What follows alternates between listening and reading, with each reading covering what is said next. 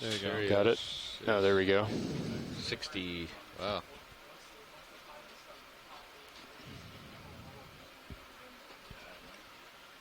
Let me know when you want me to stop, pilot. All right, let's Coming back start in. slowing down. 22, 19, 22. I got a good altitude, looks like, 50. 50. All right, I'm gonna stop if that's okay with you. Yep, that's good. Coming to a stop. Winch all stop. You like me to go into auto head? Yes, auto head, please. Auto head engaged. I'm going to make our bailout due south, pilots. Bridge, this is Nav. Yeah, I'd like to make sure that we're on the same page about our bailout plan, and we're going to make that due south. Okay. Yeah, and it's going to be critical to keep an eye on how the ship is handling up at the surface this cruise, or sorry, this dive, because the current will tend to push the ship into the slope that we're climbing. So we'll keep an eye on it down here if you can do the same up there. We'll bring it up to 15. I'm starting to come back.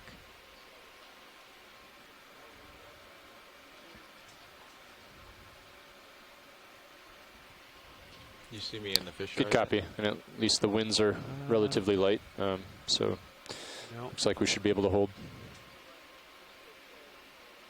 Got you in Titan. All right, just keep backing up. Delta 19, you're in auto depth. Good. Auto depth engaged. Great. Good copy, Bridge, thank you. See you in fisheye. I can see ground to my starboard on my sonar. Copy. Looks like 40, 45 meters out from your starboard.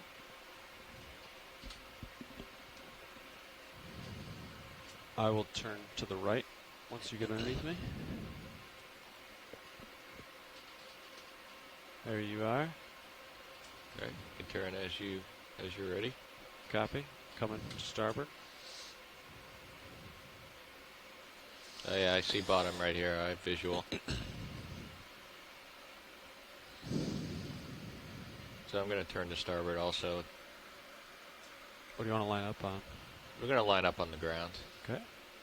So just keep coming around and we'll... Yeah. Ooh, that is close. See, this is why we do this. I'm going to zoom in on your sonar yes, here. Please. Thank Wish to haul in on the winch a little bit. Yep. Yeah. Adjust as you see fit. We're in a good You're spot. at 50 meters range. 80 meters on Sirius. All right. Drop that down to 50. So we're going to be heading basically north here. Yeah. Lining up on north. All right, winch all stop. Turning my head to north. We just reached the C4. Going to push ahead a little Depth bit. of Copy. 2,000 Both sonars 50 meter range. Copy. All right, I'm headed north. Thank you for everybody Happy for with the joining us tether. today. We are I got diving a on 26 meter the delta. southern It's pretty slope gnarly. of the top of the Okay, I'm going to adjust Seamount feature that we have been calling the Use Moki bias Seamount. here. So our general plan today is going to be I'm looking at you at to 81. climb up this southern slope all the way to the top, to the summit of the Seamount, and explore the summit. It's a simple track, but we expect to see a lot of exciting geological and Wow, that is quite a feature. features and species.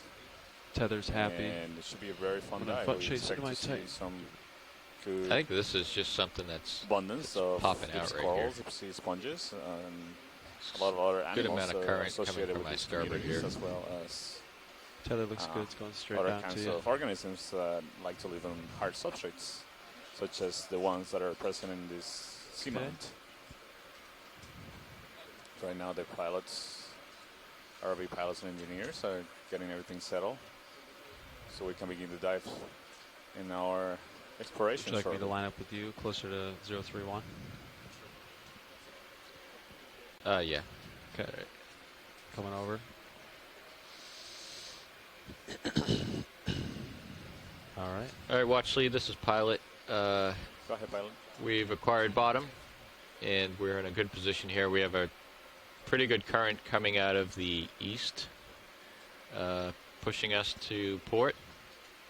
And we're ready to start the dive here. Bridge, this is Roger, Nav. thank you. I see a couple Vehicles of are corals on bottom. right as we land. You see there's some Thank one you. on the bottom, there's some on the left, there's some on the right. Maybe we can take some initial observations, close observations to see what kind of species we are looking at here and see what the diversity could be. Copy that. You feel comfortable So with you this see setup, right as co-pilot? we Yes, landed, I do. we start observing several I'm looking down at you coral pretty far, communities. so we'll let you get up to these me are and look likely out before making any corals. moves. But yeah, So Gargonian corals, so this branching kind that the first comfortable. view resembled the Iridogorja Coral. now if you could adjust my Golden sonars a little corals bit that we've been once you observing, get some time. observing Yeah, what do you need? deeper depths Can you make the gain up a little bit throughout just so this the cruise. Sure. ground is a little harder to return? Yeah, yeah. You're muted. It appears that the corals are constructed upon, Try the Pillow left basalt click and then go structures? down. with just a Yeah. little bit of the light-colored sediment scattered between the pillows. We've seen this sediment on most of the Maybe that's dives good. at this point. Thanks, Nav. Great. Lost my tail. There we go. All right, come on in, A video. stem of something there in the upper left. Mm-hmm. So taking a closer look at this coral, and indeed it looks very much like the coral we've been observing pretty commonly at the deeper depths we've had throughout this cruise. This is a Chrysalis Coral. It's a golden Lost coral. my tail. Come on out a little bit. That we've been calling to be likely in the genus Iridogorja. So I don't see too many associates here, but maybe we can pan out throughout the different parts of the colony and see. We've observed, yesterday we observed and collected 2 specimens of this kind of coral with associates, different kinds of associates who had a I see a hydrate center. How do you want your swing We also arms had to some pilot? I anemones think this is pretty steep yesterday terrain. that I I'm don't okay see with them inboard. today. But if you As want well to as an auto, ophiuroid. You could partially deploy my Brittle lowers star. Okay. to standard configuration. And that was Sounds shaking good. a little bit of sediment from with the RV thrusters. Co-pilot, Pilots have warned us that there's We do have It's temperature current moving on the so CTD we're Sirius. going to have to deal Correct. with that today, during today's day. Yeah, I think maybe it's just not in that you SCS. see some display. more Yeah, hydroids attached to the Should be on branches the, of the coral. Yeah, As well, I strange. think You I go to saw a hydroid Hydrophone computer, yeah. attached to the rock. Copy that, watch behind. lead. A few of those. I see them on the rocks. Okay. Pilot, are the lasers on? Can we get lasers on Copilot? And let's come out and get lasers video. There you go, lasers are on. There you go. There. So those lasers are separated by about 3 inches, 10 centimeters. So we're seeing that this is a colony. Let's frame that the is colony. has a dimension. It's hard to find the axis of growth. I'm not sure if this is one or several colonies. It seems like it's just one. Has very long branches. These are more than 1 meter long branches. From the longest branch to the other longest branch. Just trying to get a sense of the largest dimension of this coral. So maybe close to 1 meter. You see several colonies next to each other. So I see right now at least 4 or 5 in the field of view. I'm going to bring your range Another down one to in 30 the bottom meters, left Josh. corner. Yeah, thank you. So D2, 30 meters, Sirius, more 50 coming up. meters. Showing in the bottom part of the screen. And again, as we continue panning down, you see more and more. There's one right with an ophiuroid. Pilot, do you see that brittle star coming into that coral? Yes. Oh, All wow. right, Take a let's closer come in look. on the opioid video. So this is a common association, isn't it, Santiago? Ophiuroids Okay, are hold commonly that. associated I'm gonna with come closer. corals. And you know what's really interesting? Again, right now it's on the move. It's right near or on an area where there's not a lot of living tissue, just like we observed yesterday. But right now it seems to be moving towards the area that has more tissue, but it's been, since we first observed it, moved a little bit down toward the tips of the colonies. It's really interesting. This seems to be the same kind of ophiuroid, same kind of Strange brittle at star we D2. observed yesterday.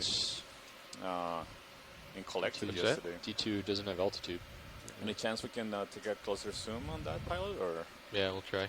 Yeah, it's because I'm over the edge of this. How's the fins we look good to now? get a closer look of the center? I just don't have of bottom lock. those Yeah. Just curious. Fins looks grills okay.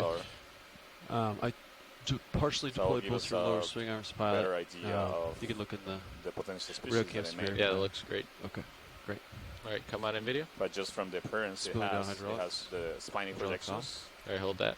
Oh, nice. Just to remind folks on shore, we're at 2.1 kilometers depth, so Now, what's the is that about bearing to waypoint 2? It's gonna be 1.4 more or miles less depth, north. Santiago? Okay. I mean, I would just Follow ridge. follow the ridge, yeah. So 1 kilometer is Waypoint 2 is a soft sorry, 1 target. We mile just is want to go up 1.6 Okay. kilometers. up this face. Right.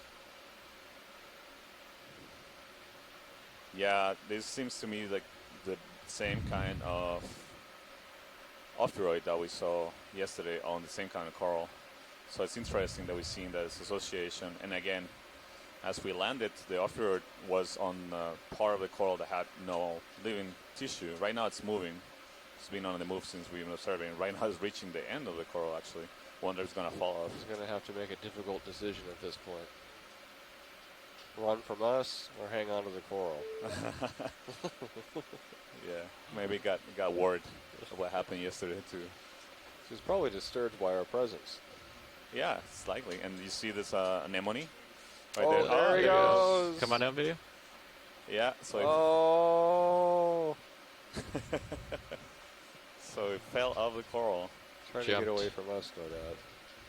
It's hard to say whether this is a natural behavior or it got disturbed, as you say, by the ROV and just got disoriented and started moving. Do you see another one right there, pilot, in the center Yep. above the glaciers? Can we take a closer look? See if it's the same kind? Just come in video. Can you come down at all? There's one on the rock above it. Yeah, I come down. Hey, Tim. Come down. All right, hold that. Yeah, it looks very similar. And again, you see where the ophiroid is on this one is you see bird skeleton. So this is the third observation we have of bird skeleton and this ophiroid association with this coral, with this Iridogorja coral. So it does seem like this having Alright, I multiple came down a independent couple meters. If you need more, observations let me know. of Yeah, I was just the getting same, Get a some tether likely the same oscillation. species, Okay. that this ophiroid may be All right, come in consuming the tight video. tissue of these corals. You can see the bear skeleton right under the arms in the central part of the ophiroid. And yesterday, having a quick discussion with Chris Ma, he said that it's not unheard of that some ophioids could be predators Go of bridge. corals. But certainly, I've never seen in most of the scientists that were watching yesterday's dive, never seen this kind of association. Usually, we see ophioids Good in copy, corals, but bridge. usually associated with And healthy I believe parts of you the coral. confirmed that In fact, we rotation have is good about the evidence A-frame. From If you need to make any heading corals and adjustments. ophioids from the Gulf of Mexico, that actually ophioids help the corals to maintain the health. We knew this. We know this from observations we made that were done after the oil spill in the Gulf of Mexico. That's something different. Watch So you these. see some anemones also clinging. Yeah, those polyps look different, pilot. If you'd like So Just, those watch your look brow, like, pilot. zoanthids. So those I can bring seem the to be starboard more like parasitic lower into or if you'd like, opportunistic but I think there's I'm gonna cnidarians. So come around the port. growing on that bare part Okay. of the skeleton. Thank you. They look similar in coloration. Yeah. You can tell them apart No problem. because, number one, you can count the number of tentacles.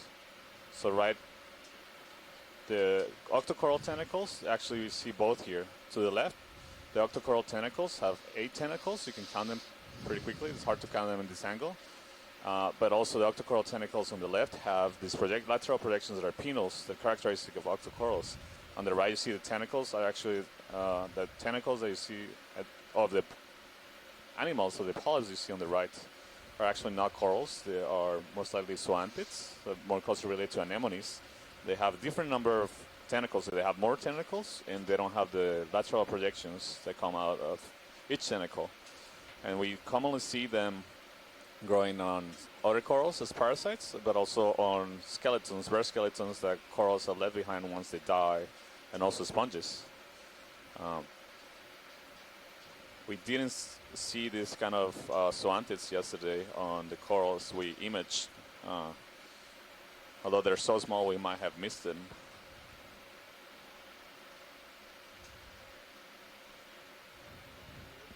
Go bridge. Quite a bit of current today.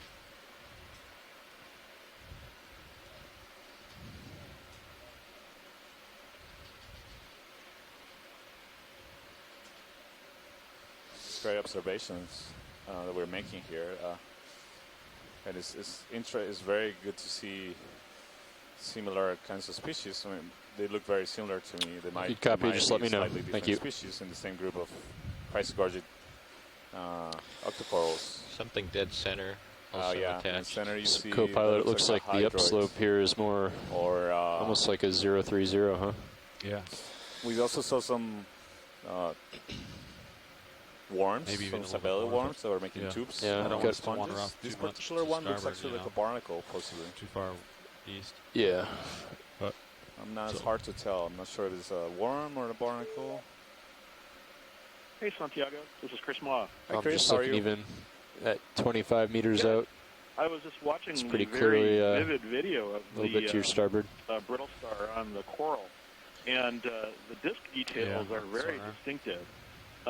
This is something that was Hey, let's described come out by partial. the French ophiuroid expert. It's in the genus Ophioplinthaka.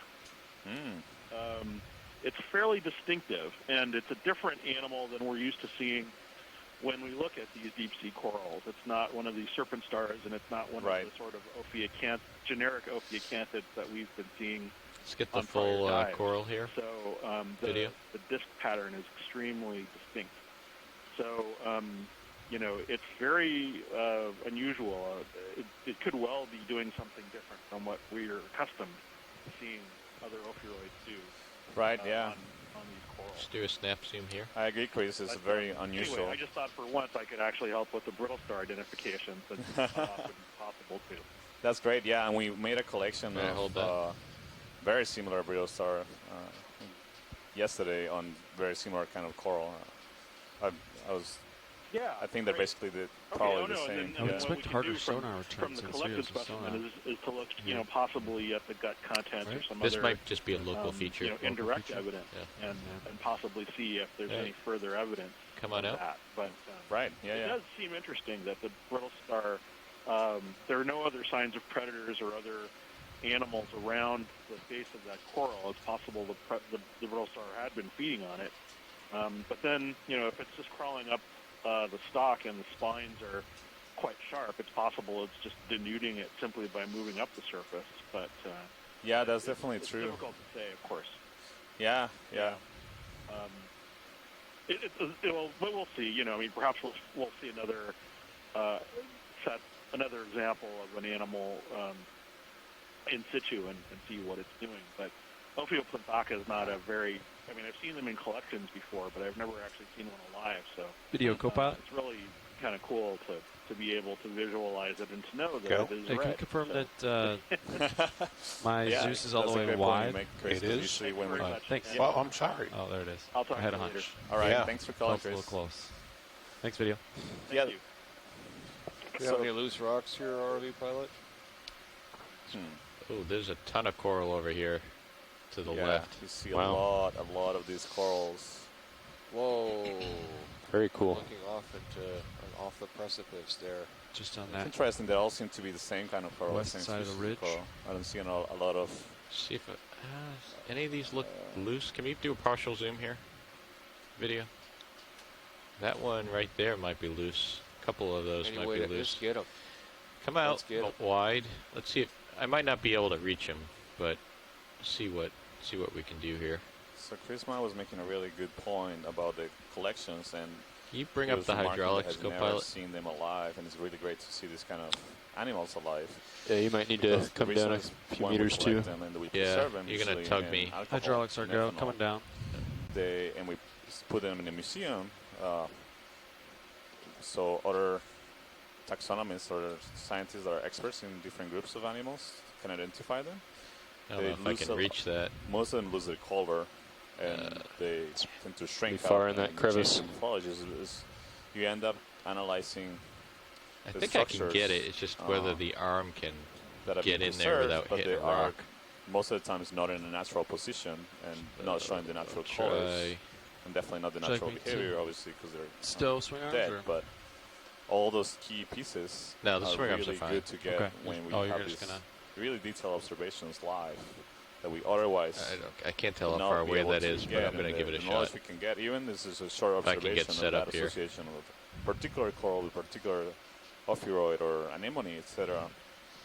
Sometimes we miss those when we just have samples in hand. So being able to get both the imaging and the samples and associate them, correlate them is great, because it allows us to gather much more Hydraulic information syrup and a better pilot. understanding Copy of that. the ecological interactions and of the organisms that live at these depths.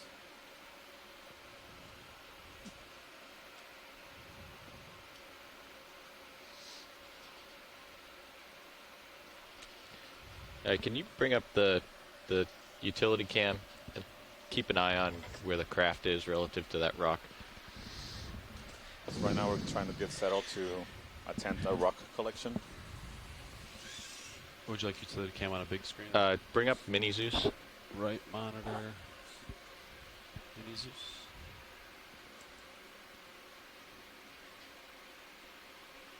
Would you like me to follow you with Mini Zeus? Yeah, can you just keep an eye on the, I don't want to scrape the arm here. Okay. So whatever camera you need, Yeah. keep an eye on my arm. Okay.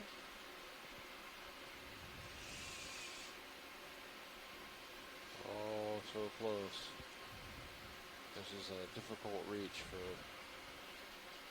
some distance away from the ROV. It's loose. Looks like we have a loose rock, so it's game.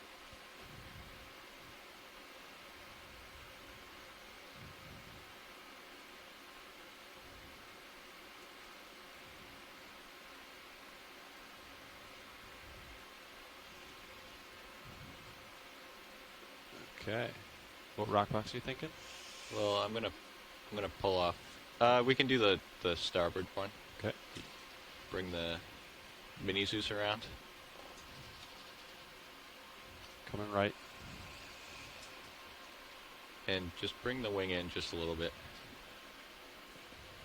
Okay. Starboard wing So inboard. this is the specimen 1, geological specimen, it's a geosample in dive 7, and is going to go in the starboard Yep, keep coming. forward rock box in the ROV.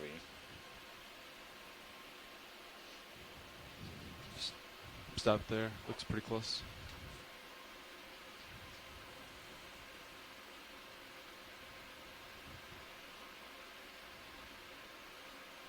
I'm not going to take a zoom on this just because I'm in a precarious situation here.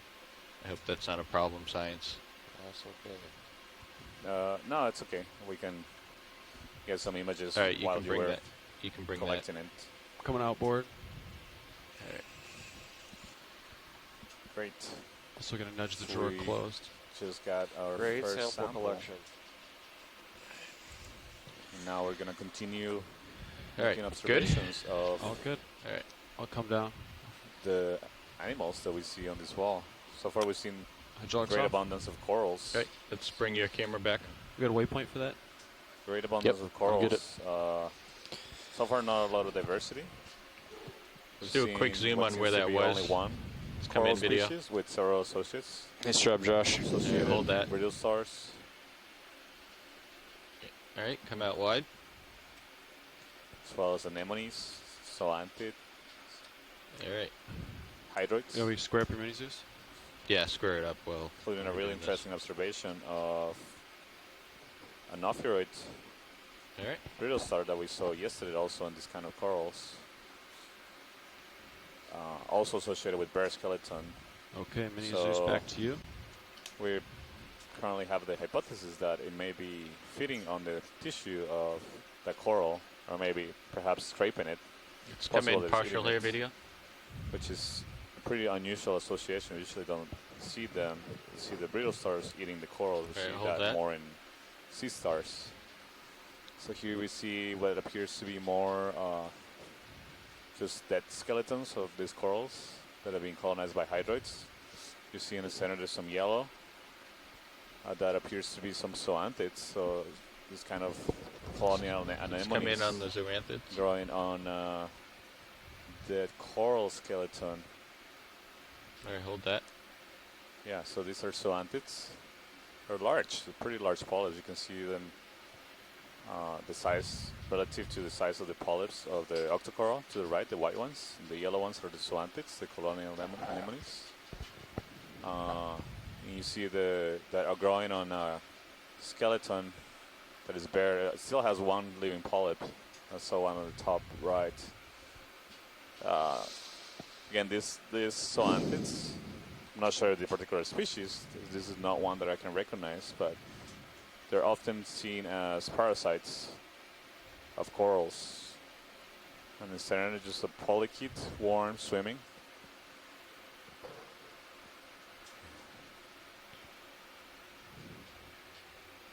Because if further up, I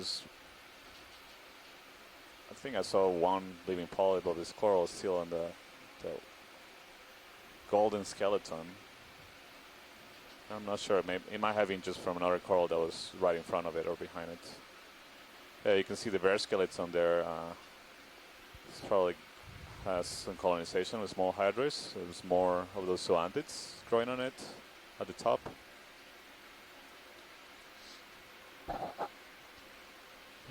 Okay. This coloration of the skeleton of these Iridogorja corals is Hey, let's come in. characteristic of this family. There's a lot of species that have this coloration. That's why they get the term, the name of golden corals, the common name golden corals. All right, let's come out video. And watch lead, this is Nav. Just letting you know that we'll have to keep a good pace today. We should have plenty of time to get to the final waypoint, but just wondering if you'd want to hang out here more or go ahead and make a move upslope.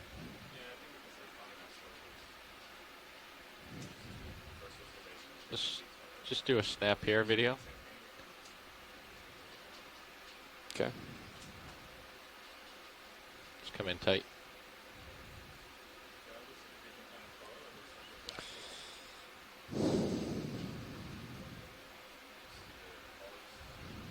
Yeah, so this looks like a different kind of coral. This is a black coral. You can see in the distance the polyps are different. They only have two long polyps coming up from the sides, and they have smaller. Sorry, the polyps have two tentacles coming up to the sides, projecting to the sides of each branch, and it has I think we'll tentacles that are smaller. It's such a light return on the sonar, but so it's hard to say. But I think your current of the polyps and heading 010020 tell that it's a black kind coral. of bisect the local feature and the general trend north. Max. So you thinking 010? Yeah, we could do 010. Okay, let me push up and out a little bit before we get a move in. Yeah, I won't call it in quite yet, but I'm just thinking ahead here. Yeah, I was thinking closer to north as well, just to make sure we're going All right, right I think way. we're good with that. Let's get lasers and then frame it with lasers, and then we can come off. You can see in D2 sonar, you All right, can that's good. Let's come out. see a feature off into the abyss there. Let's come full wide, please. Copy that. Looks like a range of 22 meters, something like that. So you turn to face me. So I'm going to come back your way. So Copy. this is a great view of the high abundance of corals. You see them basically clinging to every rock that we have in the field of view. And tilt the camera a little bit up and continue ascending. We see that there's many, many, many more of these golden corals and several of the dead skeletons on the rocks with likely colonization that we saw of zoanthids as well as hydroids. I'm turning with you. This is pilot. really impressive copy. topography as well as a great abundance of organisms. This might just end. Not Right so That's much what of a I'm. high That's what I'm diversity. thinking. It's just I a think just the a local Diversity in cone. this area Yeah. seems to be given more by the That's why we're associated not seeing fauna anything on Sirius that's sonar. He growing might on be these over it. corals rather than the corals themselves. Yeah, this might be the top Seems right to be here. all the same coral species on that particular spot. I think you're right, Dan. Yeah, like a. It's like a little local cone. cone. Yeah. Do we even see anything off in sonar? Nothing Nothing. on Sirius out to 50. This look like Yeah, we can get a move going then. Because possible pillow basalt structures. Now, when you were off on the left side of this cone, it looked like 30 meters out. You could see some kind of return out in the abyss. see. So, It's like 20 meters out, I think. oh, there's something even out 20 there. meters. Yeah, see, look at D2. Yeah. Yeah, so it's this ridge. It's like Wow. a little ridge. Okay. So this was All right. that's- so should we do? We could do landed 20 right on a meters at vertical wall 010. of, Yeah. Sure. you know, this See where that puts small us. feature. It's really ideal in terms of biology. I'll Yeah, line up you on can see 010.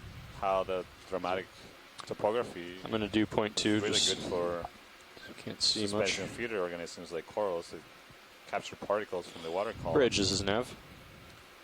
because they're likely I'd like to put in a ship move, greater please. exposure of currents that bring a lot That's of range 20 meters, bearing 010 at particles. 0.2 knots. as well as maybe a good spot for larvae to settle. That is correct.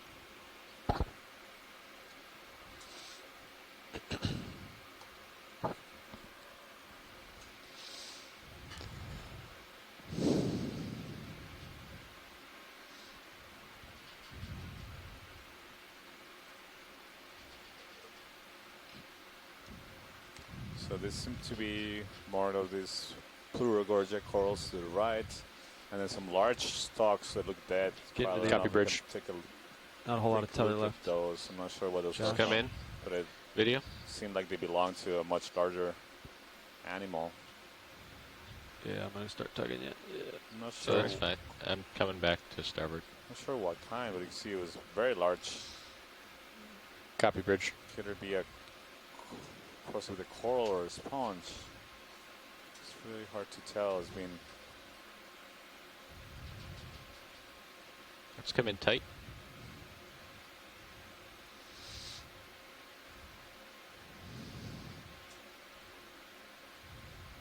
See highlighted on the top, some barnacles. sort of rings in there. Yeah, it looks like rings. Maybe, I don't know. Or Do you have any more zoom, or longitudinal is that it? fibers there. Could be a sponge. But That's also cool. some corals have growth rings in the skeletons. Not entirely sure what the skeleton belonged to. But it was certainly very large when it was alive.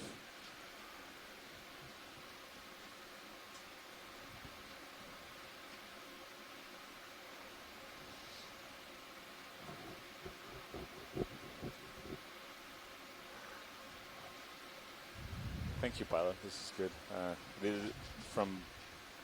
It's hard to tell for me what this may have been.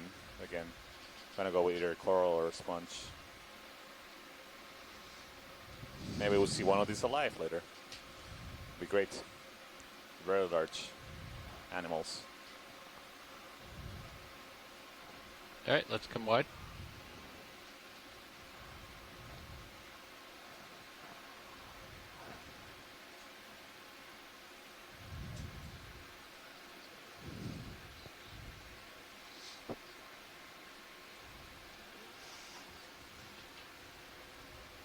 Okay, just keep me updated as to any heading changes. Wow. So we reach a local high ground. You see right. Sounds good, Bridge. Thank you. Right on the edge of this That was a good place to come down, Josh. Look at this ridge. You nailed it. ridge. Razorback ridge. So that's when we're in terrain like this. Yeah. That's why we get into that position, because you could have gone right into this and not even seen it. Yep. Until you pick it up on sonar and you're like Right in front of it. 2 meters away from it. Yep. That's an impressive structure. Yeah, you can really see it on the CPHD on the second stream.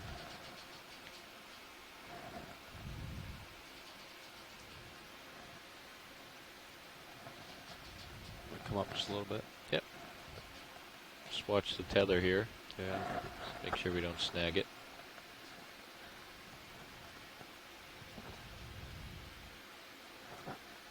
You're off to my starboard. Yep. Just gonna look down this side a little bit. Bring your range down to 50, co-pilot. Copy. So current sonar range is 30 on D2 and 50 on Sirius. Go ahead, Bridge.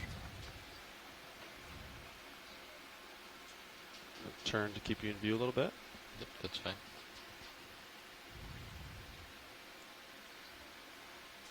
There's a lot of sediment over there. Good copy. 315, rotating about A-frame.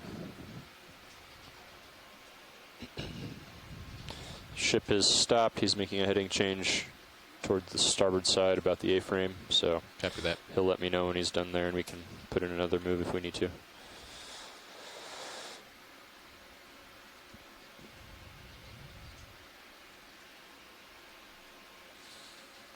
So here we see more sediment cover on this terrain. It looks a little bit more rugged, not as much as large boulders. The boulders that just roll off a slope like this.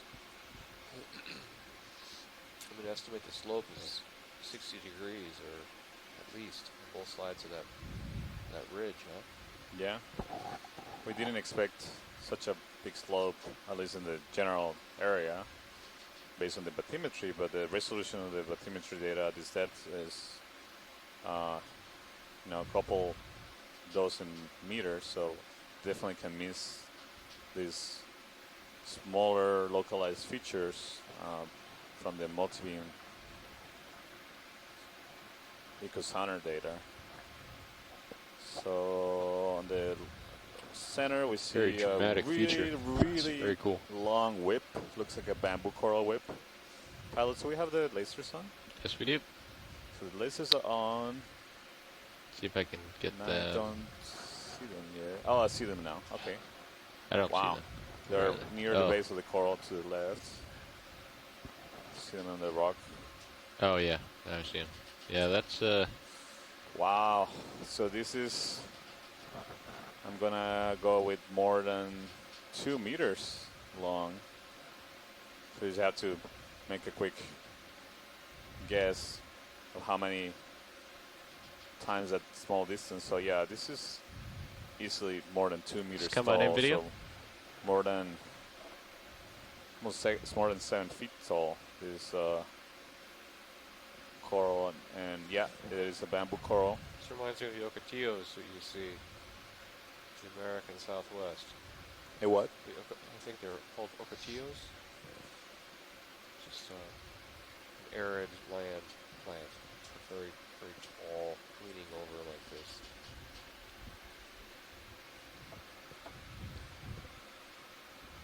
Yeah, Just so keep at an eye the, on at the that end of the dive yesterday, formation on your starboard side, the co-pilot. top of the Copy that. Currently about 15 meters away. crater wall in Seamount, we observed one of these really long bamboo whips just as we were finishing the dive, taking off. We didn't have a chance to take a closer look at it. if you have any more zoom, you can go for it. So this is an octocoral bamboo coral. Again, you can see the coral tentacle disposition. And one of the characteristic features of some species, they have needle sclerites made of calcium carbonate in the tentacles that are visible in this kind of observations. I don't really see any of those needles in this coral. And it's non-branched. You can see it's a really tall whip, so more than 2 meters long without any branches, just one continuous branch from the base and no needles. I know these are characteristics that will help experts in this group back on shore to identify what potential genus or phylogenetic evolutionary group these animals belong to. Right now, all this group is going under a revision, so all the species that we know are likely going to change. The names or at least the association. So it's hard to give it a absolute name. It's been changing a lot, and that's true for most animals that we see in the deep ocean. Still has a bit more to go in that heading change. Okay. This is great, pilot. I But think we got some let's see. good idea of Do you want to continue on 010, co-pilot? the details of this coral. Can we yeah. take a closer look at Yeah. the base of the coral? Sure. Please? Come on out, video. Yeah. So he's out ahead of, we could do another. How far ahead are you? But we could do another 20-meter hop pretty Yeah, comfortably. at least. Yeah. 20 Also meters, informative- 010, once informative they're done with that heading aspect change. Come on in, video. To try to identify or understand these kinds of corals is look at how they're attaching to the rocks. You can see there where there's the attachment copy. point on the rock. You secrete substances that are like glue or cement used to attach to the bare rock. You see there's not a lot of, it's not like a plant that could create root structures in soft sediment. Right now this is laying on hard rock. So it must use some substances that it secretes to attach, and they must be extremely good to Copy, bridge. All right, I'm going to maintain go ahead and that call on me coral 20 attached to meters rock, towards even though the it's 010. so long, and is very likely experiencing some significant stress from the Stand by, currents. bridge. I'm letting the pilots that, know and confirming with them. It may likely experiences in Let's this get the lasers. They're on. I just outcropping get 'em on the feature base. where it's being attached. I'm going to go ahead and call on that move, pilots. Yeah, go ahead. Sounds good. All right, bridge. This is Ready a for that large position base, move. so it's 20 meters, the bearing EC 010 centimeters in at diameter, so about 3 0.2 inches knots. in diameter, so is All right, is come on large. out. Very large. Yes, range 20 meters. This is great. Thank you, pilots. Good copy. I can hear him down here. So the ROV is going to try to go around this coral so we don't knock it off. Hey, Dan, can you unlatch me large. when you do calls to the bridge? Just because I have a lot of people talking in my You ear. can see in serious Let's camera, do a snap it, zoom it here. appears to be taller than the ROV. All right, That you want to do line. that before we move? Or is that a dead sponge? Yeah, that looks like a dead sponge. We've seen a lot of these ones. All right, All right, thank you. come on out. around. And is that a shrimp right next to him? Come in tight. Oh yeah, good eye. This is Nematocarcinid shrimp. That's the correct. first of this variety I've seen in this particular expedition. Yeah, these kinds are actually pretty common in the deep sea. You see them on seamounts. You see them in more marginal continental margins. They seem to go around and move pretty. Fine-grained hairs of some type on the antenna. Yeah, those are these are arthropods, just like insects, and they create this exoskeleton. It's mostly made of chitin, it's a protein, and they can also generate these structures, also proteinaceous, that they sometimes they can use for eating, for feeding, or sensing the environment, and sometimes they have these iridescent colors when you shine light at them. Not producing their own light, although some animals can produce their own light. But these are more the reflection of the lights from the ROV.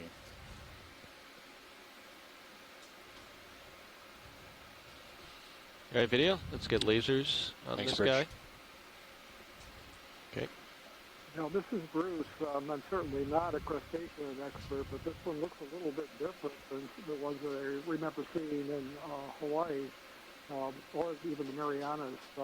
This could be in the genus Nematocarcinus. Carcinus is a crab, which this is not. It's a shrimp, and nemato is a thread, referring to the thread-like legs. Now, this has a feedy, the little Yeah, not a whole lot of tether left. And I'm getting tugged all the way around. Yeah, we're underway now, so you'll have some slack soon. Sounds good now. Just come in tight on the head real quick. See if we can get that. Coming back up. It looks a little different than the ones that we saw up north.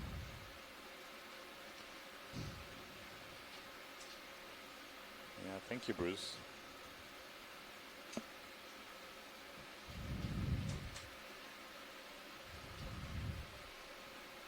All right, let's Yeah, come so out. it could very well be a different species in this group, likely in the genus Nematocarcinus. These are also hard to collect unless you have a slurp or a vacuum. They look incredibly fragile, particularly those legs and antenna. Yeah, if we're trying to grab it, it will just swim away. Not easy to catch. So fragile and fast. Yeah, It's difficult to sample. very difficult. Some more pillow basalts in the field of view. It looks to be That looks like Sirius is moving. have very mature, Yeah, just starting to, I think. healthy deposits of these Yeah. ferromanganese incrustations.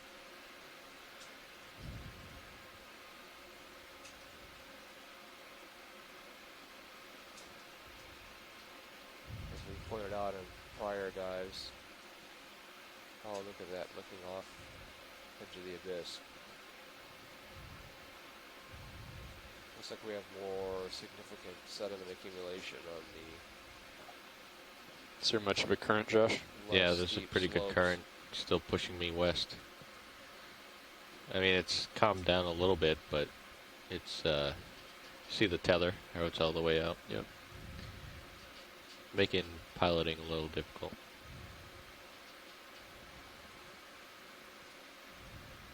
The steep terrain is wonderful and it moves the sediment off the surfaces so that we can see more of the geology. It gives a nice foothold. Pilot, can we Solid take a rocks give a nice look at foothold the left coral? The whip? for the biology. it looks for different. attachments to Copy, the Bridge. surface. Unfortunately, such steep topography means See that we that don't subject up to your left port? have a lot of loose rocks to sample. What are you Those talking about? rocks The just tall roll coral? downhill. In center? No, the tall one that you just Oh, imaged. yeah, I see him. He's good. Okay. They're relatively flexible, too.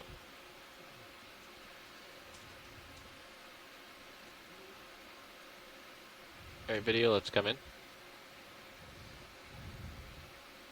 Oh, it's bare. Yeah, this Something is was a munching on that paraskeleton guy. a bamboo coral. You can see the skeleton. It's clearly a bamboo coral. The banding, the black bands, we call nodes or protonaceous, and the white, longer parts of the skeleton are more calcareous, more mineral in composition. Let's get that thing in the background real quick. Yeah, so those on the ground, on the background, that look like possibly a xenophyrophore. Could be. So if it is, xenophyrophores are unicellular organisms that can look pretty large. So Yeah. you see at the base, actually, there's some living polyps of this coral. Any more zoom, or is that it? That's it? It's really interesting that there's only 2 living polyps, 2 or 3 living polyps. They do look like it could be the bamboo polyps, the original polyps of the animal that created this skeleton, but the rest of the skeleton is bare and hasn't been colonized. Can we pan up to the rest of the colony, all the way to the tip? Yep. See if there's anything growing on it. So I see a worm, tube worm, like was attached to it, but not much else. As we go to the tip of the colony, it's mostly bare. Come out Only just a one little bit, video. worm. Yeah, that's good. Yeah, great job, guys. There's nothing growing on this except for one worm. So this is an indicator that likely the tissue from this coral was removed or died off recently. So there's Okay, not a lot come of on out. colonization. So it's possible that this coral the tissue was eaten by sea star, or we know that sea stars like to eat bamboo corals. It's possible that all the tissue was consumed by a sea star and it just finished and left. It was left behind a couple of polyps. Snap zoom Go here. Bridge. Whether or not those 2 polyps will be able to regrow and Hold that. cover the If you need to again. adjust heading, you can do so now. It's something that it's possible, but we don't know. All right, come on out. We don't know. We're not entirely sure what the potential. Yeah, for I'm seeing the recovery after current kick up to 0.6 knots occasionally here, so that let's significant. Mostly keep an eye on that. But yeah, go ahead and tissue in this kind of make your heading corals. change. Let's do a snap here. So see some of those. That looks like a Xenophyophore as well. Potentially on the right. That's in the center. Looks like a base of another coral. Let's get the thing in the right in the background. Encrusted in manganese.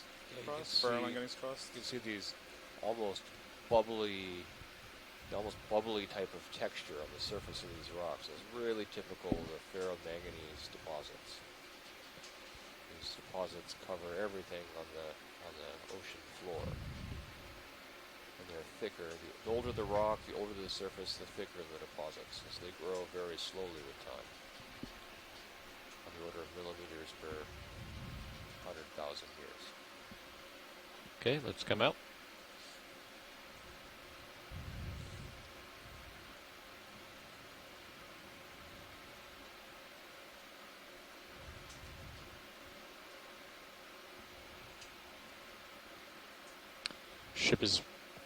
Ship's making a heading change, and then we'll get another move in. Okay, copy that. Copy. I'm liking this little ridge here. This is pretty cool.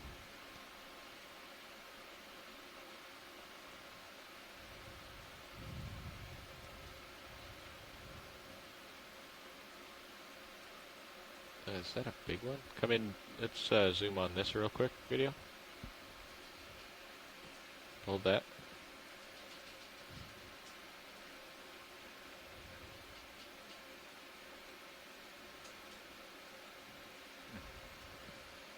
Yeah, it looks like potentially another base of a formerly living animal. All right, let's come out. So we see more of those. I think I see a fan-shaped fish siphonophores back there. Just do a snap here. Oh, that looks like just like a Come on out. crack in the sediment. In the center, we see a sponge.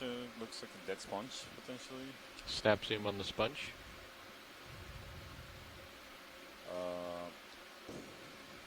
Yeah, looks like a dead sponge. Any more zoom? Yeah, that's good. We have a question here at the NOAA IRC. When we see Copy bridge, stand by. part of a dead sponge, All right, Levi. manganese crust on it, would it be We can possible to get a move in. figure out how long the sponge has been dead from the thickness or nature of that manganese crust? If you I like know these the rate 20-meter at which hops. the Yeah, me too. ferromanganese Just is as it lets us deposited, track the ridge. difficulty is that Thinking the rate of 010? Do the same thing. Yeah, let's come out. deposition is a function of a Yeah, lot I'd be of okay with variables 0202. You know, Yeah, maybe just to follow that, because I mean, if you look at high pack, it does. It starts sloping toward the east, and then local location, starts to come more north as we Depth. travel upward. So okay. the water content of the water, perhaps the temperature, which is probably so not the most important pilot will do variable. 20 meters at 020. Sounds good. But yeah, the bottom line I'm is lined we up don't on 020. know the Bridge, this precipitation is nav. rate for the ferromanganese. Yeah, a ship move of 20 meters. That's 20 meters, bearing 020 at 0.2 knots. Do a snap zoom on this stock It here. would certainly be worth In something general, exploring. The order of magnitude, would a sponge that has dead sponge that has manganese crusting on it have been there for dozens of years, decades, or 100 years or more? Millennia. I'm going to guess millennia. Wow, that's amazing. Yeah, so there's this estimates of Good copy, Bridge. the Thank you. growth of manganese crust All right, come on out. of about 1 millimeter every 100,000 years, or even 1 or 2 million years, depends where you are in the world. So, as Matt said, is likely very, very old. I'm trying to... Dave Clegg had a really good paper on this, looking at Hawaiian basalts. And I'm trying to dig this paper I'll try to up give you right some more now. tether, He had pilot. basalts that were dated using Yeah, you got potassium plenty of argon, altitude. argon Yep. techniques, and then he compared these ages to the thicknesses of the manganese rides. So he was able to generate estimates for ferromanganese deposition rates on these basalts. That is that's the best study that I know about. It's really tried to Interesting estimate line there, these huh? rates. Unfortunately, they didn't find a great correlation, but they're able to place limits on growth rates.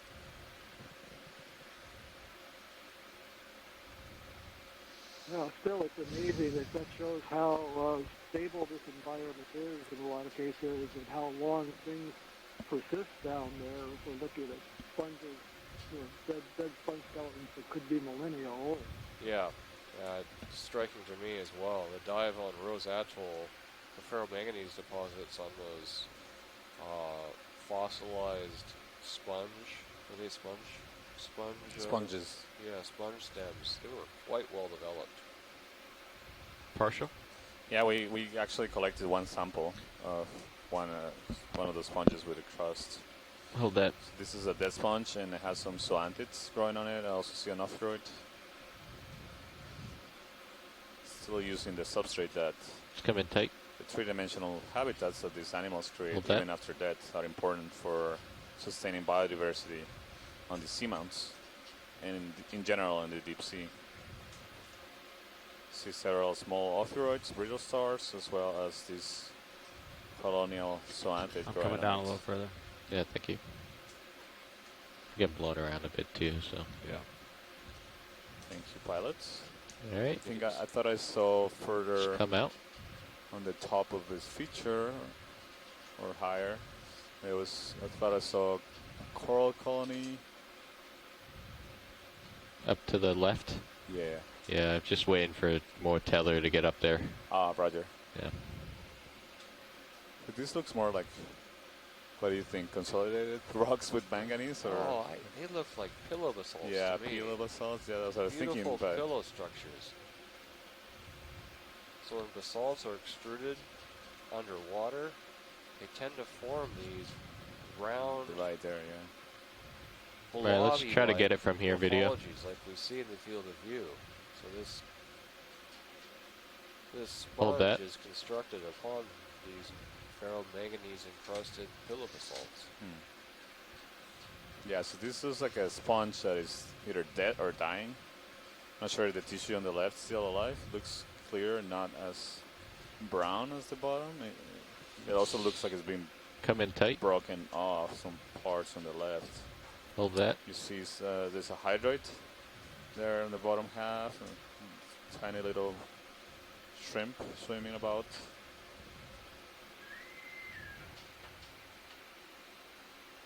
Yeah, I'm not sure if this is dead or alive. It could be partially dead. Another 5 meters left in that move. Copy. There's some smaller colonial animal on the bottom right of the sponge. Okay, good copy, Bridge. Very tiny.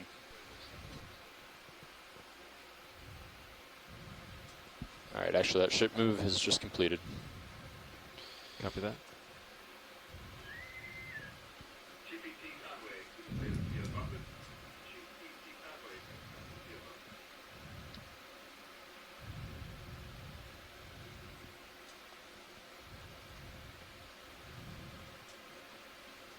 Great, thanks, pilot. And I think All right, Just coming right up. Around there. you see on Sirius there's another coral in the background, above it. Full wide. There is in the top left. That looks like Nothing on Sirius sonar, huh? another one of this It's all showing that ridge to the starboard side. Yeah, just Let's get this thing floating here real quick. This is really rugged terrain. So what's floating around there?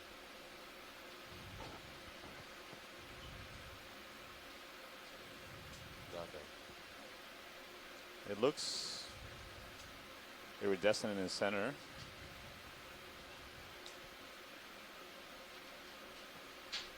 I'm not sure what it might be. Yeah, co-pilot, I'm hesitant to go. Keep pushing east. Yeah, I find myself looking starboard to keep Yeah, come on. D2 and Go D bridge. on the ridge. So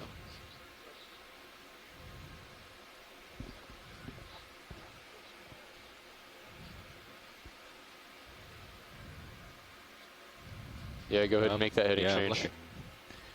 So I think, should we just come up off the side of this thing and push more north? And Well, I think this ends right up here. does that end right there? Okay. This Razorback. Oh yeah, okay. Yeah. That might be Yeah, okay. it seems like it.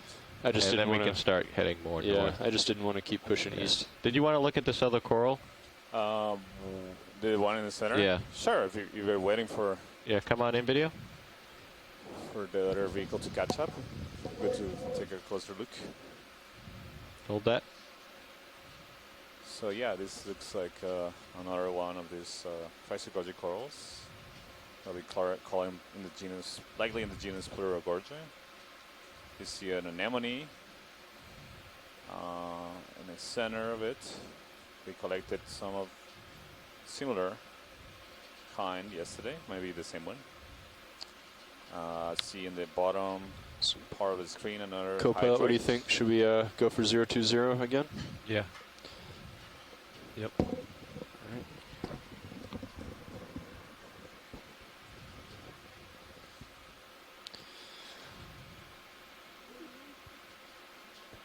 see the hydroid there on the left.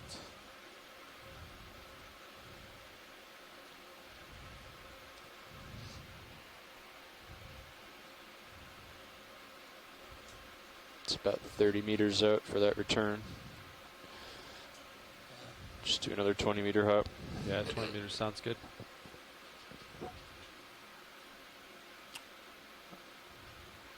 I can go ahead and call that in, pilot, if you're fine with Yeah, that. go ahead. Bridge, this is Nav. Yeah, ship move if you're done with that heading change.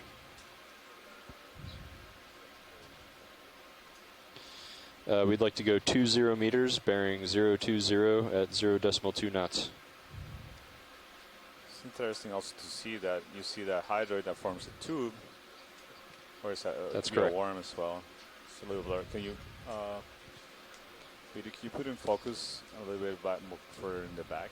Not the parts in the front, but there you go. Yeah, that looks like a hydroid, but you see the polyps of the coral are actually growing on the tube of the hydroid. So it seems like also the Very worm much takes so. advantage of the skeleton or the structure of the coral to grow on it, but also the coral also Thanks, takes Bridge. advantage of the And structure that the worm its creates. And current's starts holding growing on steady it. at 0.6 knots now, so Seems like it's a alright, win-win just keep an eye situation on here. that, see if it Come on out. continues I to lost increase. my tail. Symbiotic relationship.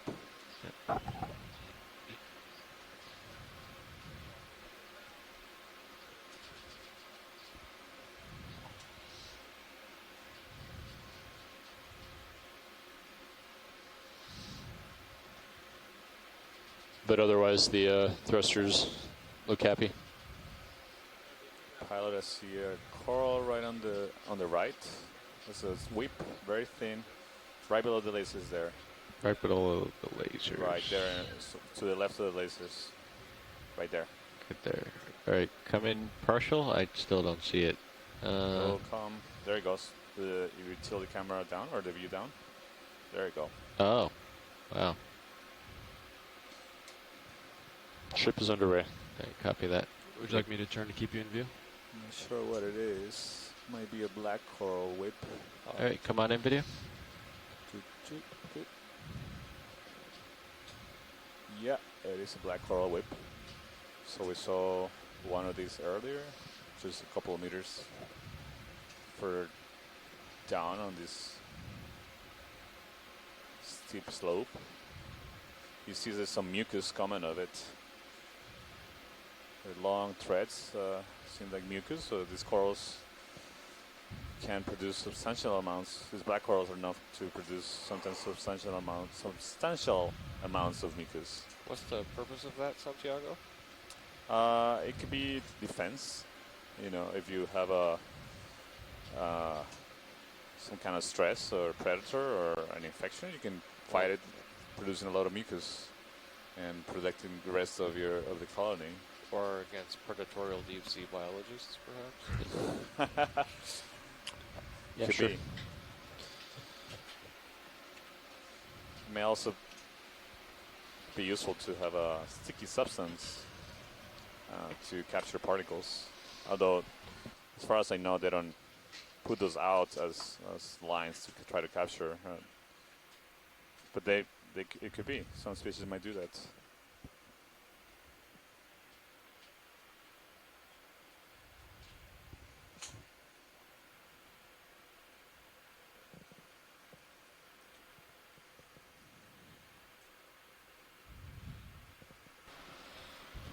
All right. Back with you, watch lead. Thank you. So we just had a change in pilots. So the nav and pilot switch seats. And actually, I don't think we did our introductions this morning.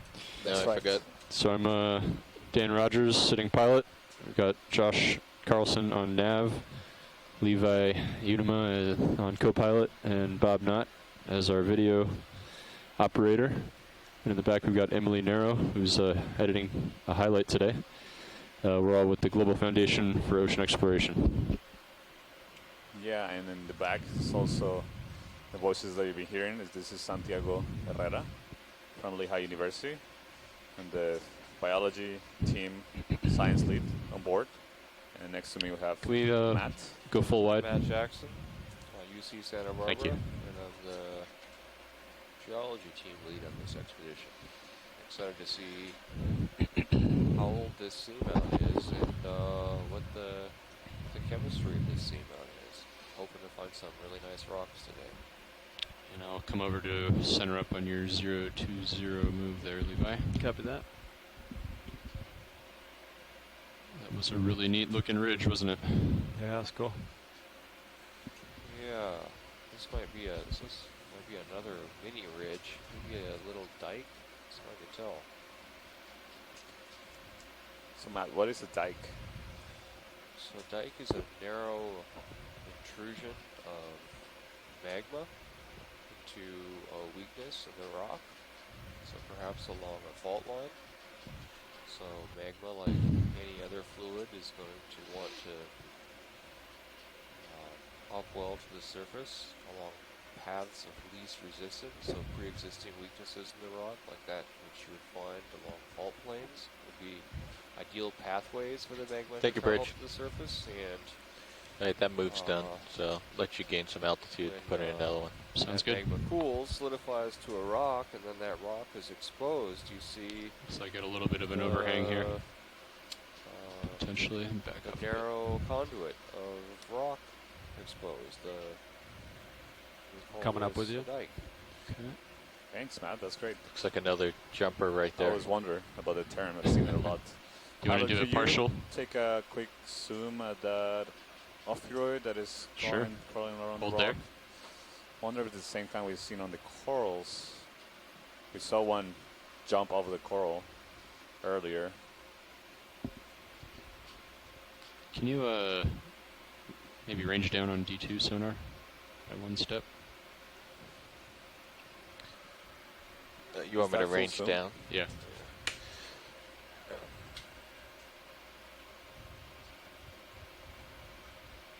Thanks. That's good.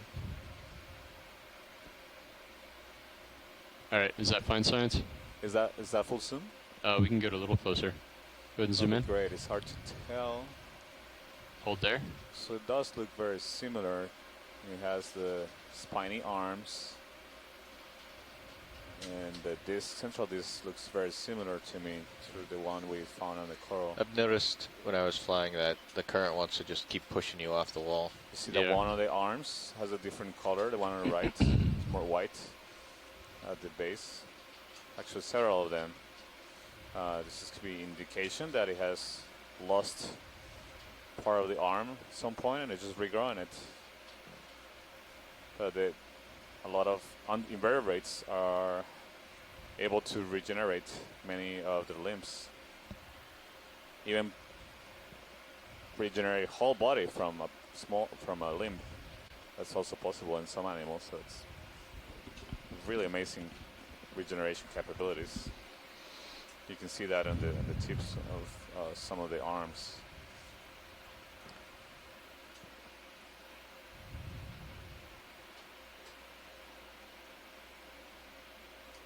Yeah, so this might be. So you're gonna jump? the same or Zoom out a similar bit. kind of the ones we've been observing on the corals. So Perfect. Hold there. likely Looking down at you, in the Pilot. genus Okay. Actually, I should get going here. Plinthaca. I guess the ship stopped though, didn't it? Yep. But I'll Which push not out. suggested All right, let's as go an full wide. identification. Coming up, Levi. Coming up with you. So we continue moving up this steep terrain. We are at depth of 2,103 meters. Pilot, I see a sea star right there. Yeah.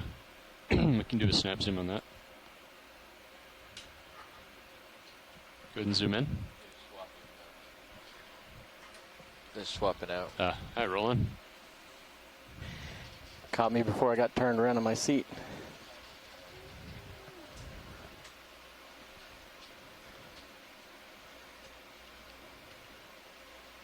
Hold there. Looks like about, just based on the spreadsheet, I can double check this, but it looks like about 3 hours and a half, 3.5 hours. So you see a sea star dead in the center. Also see a hydrate at the base. We hadn't seen this sea star in this dive yet. And Pushed away here. it doesn't look too familiar to me from previous dives.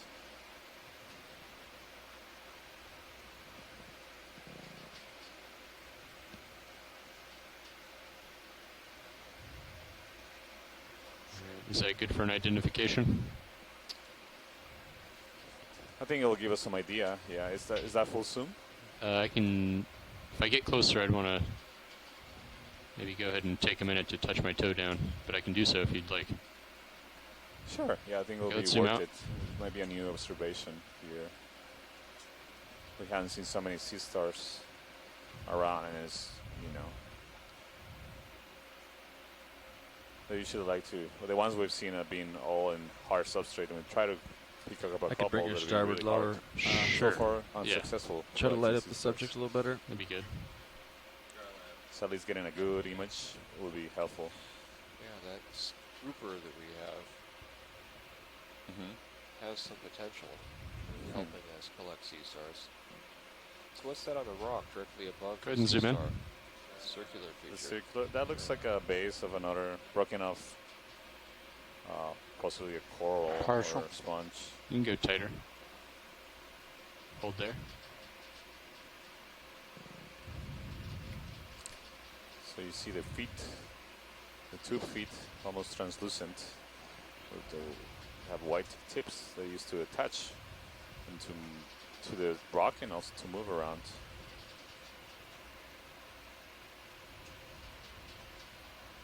Got a little bit more if you want it. Hold on 1 second. See, it has a bumpy texture on the upper side. That's 5 go ahead, Roland. arms. Max zoom. Okay. Little 2 feet there.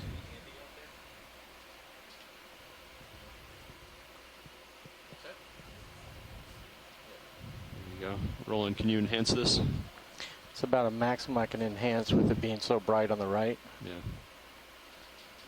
Yeah, it's a really good image. It's hard to get everything in focus because we're looking at it from the side. Yeah, I Okay, got let's Thank go you, partial. pilot. Okay. Let's come out, Roland. So we see more of these dead, You can do a potentially partial. dead coral skeletons that have been encrusted with manganese. So likely Ferromanganese millennia on in the right. age. Yeah, These are quite old to have such these are big the ferromanganese deposits. these look like attachments where some of the Hey, colonies. Santiago. Hey, Chris, how are you? You can go Great. tighter. It's a field day for sea stars. It's been exciting to see how many you're observing on these trips. So that is a benthopectinid, so a member of the benthopectinidae. And I wouldn't have been able to tell without the zoom, so I consider the time you took to do that to be well spent. I think that's the genus Chiraster, Cheiraster. Let's go ahead and zoom out. Difficult to say, though. and I'm gonna come up, it's Levi. in really Above this thing here. really good shape, which is really unusual because typically when they're collected, they're destroyed by the trawl net.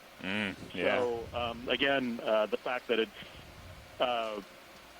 in good shape is going to be an interesting. Comparing it with the specimen is going to be really interesting, and the color is also a novel observation because I wasn't aware that they were white. Most of the time, they're sort of, brown or whatever after having been collected many decades ago. I don't know which species it is. It's going to be hard to tell, but I'll tell you this much: from the last several days of observations, we've been averaging about one new species of sea star a day. Yeah. Or potentially, new sea star species a day. So it wouldn't at all surprise me if this one was unknown to science. Comfortable, co-pilot. So keep up the good work, and I'll try to hold on. I'll be watching the video for as long as I can between my usual, day-to-day routine things like you want to do a partial trying roll? to get home and doing dinner and all that sort of thing. So, but thank you again. Yeah, thanks, Chris. It's always a pleasure See to an have your inputs associate and all inside your crab. knowledge on all the echinoderms that we see in these dives. Really Oh, great. yes, thank you. No, and just wonderful to have the video and to savor it later on. Thank you. Yeah, thank you. So right now we're seeing Iridogorja Coral, so the very characteristic shape pattern makes these spiral skeletons you can see here. So this We've seen at least one other example of this, right? yeah, we saw a couple of them yesterday towards the end of the dive again. Yeah, I'm getting And pushed off the wall. if we can take a closer look, I don't know if they were full zoom, but We can go full you can zoom. see they're inside the skeleton structure. You see this squat lobster Oh.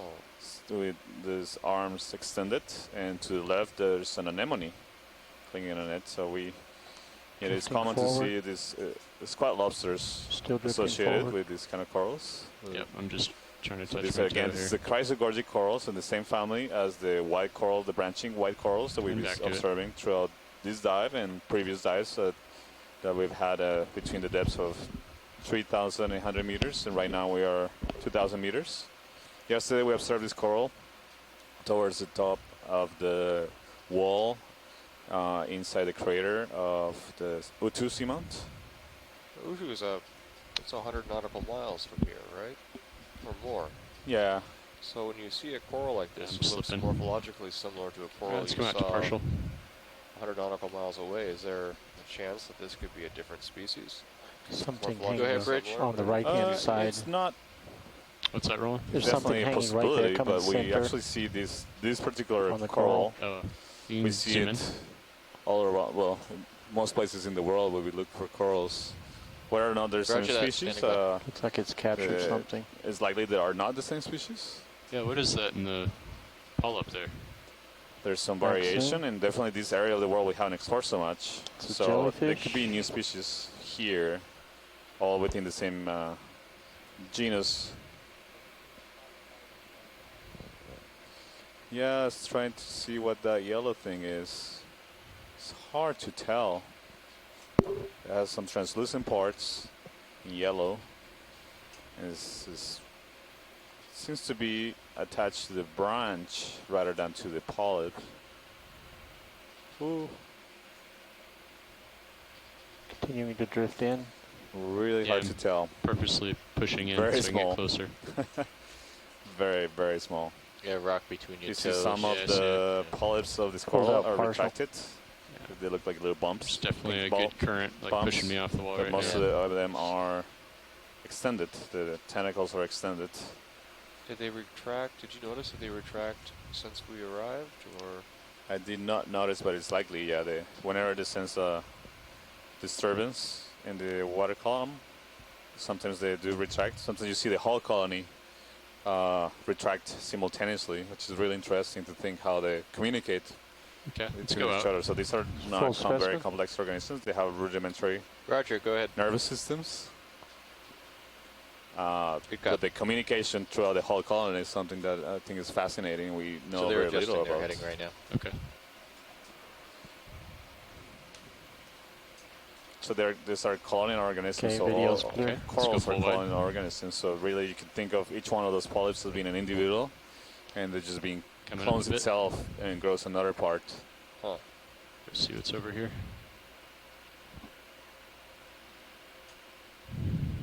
So they're genetic clones of each other, Yeah, but separate individuals. but they're all connected by the same tissue. So, but you could break a branch and put it in a different place. It will grow again. Yeah. Yeah. Good.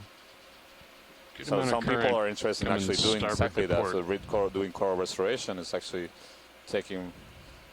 using fragments of corals to grow them in controlled settings and then bring them back to natural environments. Huh.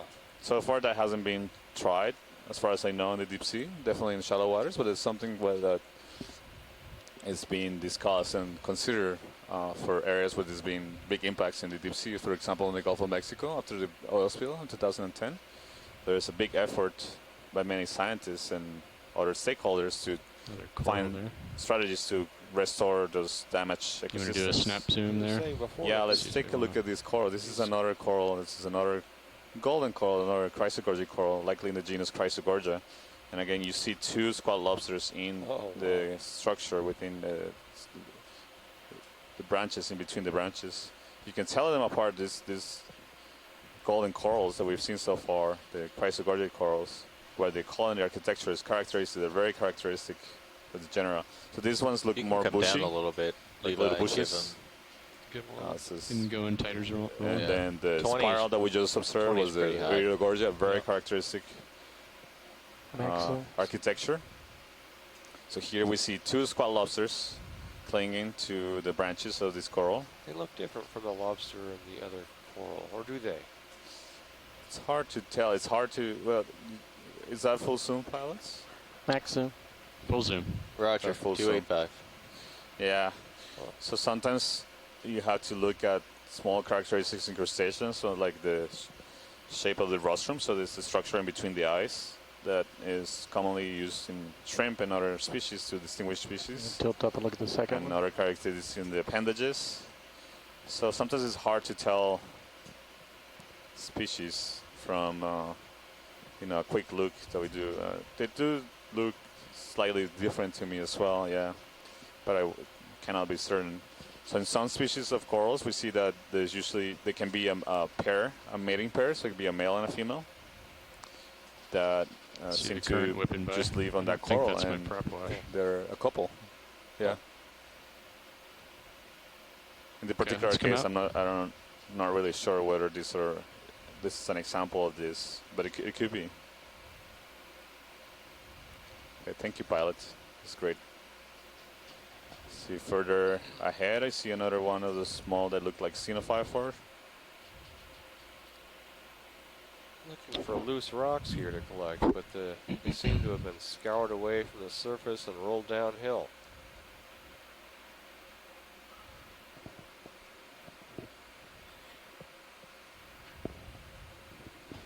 We continue along this narrow ridge that's broken occasionally by steep rock faces. None of that really looks loose to me. But this ridge is more or less a continuous feature as we've moved up the side of the seamount.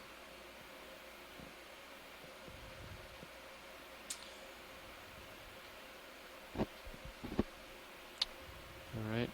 Should we get a short move in? Yeah. Okay, with 20 meters. Yeah. Same bearing?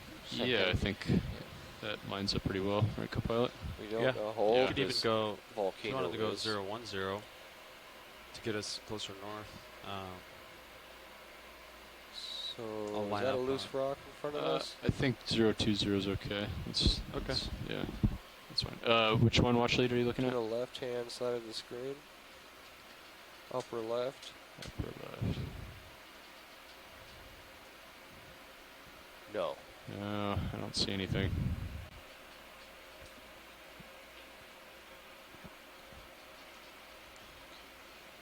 Bridge, RV nav. Looks like we have Standing another by. one of these stalks. One of many that we've seen on this ridge.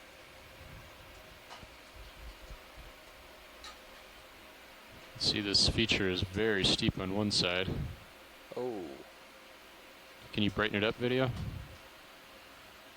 And you actually, if you look in Sirius, you can see it very well. wow. The more you lose of the stuff on the right, the more I can brighten up the outer.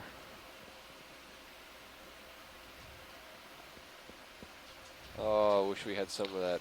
We'd like to See that request a ship talus move, slope please. down over there. I wish we could get down Range there and hit a rock. 20 I'll meters. continue to rotate left and lose the white, Bearing 020.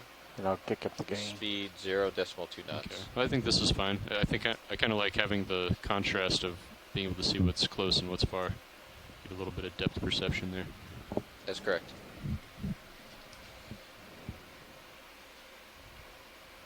Looks pretty good rolling.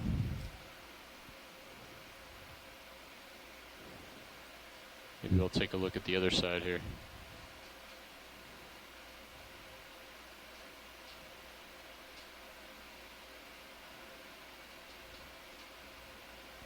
Some of that might be loose. Yeah, let's grab something over there if you don't mind. We're still at about 1.3 miles water depth.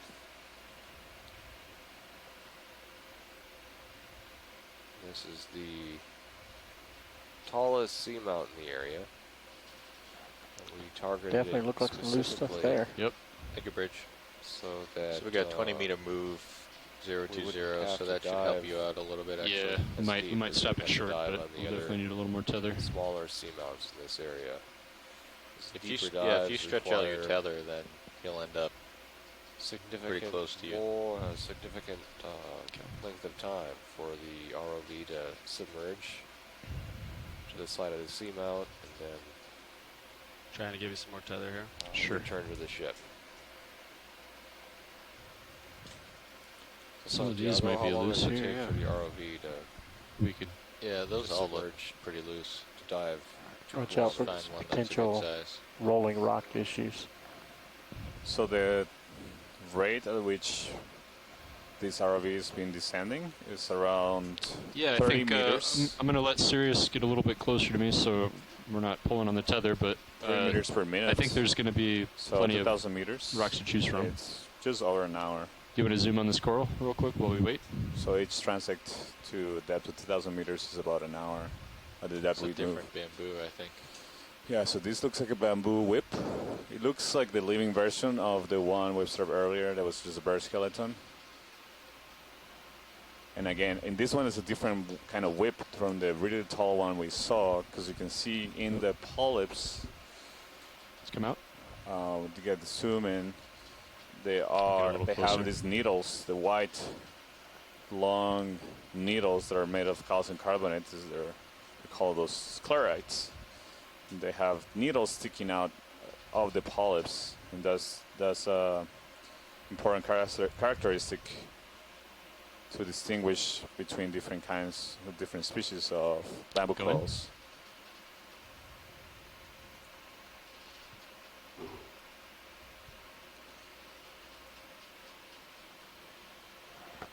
Max zoom. Hey, Roland, So you see can that see those flickering on needles the nip cam? inside the polyp structure. the starboard if you manip. look at the top ones, you see Jeff some of those hypothesizes thin that needles that's a sticking out fiber power Yes. issue coming out of the camera. from Well, the we're not- polyp are we in on between fiber each right now, or are we tentacle. on- Yeah, it's Fiber, yeah. it's HD. Yeah. Yeah, we switch The back one to on the fiber. right is I mean, the HD? previous Yeah. one we Yeah. observed that was Okay. over 7 feet tall or more than 2 meters tall. Those needle structures were not present, or at least they were not obvious. It's really hot. Surprised. It's a new cam. Oh, it's a new camera. Yeah. Okay, so all right, that makes sense. Yeah. Okay, let's zoom out. Thank you, pilot. Yeah, so I don't see any associates with Let's this find a coral. rock.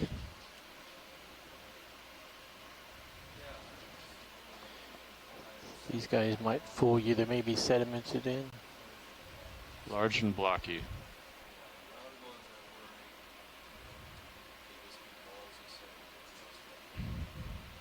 Okay.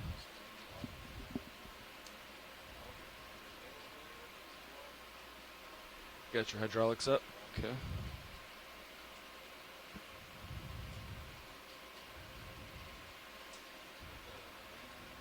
Lasers are on. It's just a little hot. It's hard to see. What about this one here, right in the center? It's pretty big. You have a rock that in your big? starboard side. Okay.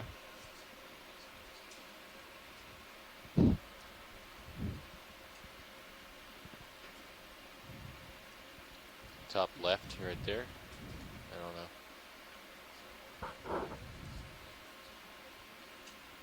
know. That one.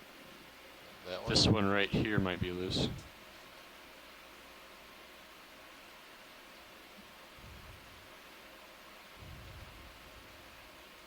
You want to do a quick zoom roll on?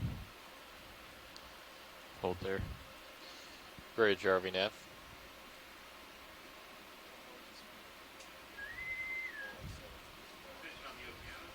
Okay, let's zoom out.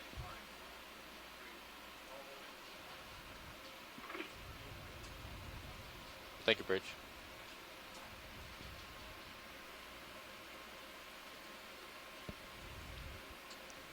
Large and blocky. Top left. That one up there, maybe. I don't know if that's loose. Oh, yeah, how about over to the left there? Above and to the left? Yeah, it's coming to the center. Right there. Yeah, is That that... might not be loose. I think that's encrusted. The left side looks attached, maybe. I don't know. Go ahead and zoom in. Give me a shadow. Hold there. Oh yeah, that's attached. that's encrusted. Yeah.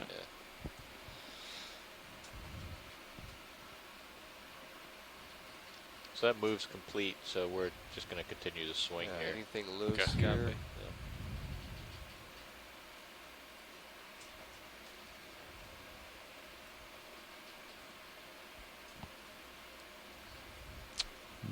You guys see anything? No. Beggars can't be choosers, so I'll, The Top- sediment's deceptive. Top right of the screen just went off screen. There looks like there may be 2 or 3 right there in the bundle.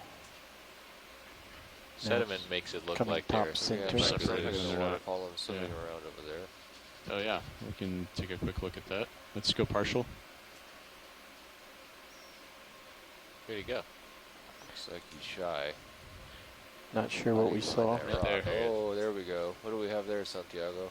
This looks like another Swimming polychaete polychaete. worm Ooh. Oh, swimming around. look at the head on Wow. that thing. Is that a squid worm? Look at the tentacles on it. Decided to stop swimming. Maybe one defense mechanism is to play dead. Oh no, it's hiding behind the rock. Yep.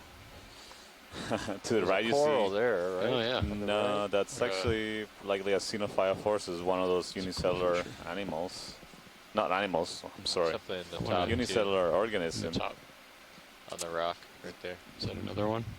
You know, it's amazing that it's one single cell and it's able to aggregate so much sediment and structures. Oh, zoom out. Zoom out. Oh, there's a, yeah, Holothurian. Partial. that's a sea cucumber on the move.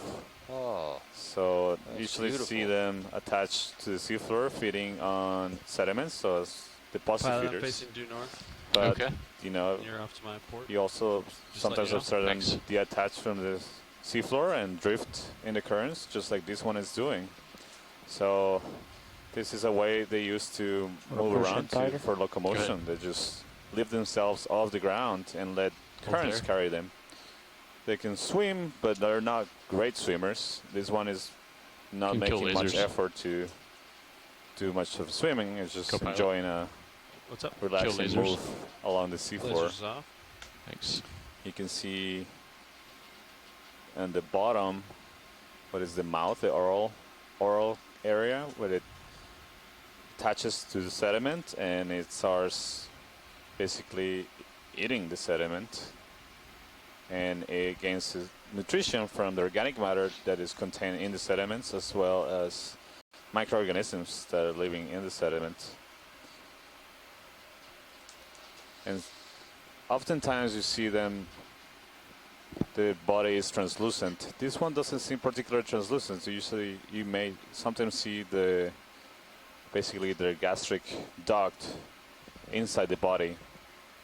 This one is somewhat translucent, but I'm also wondering if it hasn't had a full meal All right, let's let him recently, go. so it's not easy to trace their digestive system. Sometimes they do that. They discharge He's going whatever down is in their slow. guts before they take off. It's like dumping Nice smooth ballast. flying. Thank you. Yeah, I turned to So it's port probably to keep Okay. in view. at So some we'll point come Bo's back. gonna touch ground and find another nice patch of sediment to eat, and then do it again. Sorry, Josh. Anything loose in there? Let's take a look. Doesn't look like it. Take that back. Looks like possibly that one at the top of the screen, just past that one with the little stalk.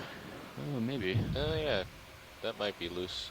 Yeah, some of these might be loose. Oh, That yeah. that looks like a good One- candidate. Just next to the rock with the stalk on it. Just Yeah. right of this. Good spot You want rolling. to turn lasers back on, co-pilot. It's gonna be pretty big, I think, but yeah, This is a nice cluster of rocks. Josh doesn't want me breaking his record. no, Sean holds that record Oh, Sean? from last year. One of the lasers It are was on like is 48 great. pounds or something. 48 pounds. I don't remember. You'll have to ask him what it was. Josh. It filled the entire port rock box. Yeah. Like it didn't even fit all the way in. It was huge. Touch. You want to bring up hydraulics? Get him ready to go. Yeah, you're gonna want like port. Want to open the lid. So we already got a rock on the starboard, so Okay. Go ahead and open it up. hydraulics are up. I can bring the And the ship's stationary, right? We're just hanging out. Yeah, the ship is So stationary. again, You're not while we even collect the swinging. sample, we're diving on a seamount that we're calling Moki seamount.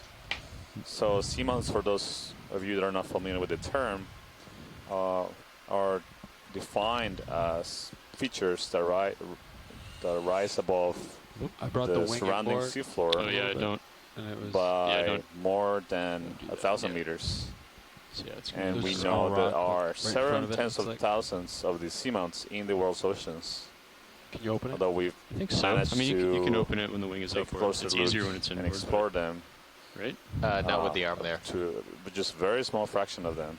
Not with the shilling.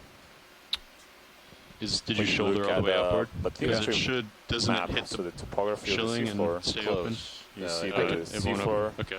I can all put I'll over just- the I'll world just, is littered with thousands, Put it- tens of thousands If you of back these up a little seamounts. bit, Yeah. you'll And clear. Yeah. in this particular Samoan region, It's, there are here's several what I'll do. seamounts that we up. have been diving every single day. We Just have get on top of visited that rock there. different seamounts. Yeah. But the fact is that this area near the Central Pacific is very unknown. You know, very little about the Yeah, that's biological communities You're that clear live there. And in many cases, like this seamount, we know very little or nothing Well, about the geological good. history. You need to be of it. Very back little just a about little the bit. seamount, other than it Think so? exists. Well, you're gonna bring And the there wing must, in. It oh, must be and old the wing's because gonna all these be in front of that rocks rock. are significant ferromanganese I see. Yeah, yeah, incrustations. okay. Well, you can Right, grab the so rock and then I can. we are making Well, the he's got to open the first box. observations. I'll just that swing around. Yeah. It's It's not- fair not to too say bad. that nobody has ever seen what the seafloor looks like at this Was there another seamount sample and in several other appropriate seamounts ROV pilot? that we have visited and we will And visit a during different this rock, dive, or during this cruise. So the one right at the base, right the field of view, the lasers are right above it. That was a great sample. Yeah, he's just repositioning. I'm just repositioning. So, Yeah. Oh, so we're truly apologies. discovering and really being pioneers here and observing, making the first observations You ready for me to ever bring the wing of inboard a little these bit? features on the seafloor. So when you think about what rising about was a feature that is greater It's than not all the way, and I can go 1,000 more meters in if you would like. from the I surrounding think that'll be fine. You want to bring up mini seafloor, it means when you put that in terms of Right land. monitor. So 1,000 meters is 1 kilometer. You want me to take your Manganese? A mile is Sure. 1.6 kilometers. So these are really large mountains that are undersea. Okay, hydraulics up. This seamount that we're diving on today rises from the seafloor by 3 kilometers. It's at least three kilometers Yeah. tall above the abyssal plains. I can wing Right, your board a so little bit if you need to. 2 miles high. Sure. So think about that in comparison to the height of several of the mountains all the way up. we Okay. find on land. Oh, I'm hoping that this rock is loose and So I guess not we should check, huh? cemented to the surface with the ferromanganese incrustations. So most seamounts are formed by volcanic activity, That Oh, was yeah. loose. Yeah. if not all. So you can think of seamounts as being extinct volcanoes when they're no longer active and they get carried away from the source of heat that formed them due to plate tectonics. So one of the things that Matt is really interested in here and other geologists are interested is learning where and when the seamounts originated. So you can It's see loose. the ROE arm just scraped the surface of that rock and you saw there's dust and Force left 8. a mark on it. So that's what we've been referring to as the ferromanganese crust. So it's that layer of iron and manganese that deposits on There you go. hard surfaces in the deep sea. Not only in rocks, but we have seen them. We've seen this accumulation of crust on It's a great Dead. sample. skeletons of Zoom in. animals, including corals and sponges. Nice blocky sample. Looks like, yeah, some of it was in the This sediment. looks like A little bigger sample than we it's thought. likely to be a piece of basalt. in the Sort of middle need to all tilt the that camera up and bring it up higher. ferromanganese. Want me to take your rotator? Sure. Too much brightness. You really don't know until you Have cut your the rotator rock coming open out? that some of these ferromanganese crusts can be Is that better, Roland? A little Very further thick. away. It's we Inches thick. see the whiteness in the background. It's like pushing Millions of years old. 120%. Yeah. Well, there's not much I can do about that right now. That's why I was Tens requesting of a millions of vertical. years old. Yesterday we sampled some of these rounder That's not even in the job very good. ferromanganese-encrusted All right, rocks, let's just get it in the box. and, Zoom I out. fear that there are simply balls of sediment encrusted with ferromanganese. So I'm trying to target the more angular, blocky geologic samples now,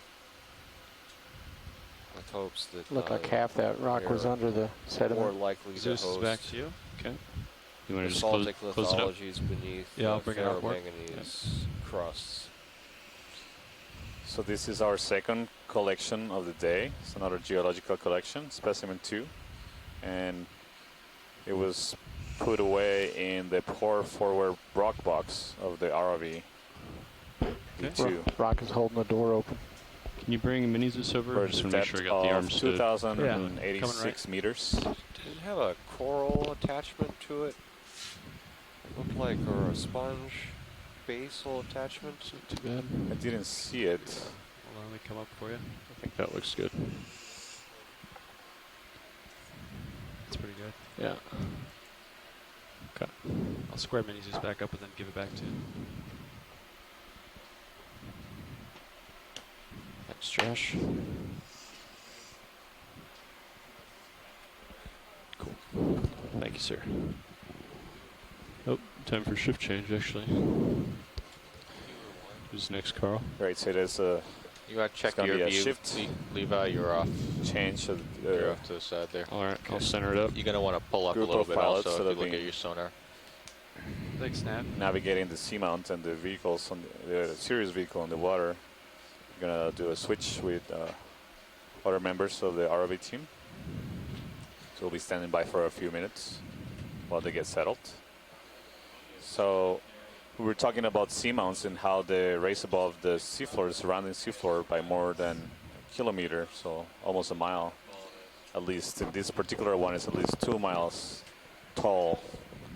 And you can imagine that a current, so seawater currents in the deep sea intersect the seamounts and they Currents must get have shifted a deflected. bit, huh? And they also locally at the surface of the seamounts, there's an increase in the velocity of the currents. Why don't you come up a little bit, Levi? Just Coming out. just as when you hike on a mountain and you notice that the summit of the mountain is more exposed and that there's usually strong winds. Same thing happens in the seafloor. Just with the motion of water encountering these large features, the seamounts. So several things happen when currents and water that moves along the seafloor encounter a feature like this. So as I was saying, there's an increase in local velocity of the current around the seamount. See the top of it here. So there's a greater rate of supply of particles that are carried with the water.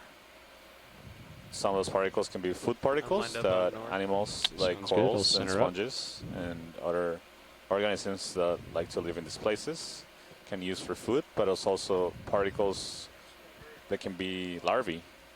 So the reproductive stages of many or most marine organisms are larvae. So they're microscopic Okay, looking good. forms that The current are shift a little bit and reproductive, push you over and to the then east. they are released into the water Yeah, column with and the be carried, the swing get and that carried move. away by currents. And in the case of corals or sponges that need to attach to a hard substrate, exposed rock, they find an ideal habitat in these seamounts. And it's a habitat that is different from the surrounding seafloor. So the surrounding seafloor, deeper in the abyssal plains, is usually completely covered in sediment, in It's that mud. darker object So in the it's sand. not a suitable Which one, habitat Roland? for Just went off screen.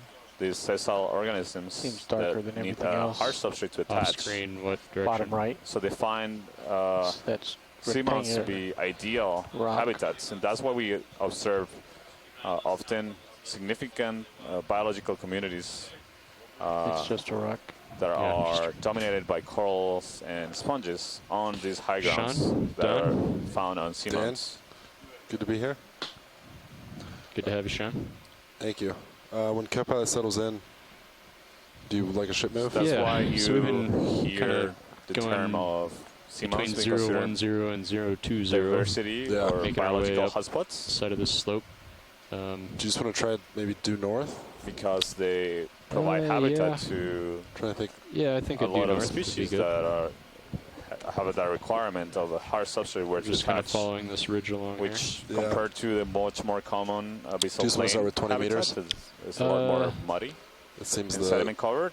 geography's been a provide little- here. Yeah, these let's do 20. islands of Copy that. 20 meters. habitat, Due suitable north. habitat for all these species. Dawn is lined up. So there are several species He that left you your hydraulics on. are You don't need it, do you? Oh, yeah, normally you can go ahead find and or ramp don't down. normally Roger. find on We just wrapped up a the sample. surrounding seafloor, Gotcha. but Alright. you find on seamounts. Some very small whips coming off the top There's of this. also a Yeah, depth we can take a look restriction, at that. obviously. Some species are restricted to shallower depths, cannot inhabit deeper depths Dawn, you due can to come down physiological a few constraints. meters here. Okay, roger that. Can be associated with Yeah, it looks like depth. we're clear on either side. Sometimes Right? Yep. temperature, if they're adapted to All shallower right, why depths. don't you go ahead and zoom in, Roland? See what we got here. So on top Partial. of this outcrop, we're seeing some, those look like potentially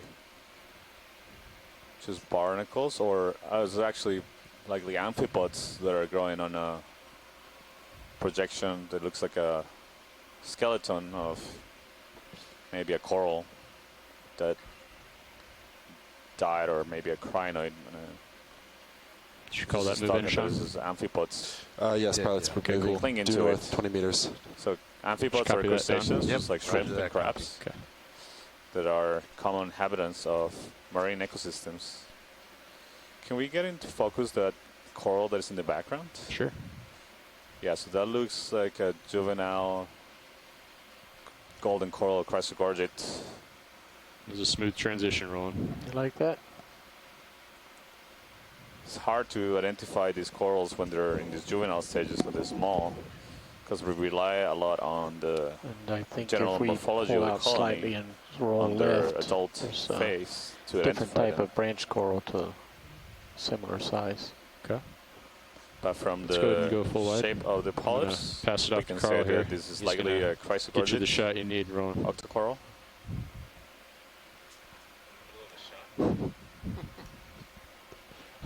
Pull wide.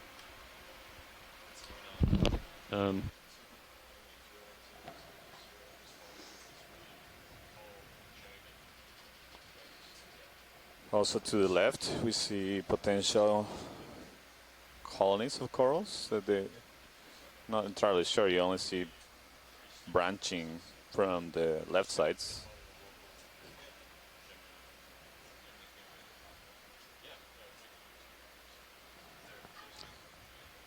So again, we are currently experiencing a shift in pilots.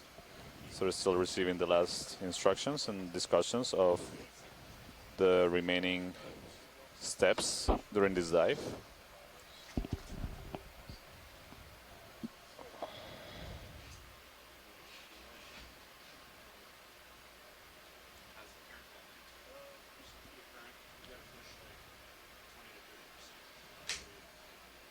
So I was talking about seamounts and how they are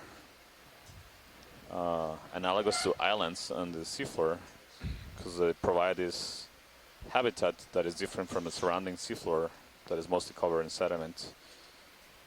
So some of the hypotheses about these island-like ecosystems was that just like islands, there could be places where there could be a lot of endemism, so meaning that there may be a lot of species that be found only in a particular seamount or a particular cluster of seamounts and not found anywhere else.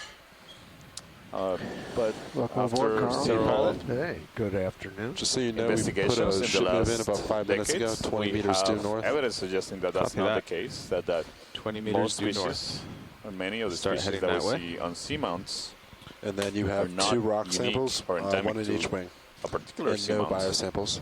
but they are And we might want to likely take well or adapted to quick disperse zoom well on those 2 branches left. across dozens or tens, that, hundreds, sometimes thousands of miles. Seamounts are separated. Watch Pilot, can we lead, take a look at pilot that? here. Yeah, go ahead. Pilot. Yeah, we just sat down. I hear there's interest in these 2 corals on the left. Yeah, and I see something white in the back. Okay. That looks different. Take a look. And whenever you feel comfortable, if you want to do introductions of... Yeah. All right, video, let's go in on this one in the center. It's very small. Yeah, so these look like black corals. You see there's only a main branch on the top and then only a couple of branches near the tip. Can we... Is that full in video? Yes, that's max zoom. This might be the smallest polyps I've ever seen. Can we tilt to see the base of this coral? Tilting. You see So we did a there's 20 another meter small move, huh? branch here near 20 the meter base. Okay. All the way to the base. Yeah. Base Oh, is- it's out of vision. Yeah. There's another one to the left Okay. that looks similar. All right, video, if you come partial, I'll look to the left. Co-pilot, let me know if I have to run. Roger that. One on the left also looks like a black coral. So probably the same kind as the one we observed on the right. So this, again, this, since they're small, this could be early stages, juvenile stages of Settled. black corals. Okay, We saw video. a couple. Go We in. saw Chrysalis Coral also that looked like a juvenile, so a smaller one. Partial. This one has more branches. This black coral. Tilting up. Notice that the branches alternate, Max zoom. so they're not 2 branches. They're not coming from the same spot, but one goes to the right and the other one to the left. They're Shift to the alternating. right slowly. So this might be a different kind of black coral from the ones we've observed so far in this seamount. Thank you, pilot. You're welcome. Full specimen. And I think what we've seen on the far back I'll in the hold it left steady. is just a dead coral skeleton. So no interest in that one, watch lead? No, I think we're fine. We can Okay. continue. Although it's quite While we're large. here. We haven't seen Okay, whenever you're free, video. any living corals that may be making those large colonies. All right, I'll run ahead now. Okay. So here we're going north, that's correct? More or less. Yes, due Zero. Okay. And my swing arms are all stowed, it looks like. The upper ones are stowed. Oh, the lowers are slightly Lowers out. are slightly out. I see that. Yeah, that's good. Yeah, I've seen some rough terrain watching from my cabin here.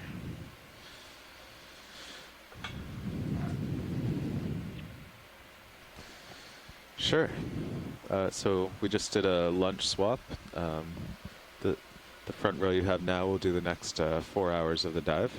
I'm Carl McCletchy, a mechanical engineer. I'm the ROV pilot.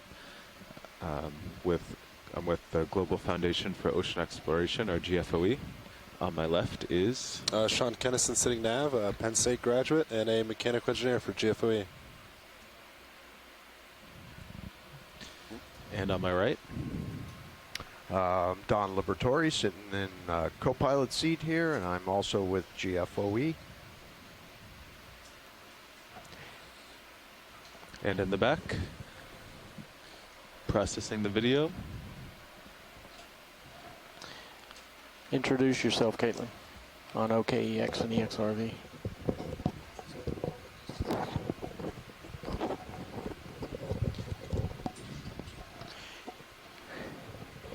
Just introduce yourself on the satellite. Say who you are and what you're doing.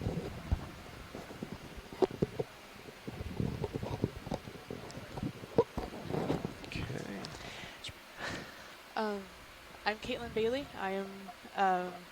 It's probably time to make a move here, huh? Yeah, I was just thinking that. Last move ended about 5 minutes ago. Foundation So for if you're a Ocean good Exploration. pilot. Right now, yeah. So what do we have on am, Sirius? There's a clipping ridge kind out of clips forming on to the from port. our dives. I'm focusing Yeah, well, Sirius on is looking Seamount at about audio, 20. at the okay. moment Yeah. because, Coming around. Santiago gave Yeah, maybe go north and awesome, we'll go from like, there. Okay. It's about information about Actually, Seamount just hold now. off on the ship move, guys. I Yeah. hear there's interest in this rock. Oh, okay. And on the far right, that. you've got Roland Bryan in the corner doing video shading. Also you. So, working for Global Also Foundation in for the back, Ocean just to Exploration. remind you, I'm Santiago Herrera from Lehigh University. I'm a biology team science lead, and to my left is Matt Jackson from UC Santa Barbara. Matt, which one in particular were you interested in? Upper center. Just The to kind left of jagged center. one, just Yeah. above lasers? Just to the left. Yeah. No, down and to the left. Oh, down to the left now. Yep. So, where the lasers are right now? Just to the left of that. Is that The too big big? one? Yeah. I see. I have the lasers on two 25-centimeter ones. Oh wow. So the one on the left is far That's- too big. Yeah. Yeah. Okay. All right. I got too greedy. But Yeah, maybe that one there. You have your lasers on. Would be nice. okay. Or What the- about this? or the one Is this below. jagged one up top to? Give it a little nudge here.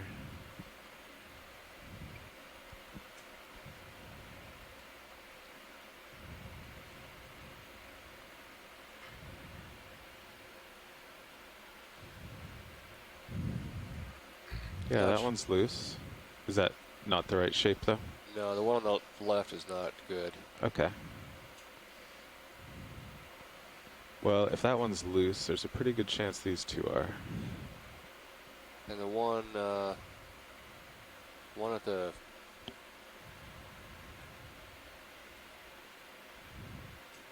So one of these two above the lasers? yeah, or the one below the laser. Is that possible as well? How big were the last two? I know yesterday we picked up too much weight. We had 69 pounds of rocks. We did. Really? Okay. We're only supposed to get 50. But I'm not sure. I didn't see the other two. Were That they- one looks pretty big down Yeah. there with the lasers on now. The last one was pretty big. Yeah, It just so- barely fit inside the left Okay. rock box. Then if it barely fit, I'd have to say we'd go for one of the two uppers. Okay. Um, The one on the left. all right. The left laser point is on that one. If that's loose. Sounds good to me. Okay. Pilot, I'm going to ramp up your hydraulics and get ready here. Okay.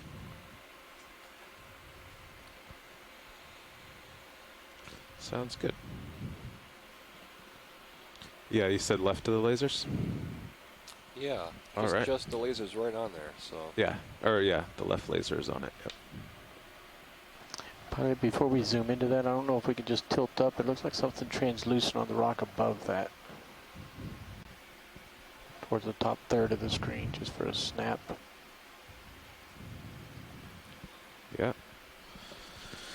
while I'm getting set up, video's just taking a look at a... I can't really turn now because I'm set up for the sample, but on the right side of the screen. Maybe some type of spongy material. It's the engineering description of it.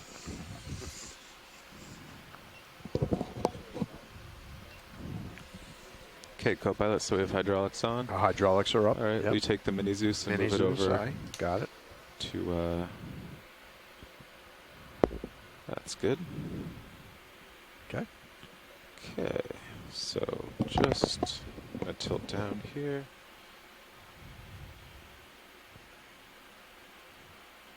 All right. Arm coming on.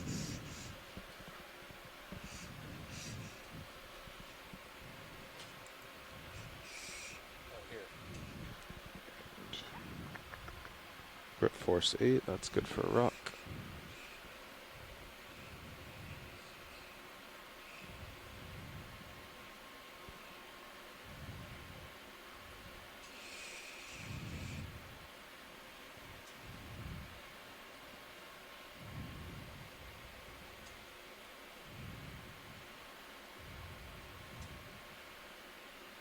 Yeah, that manip cam does flicker a little bit there. Yeah. Would you like for me to switch it to the analog copy? No, that's okay. Thank you, video.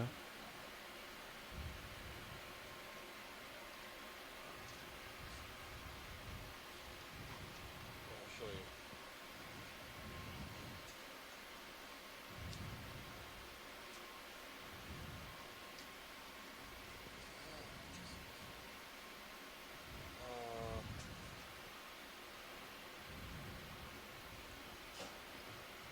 Pulling it out of the sediment here. It's a bit buried. Beautiful rock. Looks like a piece of a pillow. No more round rocks for me. Those round rocks are just balls of sediment wrapped up in ferromanganese wrapping paper.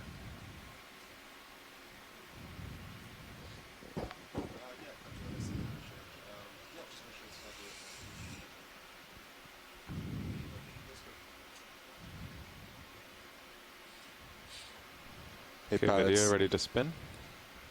Ship's gonna change 10 to Clear. 15 degrees There we port. go. Roger that. A-frame. Okay. So this one is going to be... If at all Here's the main possible, if draw. we can do anything about the lighting after we lift off.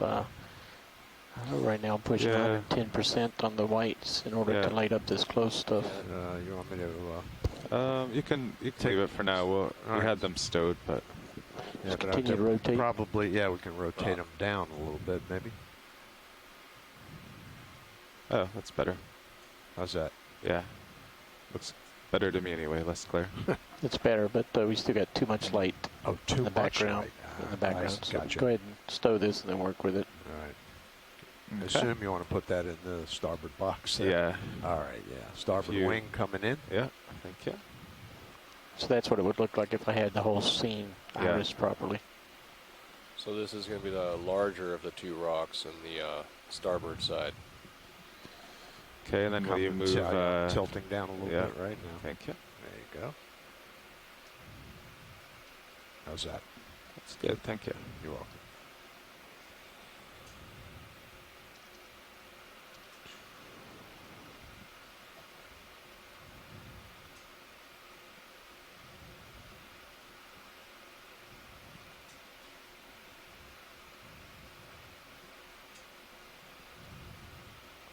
Trying to place it next to the other one here.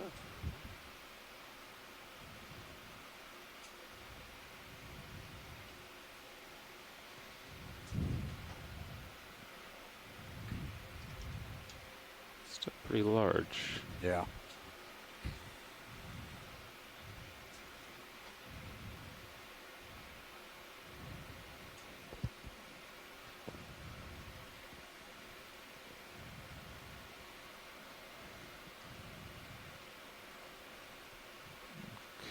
Okay. Let me give it a little nudge there. All right. Go ahead. Try to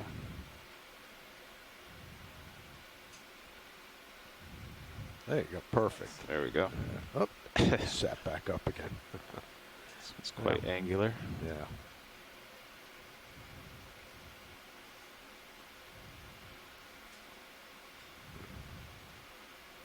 I doubt it's going anywhere, but No, I don't there think we so. go. Yeah. Okay. All right, starboard wing. Great sampling going effort. outboard.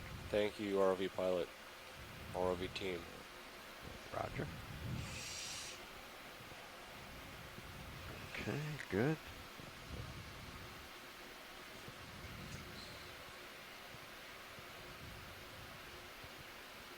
Okay. Good. All right, bringing the camera back around. Arm is off. Roger.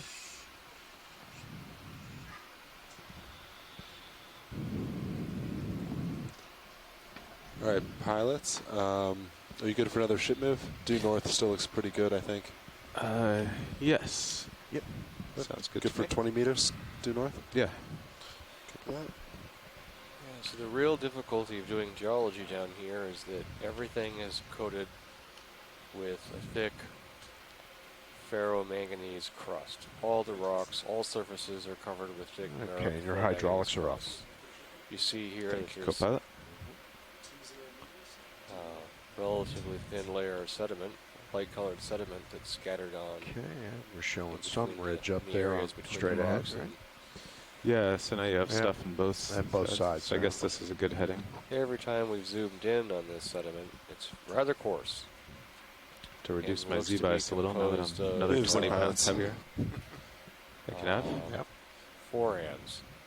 And also some much finer grain material, some kind of possibly So let's some see, kinds of how's that clays. starboard swing arm? Could probably deploy that one a little bit more. Okay, stand by.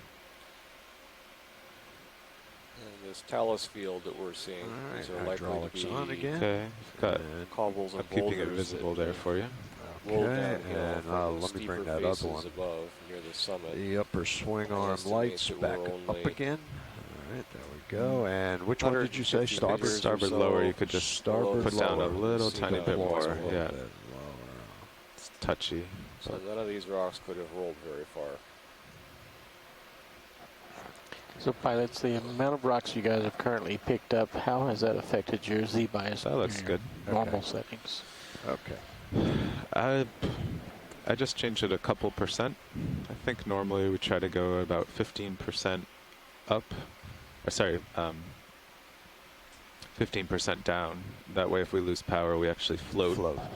Yeah. And each rock we get, just really roughly, we have to reduce by about 2 to 3%. Yesterday we came up with almost 70 pounds of rocks, so we had to reduce it quite a bit.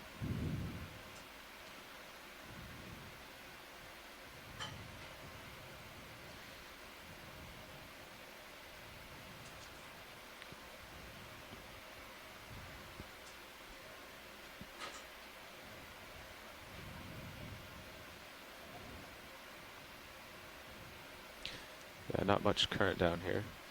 We do have to keep an eye on the surface current. It actually is aiming towards this face, so if the ship were to lose DP. Right, I we have heard to- earlier the bailout plan was due south, right? Yeah. Still the same. And for us, it's just straight up. Top left corner, I see like a white line on that rock. Oh yeah, I see that video. Yeah. So Sponge stock, I'm maybe? relative to you negative, so I'd actually turn to my right if I had to bail out backwards. That way we wouldn't put a wrap in. Okay. You actually have one turn relative to the ship, but it doesn't Right. really matter that much for safety. Because that's just one turn in the 6-8 over 2,000 meters. So. Coral here Not above much. center. Yeah. Pilot, can we take a look at this potential coral in the center? Sure. Headed that way. Santiago went for a very quick lunch and came back to the first coral. Santiago, you have a sense for where there's going to be no biology, and then you return I at know. the very moment it shows up. How do you do that? I read the signs.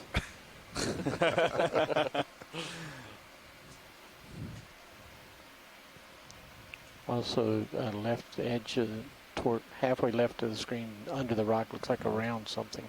So Okay. this All right, from you're the free to go distance in looks video. like it would be a bamboo coral.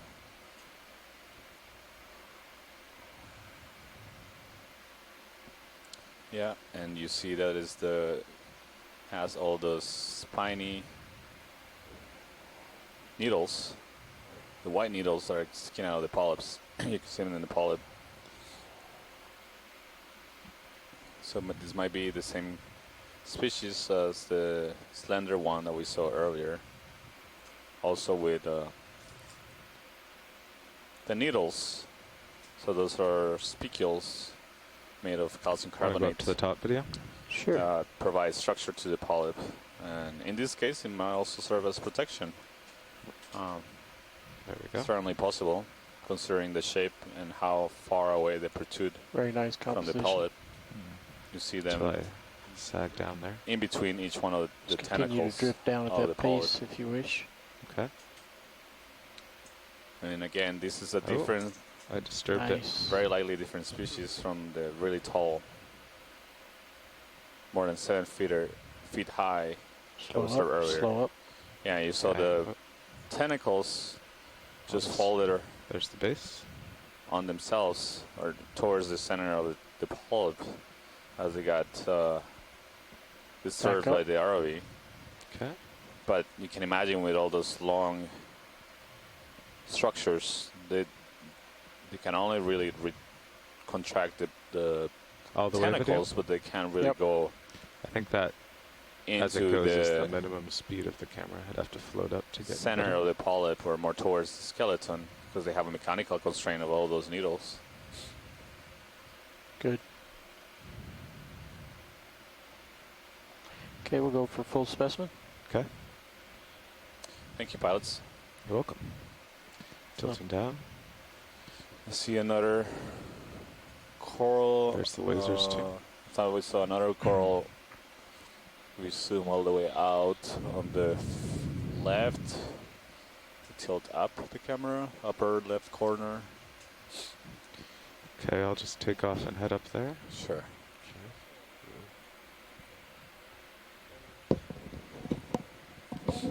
See that too.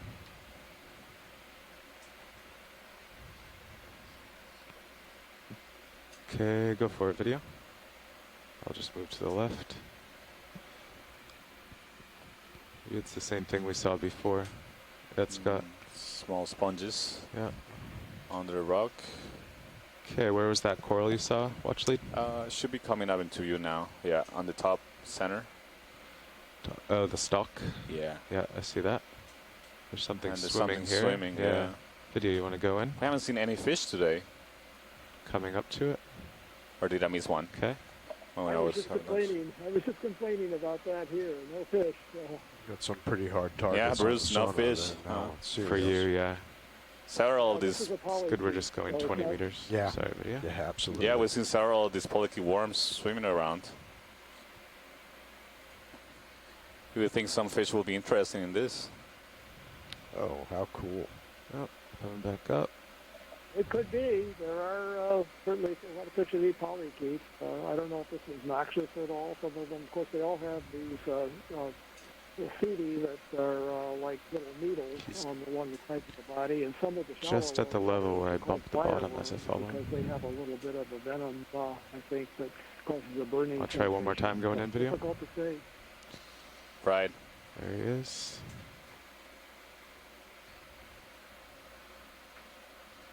They seem always, when we observe and start swimming, they get disoriented and they end up swimming head first into the bottom, to the seafloor. Maybe, oh, this one settled nicely. Oh, took off away.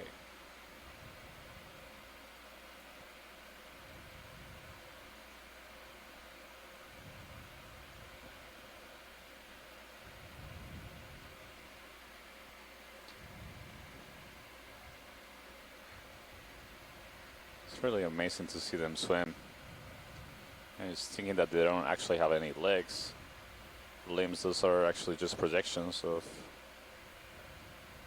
carbonaceous material that they Okay, have on let's the try sides that of the video. bodies. Yeah, thank you. There's another one of those swimming just top of the right screen. as you pull out Floater. to the top Oh right. yeah. Yeah. Oh, there's something else down there. Want to go in there, video? It's a There's a couple xenophile of those swimming or around. that guy. This one has the. He's got his this is parachute something open. else. Yeah. I think it's the same thing, just a Oh no, it's a polychaete. It's just we're looking at it from Cool. the tail. So as I was Yes. following the worm, one of my skids bumped a patch of sediment. I think it disturbed these guys. Oh.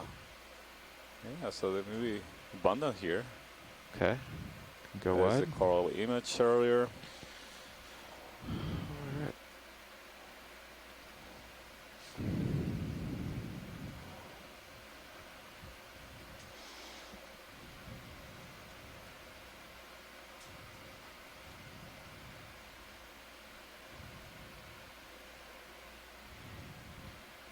So Sirius is probably finishing up that move, Yeah, I right? think we're Yeah. pretty much there. Okay. Haven't Well, seen too I'll much definitely movement. stretch out and try to find that next. Okay, right. It'll probably be interesting.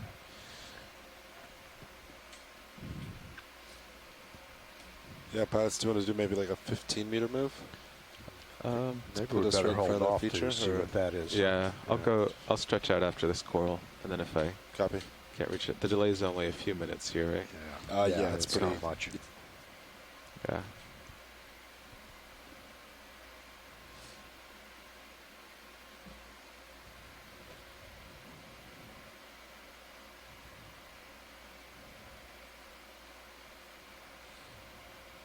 So, one of the scientists in the shore, Scott France, was remarking that those polychaete worms are likely these pelagic worms or Tomopteridae worms, family Tomopteridae, and some species in the family are known for releasing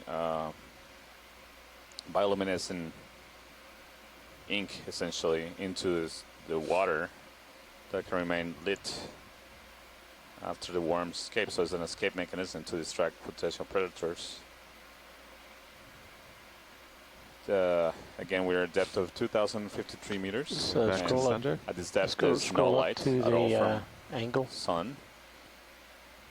To there? But A little bit higher. animals, Oh, I see. some animals Yeah. with eyes are you go. seeing, the light they're seeing is light that is produced by other animals. So some species of bamboo corals, like the one we are observing here, can produce light when they're disturbed. Not sure if this particular one does, and they really produce the light when you disturb them.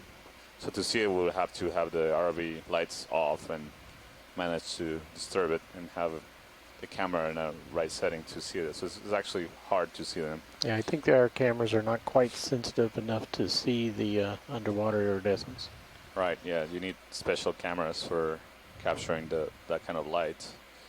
And there's a lot of animals in the ocean, top video? particularly in deep, that produce We'll their just go own full light. specimen. I was here in the other Bioluminescence is description. very common in marine organisms, and most groups of There you go. life have evolved ways to either Say produce white light themselves creature or top right of uh, the screen in the become sand. or create associations with bacteria that produce him. light.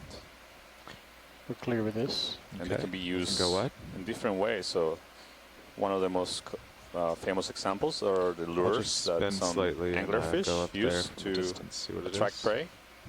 They are, have bioluminescent Okay, you can go in.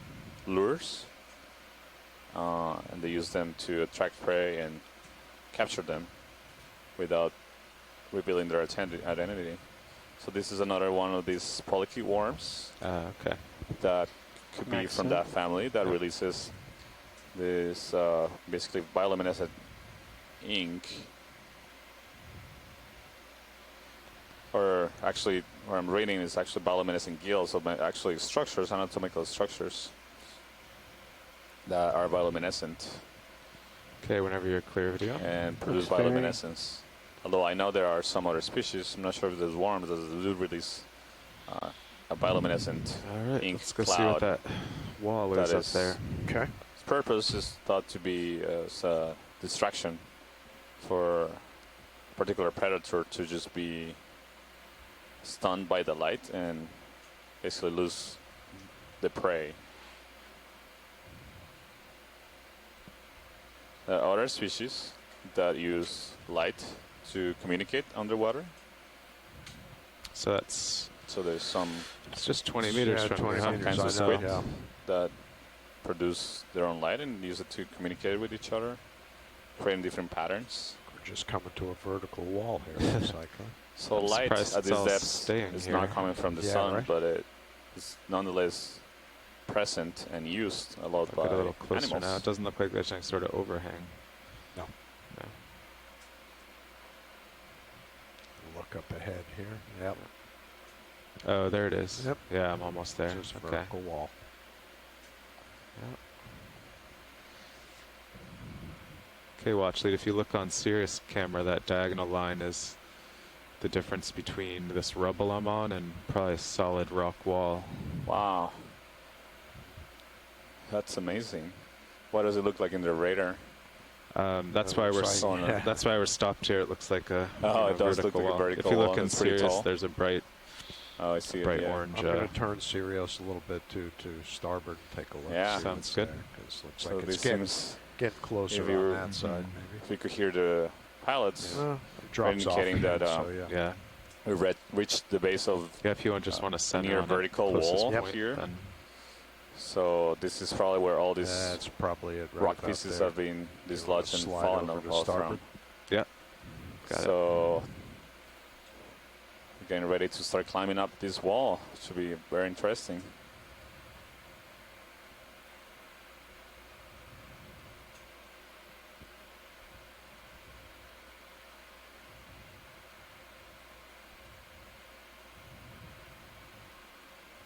Some corals coming into screen there. Oh yeah, there seems to be another coral. Can we do a snap zoom on that? It looks Yeah, weird. video we going? I wonder, it seems like we're just looking at it from the top. Yeah. Still fairly far away. If you want a closer look, I can go Yeah. in for a good shot. No, this looks like the same kind of coral, the most common kind of coral we observe in this dive. Okay. It's Chrysalis Alright, you can go wide, Thank you. yeah.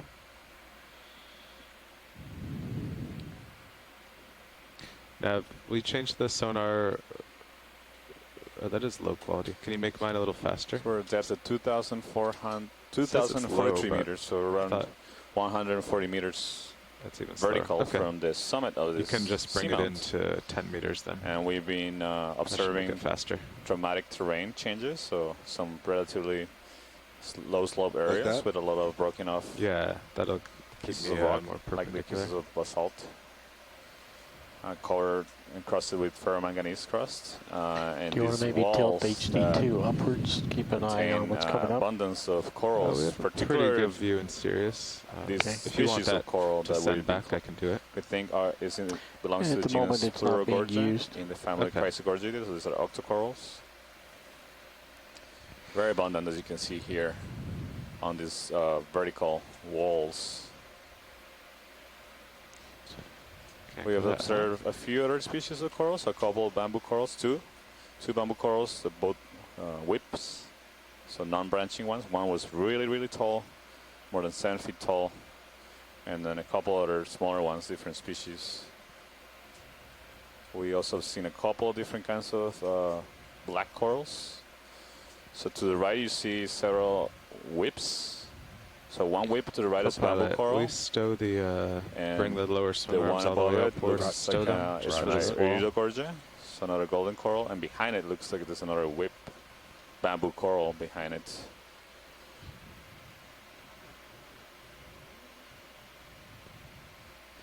Any interest in zooms on these? Yes, please. Okay. This whip is closest to me here. Might want to whip the lasers So these across are the whip. really large animals. Are the lasers still on? Yes, they are.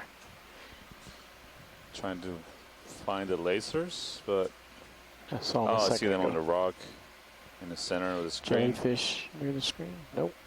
It's hard to get a good What is exact that? sense of. Oh, this one's swimming in front of the camera. Can't maneuver too much by this cliff, but Okay, both your swing arms are in now. Thank you. You're welcome. It's okay. I think it likely swung away. Yeah, that was different though. Yeah, yeah. It's like a fast Maybe jellyfish. like a Good video. I'm going to tilt the larvation camera or down to something get rid of else. these flares. There we go. Hydraulic secure. Thank you. So this whip, this elongated, non-branching You can animal actually that you see the see whips here in my sonar. You see that? is bamboo Yeah. coral. Oh, you see the That's whips? pretty You see the neat. corals in the center? What range are Alex? you on? That's amazing. That's a 5-meter circle. Oh, wow. Yeah. So these are bamboo corals, and it's very likely that they are the same kind that we saw earlier in the dive. We saw one where the polyps didn't have the needle structures at the base and inside of them. So we're getting closer to take a closer look at this coral. Okay, video, will you start going in on some polyps? I'll rise up to it.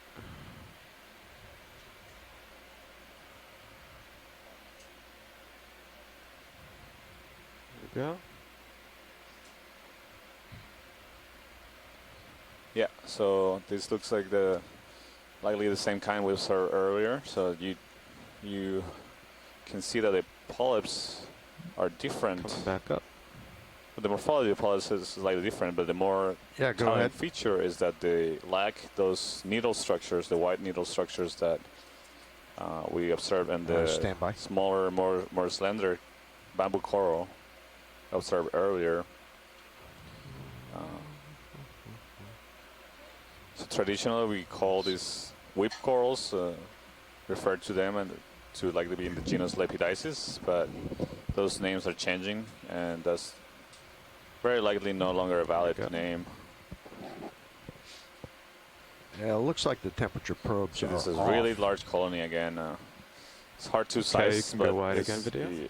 Yeah, Roger that. it's easy to say that it's at least a couple of meters long.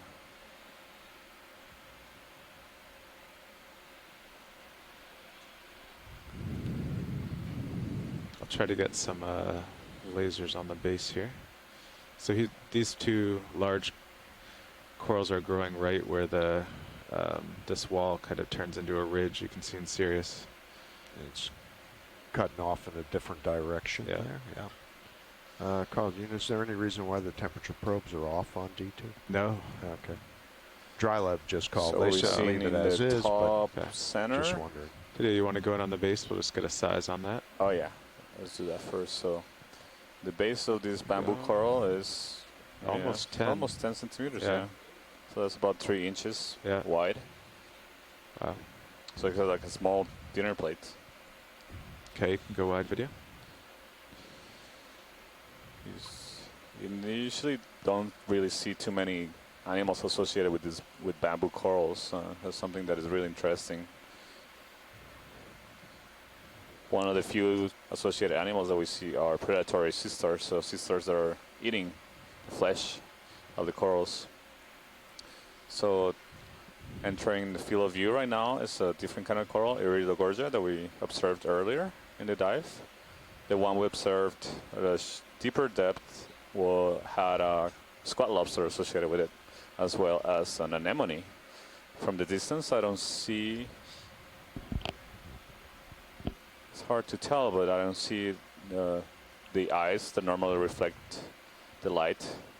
The eyes of the squat lobsters and our crustaceans normally reflect the light of the ROV. I don't see those, or different kind of color, usually pink or red. Okay, video. In You the go back, on the you see center there's here. another bamboo whip. So that one looks a little bit more Say slender. again, co-pilot. I thought you were coming up. Oh, just to look at Those this. further yeah. away. Okay. Yeah. So again, this coral Iridogorja is really characteristic. The shape, it has this spiral center skeleton, and from that central stalk, you can see these lateral branches that project. It's a really beautiful coral. We see them. Do you want to go really, in really full large. video? Got some polyps. Yeah, I'm still trying to sort of frame this, check Okay. my blacks. I'm just being careful because I'm pretty close to the other whip. I don't want to. Yeah, so You can see the polyp structure. Some of them are retracted, some of them are extended, the tentacles. And I don't see any associated animals on this coral.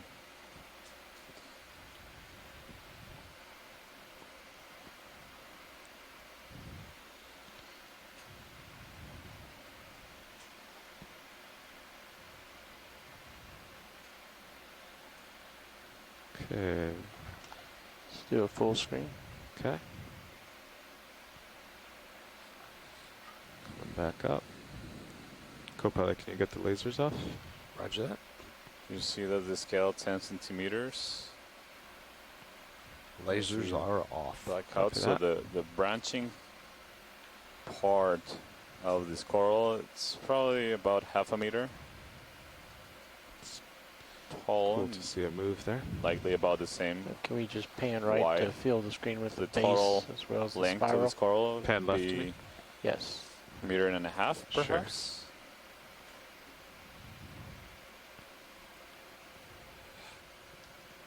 The temperature of the waters down here are absolutely frigid. Backing up a little bit more. It's approximately 2 degrees Celsius There we where go. we are right now. Go for a 2-shot. Pilots, can we also take a closer look at that whip that is behind this? Or Behind it? Yeah. It looks a little Oh, wow. different from the one we image. And looks Can you just go in from here, video? Get a more diagnostic? slender. It's kind of hard to get around these other two.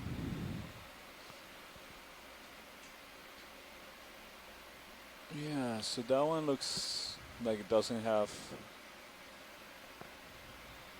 the needle structures either, although we're far away, so I could come around if you'd like. Video, you go wide.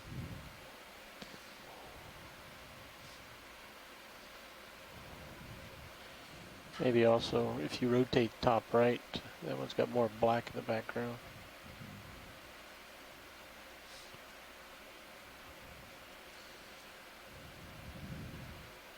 I just have to be very careful of watching. How old would you say these corals may be? it's hard to say, but given the depth, there's a depth of 2,000 meters and the very poor, to the waters above us that are very poor in nutrients, so there's not a lot of photosynthesis, therefore not a lot of food that is produced and that rains down to the seafloor. And given the size of these corals, they could easily be a couple hundred years old.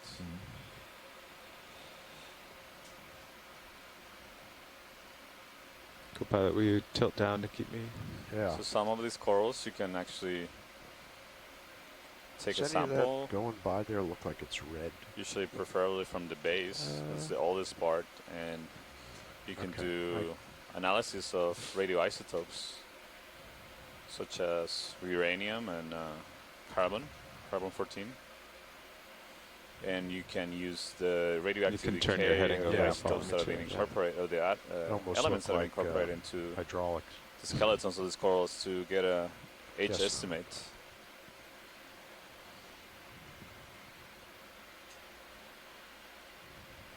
We know from those H estimates that what I was describing, so the amount of food that is produced at the surface through photosynthesis, as well as the depth, are big factors determining how old some of these corals may be.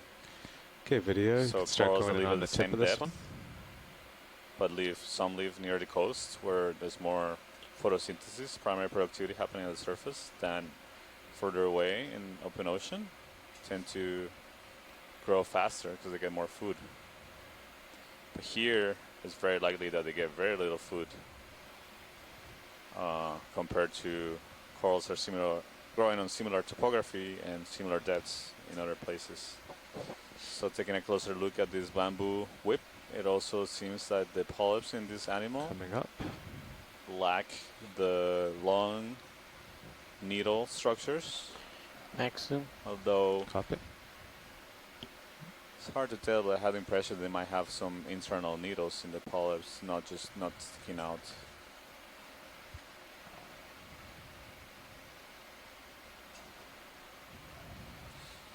Thank you, pilot. I think we can continue moving along. It's great to. Okay, I'll just drift up the stock. You want to come back over to the center? And Yeah, I'll just go up above all and these. Yeah. support a little bit. Yeah. Yeah, pilots, the ship isn't moving, but it does look like since we've been here, you've slowly drifted closer. Okay. Yeah, roger that. Very slowly, but yeah. Time to get up and over it. Yeah.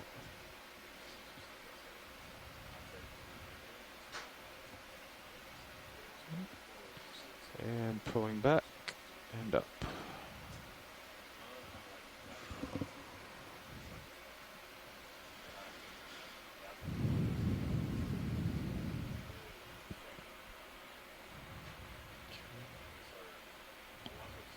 I'm going to center up on the closest point there. Okay. I'll start sliding to port.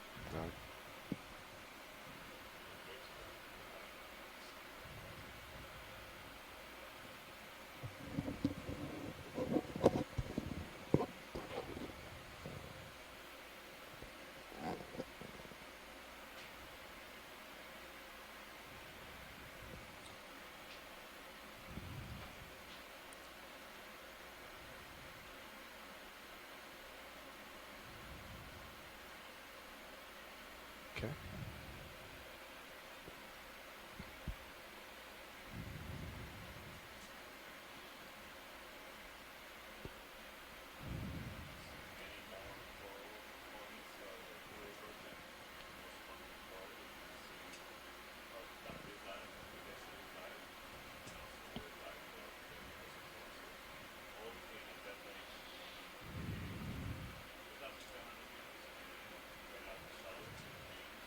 Looks like it starts to level off. Yeah.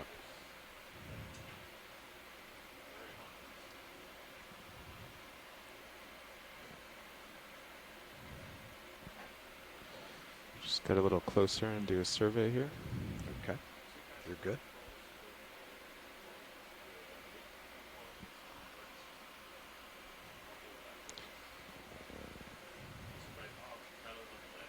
Looks like tracking's working pretty good. Say again, watch lead? On the bottom left corner, we just passed another coral. Sure. Bottom left corner.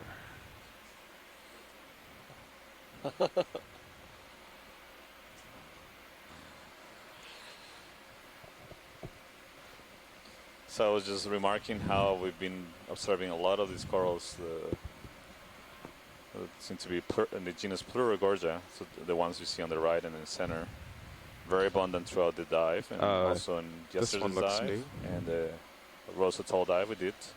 So this puts, if they are the same species, which there may be a couple different species that have similar morphology, they're all within that range between 3,700 meters, and right now we're at 2,000 meters, so that's the range.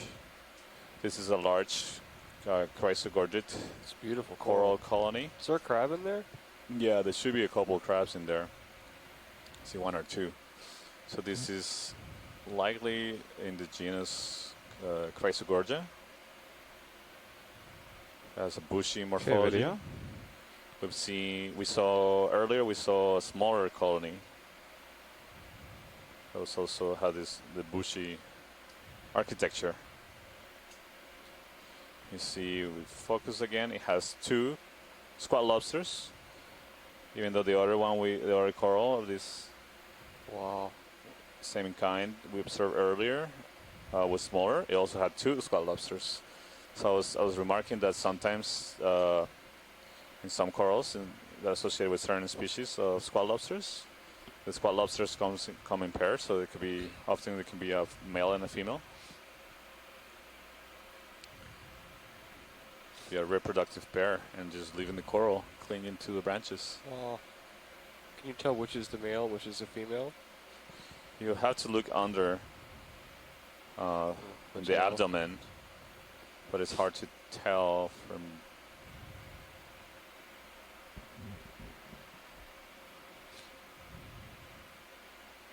There might be other features to distinguish the sex, but usually for crustaceans, I'm going to tilt up to the second. The abdomen parts are more indicative of the sex. I think it's probably like the same the case in Oh, small I see him up lobsters. there. Yep.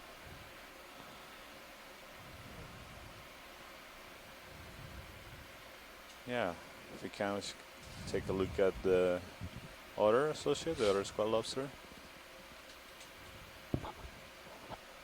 Pilot, just a reminder, your lasers are off. Copy that. If you come wide, video. While I was turning, I lost my toe there.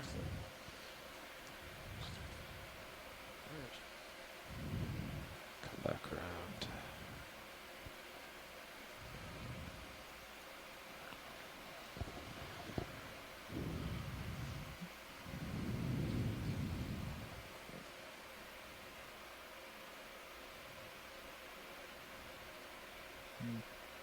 Okay.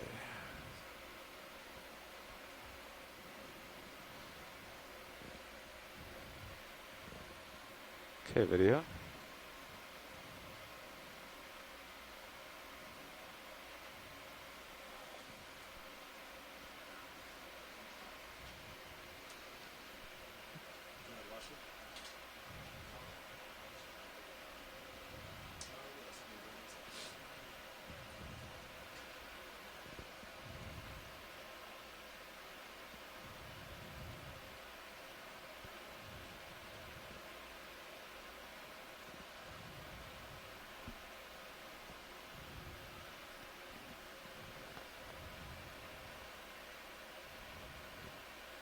There we go.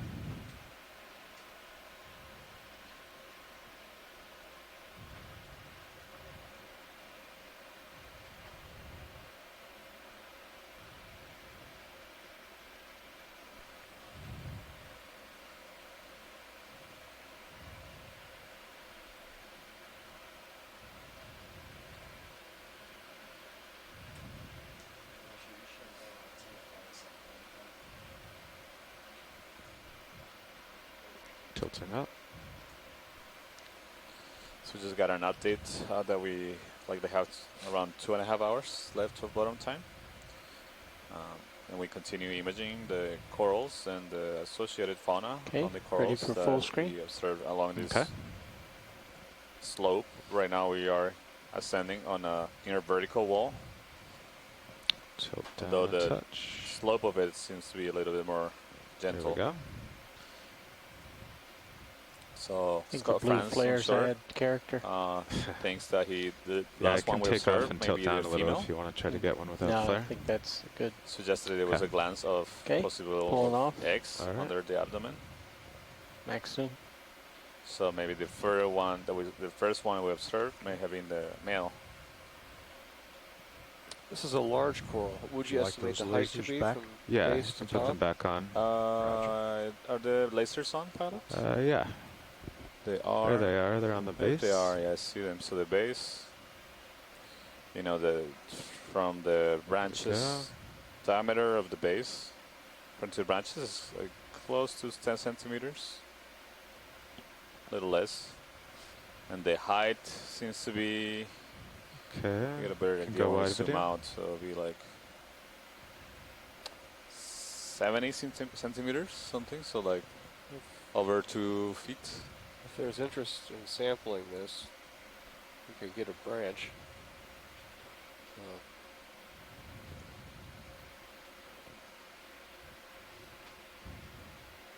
Is there interest in this one? Okay. Okay, continuing up.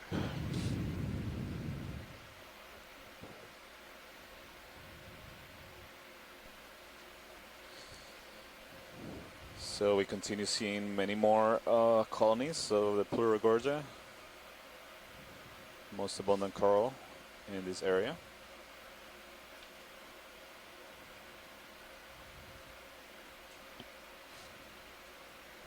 It comes into field view a really nice specimen of the Iridogorja. This one looks to be really large. Really tall. So yeah. Keep it going and don't see the tip of it, the top of it. It just keeps going and going. The laser's still on? Oh. Lasers are on. Wow. Yeah, correct. Roger. Or does it end? Not sure. Yeah, I see the end. There it comes. Whoa, that's huge. Yeah, that's amazing. The lasers are somewhere in there. Yeah. They're shooting through it, I think. I see the Guess lasers so. on the ground. Trying to get them to light it up. Oh, I see 1, 2. Yep, there we go. Video, can you frame the whole? There we go. That's good. Yeah, that is huge. Maybe can you get a side profile? I'm trying to make a guess of how. So this part that is just into use, at least, it's probably close to 1 meter tall, so about 3 feet. And then, but we're just seeing a part of it. You can see how far off the seafloor we are. The pilot right now is doing a lateral move, so we get a bit of a side view of the coral, give us a better perspective. We're actually at 27 meters up off the seafloor from the bottom of this wall. meter. Yeah. Okay, yeah, but this is the wall, so. So, wow, this is a really nice view. You see moving laterally, and you can follow the spiral. The sediment really doesn't go See, anywhere. it goes white and then becomes a brown spiral. Yeah, so it's this just is hanging there, yeah. Yeah, it's kind of annoying. We're going to have to make a dash for it and not this could touch be bottom. more than this could be You 8 wanna or 9 feet stripe the tall. coils with the laser on the bottom, Yeah, clear section, it's really big. Can try. and I'll zoom in too. Okay.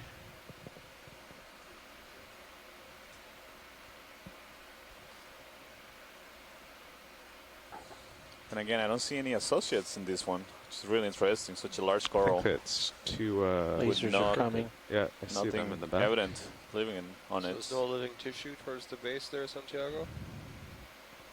Seems like it's not living tissue coral in that part of the There's base. No, that seems like there's just a skeleton remaining and it's being colonized by I think it's too much of an angle video. Yeah, I Go think you wide. need to hydrates just go or across other it with kinds both of beams. animals. Will you go wide?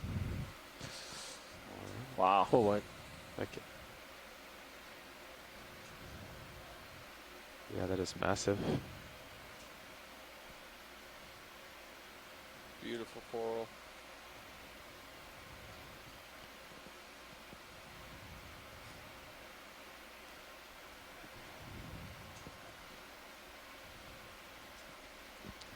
Yeah, that's an amazing view of this Chrysalis coral, like the genus Iridogorja.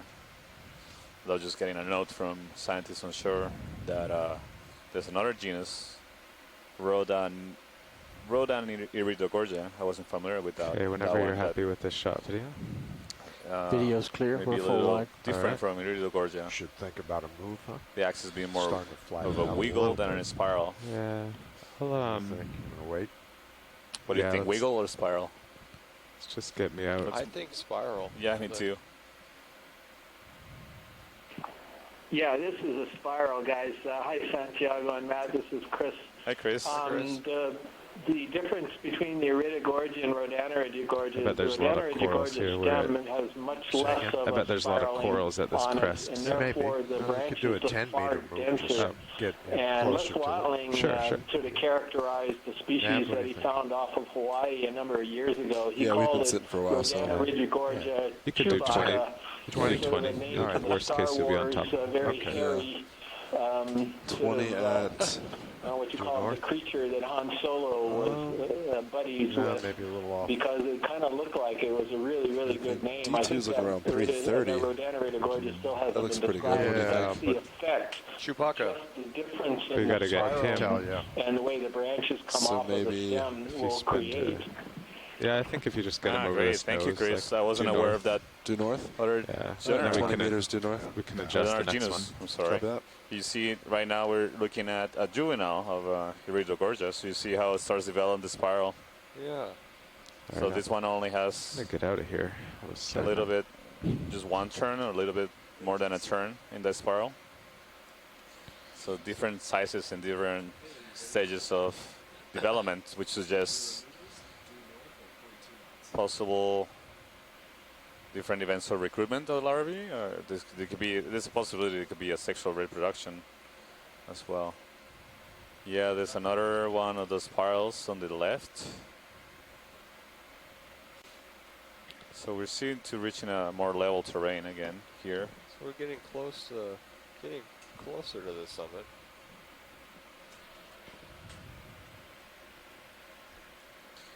Yeah, so that's that Iridogorja. So it's just the skeleton. You see on the top of it, there's a big anemone.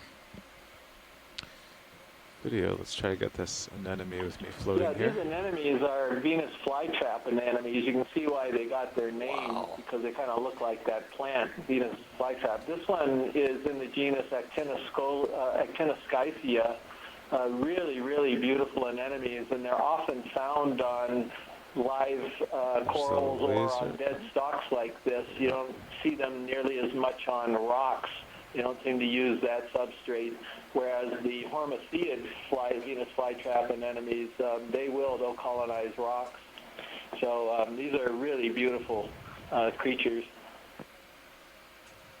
Yeah, really amazing anemones. You see, it's quite large anemone. So I'll rise up and get the lasers on it. So about 10, lasers off 15 centimeters. No, I'm just trying to get them up there. Oh, on the like 5 inches.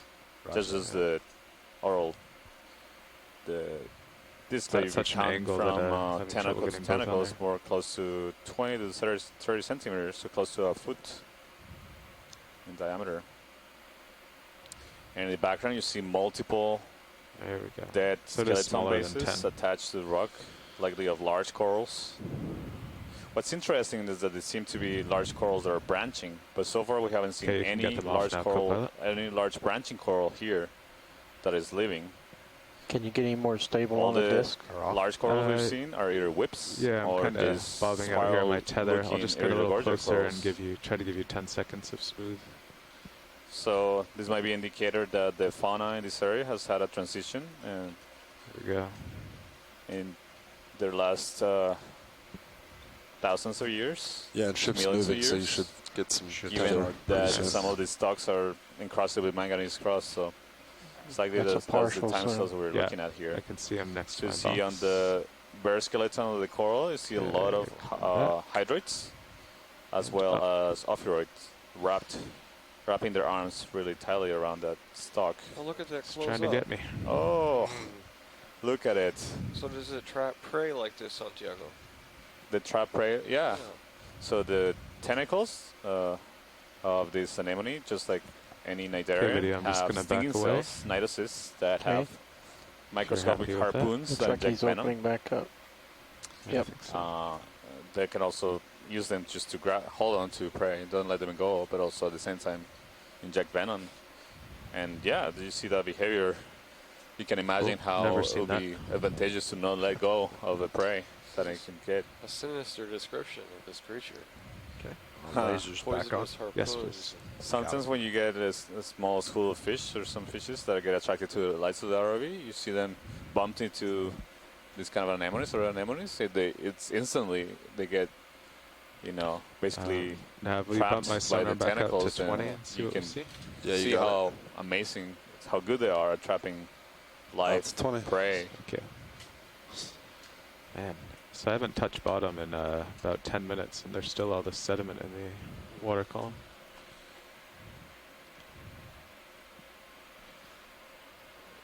So now, once we do reach this waypoint 2 at the crest, what's the next move? Yeah, so once we get to the waypoint 2 elevation, waypoint 3 is just further north, pretty much. Okay, kind of. And then we're going to do it kind of like an L. So we'll aim for that peak there, just to the right of waypoint 3. Yeah, that's probably what it up was. to the next peak. So the topography will be getting considerably flatter as we move forward. We're getting closer that is to awful the summit strange now. that the particles are still in there. I wonder if there just isn't a lot of it here in the whole water column. Could be, because at first I thought upslope.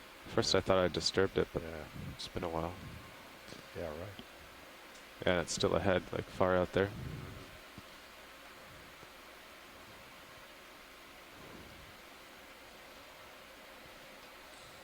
Watch lead pilot. Go ahead, pilot.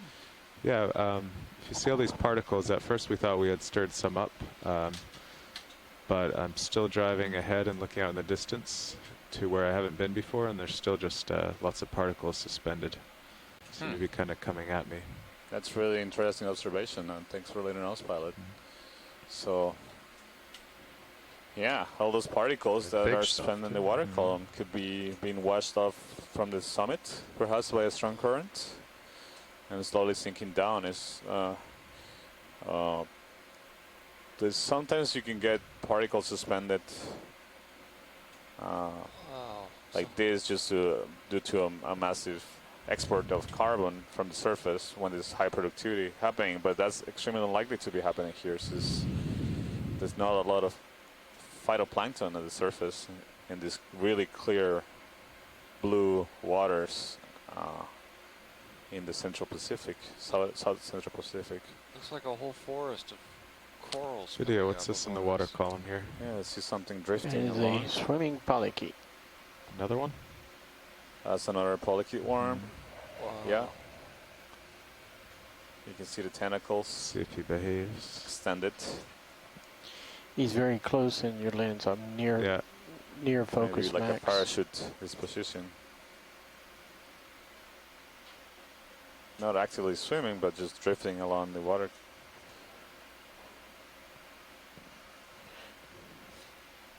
I can't actually focus. That's nearest focus. Slowly backing down. And in the background, you see another. It's pretty weird motion. It almost looks like he's surging there, but how could he be surging? Yeah, I was wondering the same thing, Chris, but it might be just the ROV, actually, the one that's moving. Yeah, I'm pretty sure what you were seeing worm. was the ROV bouncing up and down. Yeah. Oh, sorry. Of course, that makes more sense. But usually the ROV doesn't surge either that much because of the isolation by the lateral tether. Anyway, that was kind of interesting to watch. So one more step up here. It So looks we're like. going over a large Chrysalis colony there, and I saw they had the two squat lobsters that we've been observing.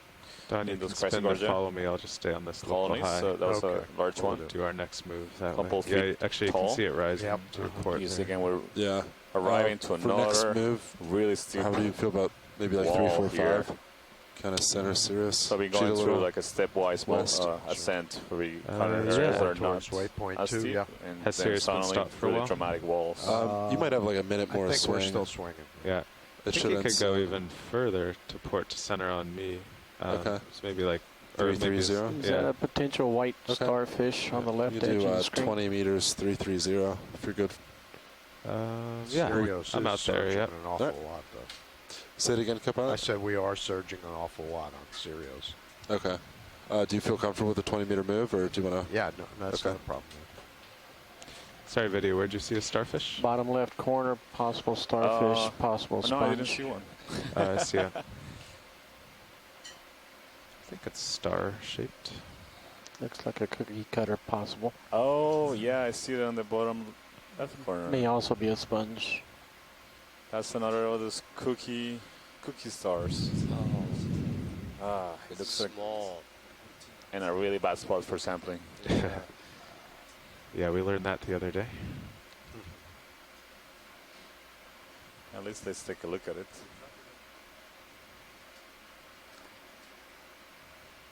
So how quickly can these move, Santiago?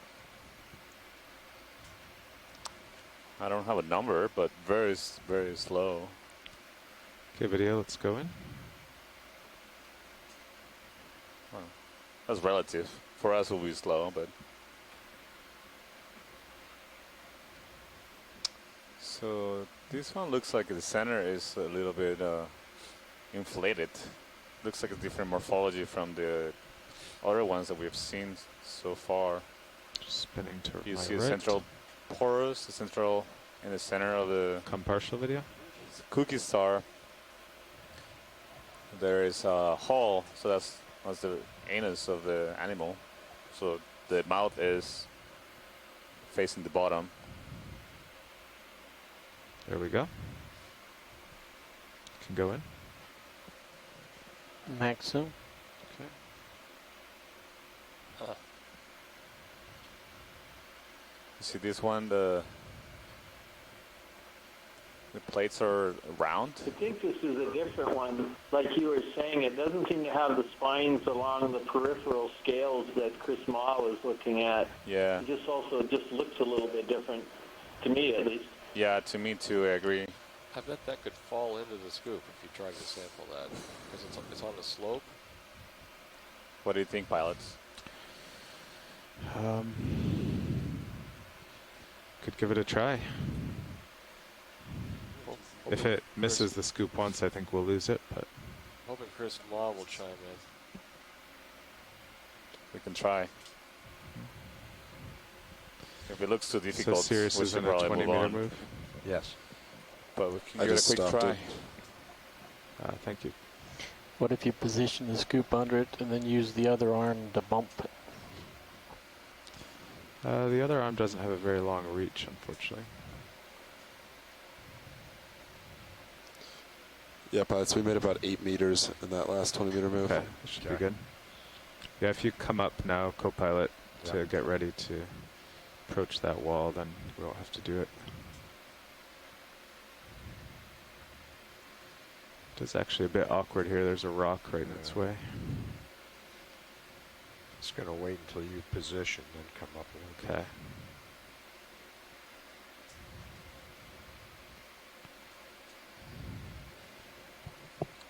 That's another polychaete.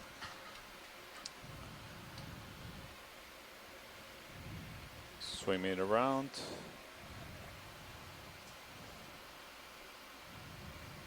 Okay. Look like you're stable. Yeah. I've seen many of these polychaete worms. Not. So, interestingly, no fish so far, and just a handful of sponges. Okay, if you starboard wing in just a few inches. What's wrong with this place? No sponges? Jeez. And I'll change your monitor over. I think it's a great place.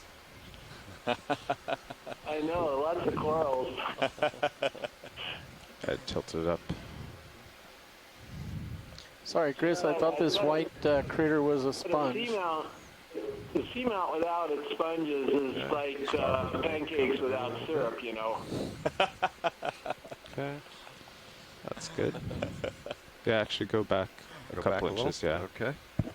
Possibly either a xenophyophore or a sponge just to the left of where the drawer just slid out of the main HD feed. How's that? Perfect.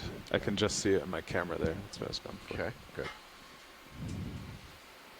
You want me to take So mini-zoos? going back to the yes, question please. and comment we had earlier about polychaetes, the polychaetes that we're seeing is Okay, fish arm food. coming I up. guess not. Right. There must be something about these polychaetes that's distasteful to the fishes, because the fishes certainly aren't here. Yeah, it's really interesting. We were seeing more fish at deeper depths. Yeah, that was also an area, I think, where there was a little bit deeper sediment cover. And Ken Sulak, a deep-sea fish biologist who sometimes chimes in by email, would comment that this isn't really good fish habitat because of the high relief and the low sediment cover.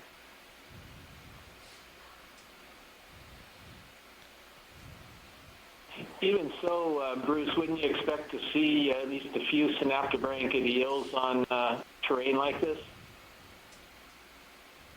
Well, that's an interesting thing. We've only looked at a few sites so far down here in American Samoa. What Chris is referring to are large eels, cutthroat eels, that are usually, I mean, you can't say they're abundant, but they're a dominant type of fish at these depths in most of the other areas. And there should even be more species down here in the southern hemisphere than up north. It's like a good But we have not seen a single one on any of these dives, and that surprises me. What we have seen are some of the halosaurs over the sedimented areas, which is not surprising, and then a few cusk eels. And I'm beginning to wonder if it's this is because this is Going such a back low outboard with the productivity wing? part of the world Yes, ocean please. that some of the fishes, like the cutthroat eels, that are scavengers and predators on larger organisms, just aren't common here.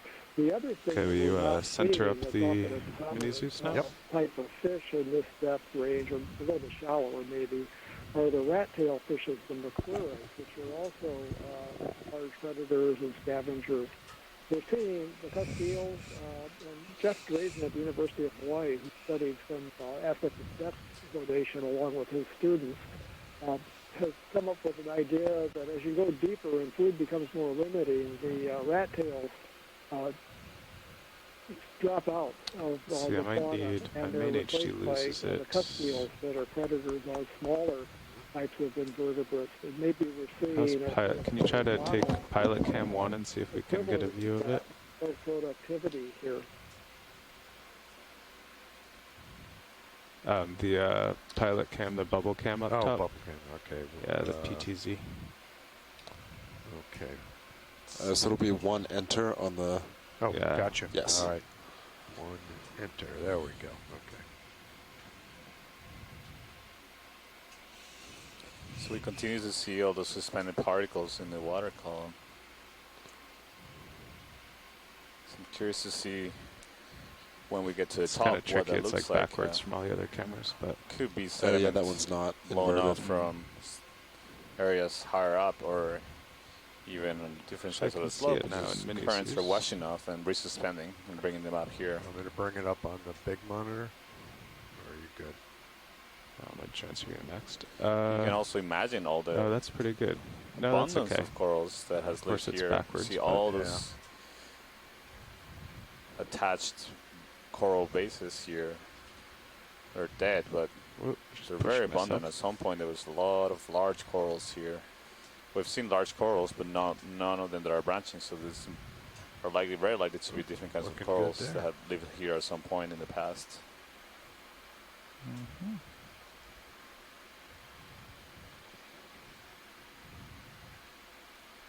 Oh. Just stay. Oh.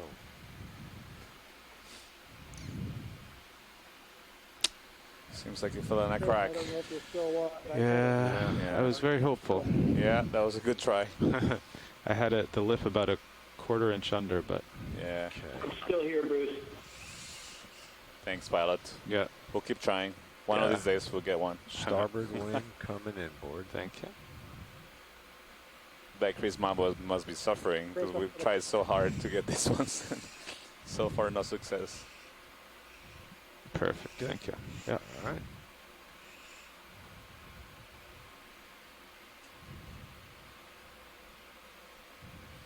Well, Chris, I kind of rambled on there about the different types of fishes. I don't know if you have any thoughts on that or not.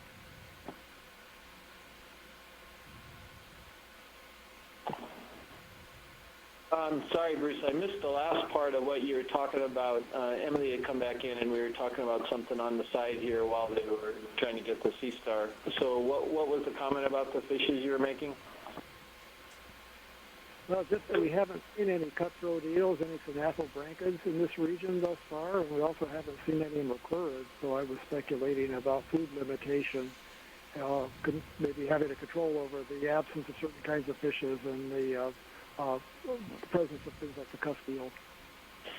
Right. Yeah, I heard that part. Yeah, I thought I missed something else at the end.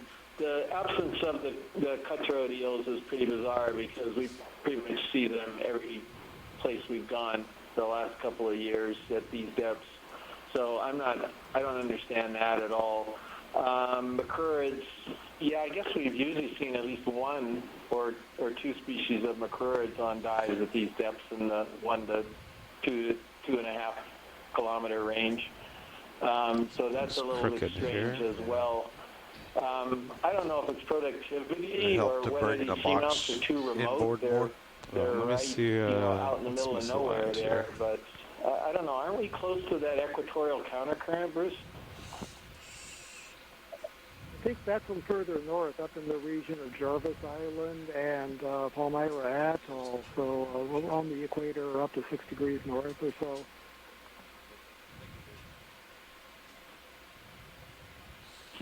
I wonder what the dissolved oxygen values are right now at this depth. You can see it in the chat, Chris. So this 4.3 milligrams per liter. So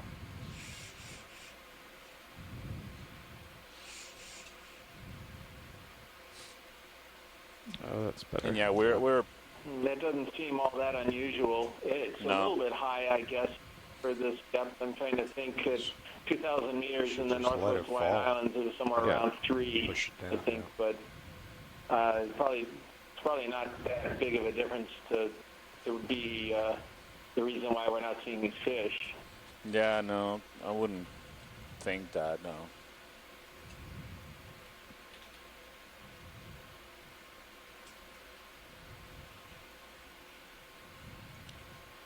Right on the back edge. All right, that was another good attempt There we go. to capture the elusive cookie stars. The elusive cookie stars. Yeah. They are Have to be very agile. very quiet. Okay. Very well adapted to avoid ROV collections. Okay, you done with the pilots? Ship's coming 20 degrees to port to counter some current. Copy that. Roger. So where did he go? Hydraulics off. Thank you, co-pilot. Fell down in that little crack. Video, want to do a quick zoom down here? See it on the right in the crack right to there. the right. Impossible to get. Okay, full wide video. Oh, actually, you zoom in. There's a whip there. Oh, yeah, go in. It looks different. Looks like a black coral. But this one has a more yellow coloration from the other ones we've seen so far. Would you like to call this a sponge for Chris? Sponge. Still a coral. I think it's a black coral too. I think it could be Can you something rotate called any right? Stichopathes, but I don't know if I'd have to lift up I and apologize. I don't know if Scott Yeah, that's the or best I Tina can is get. And I aboard. Maybe see you can comment on that. polyps are Coral to different on the right. bottom. Yeah, certainly the Stichopathes have the whip-like morphology. But this one looks slightly different. Just the coloration looks different. We've observed a couple of whip black corals earlier.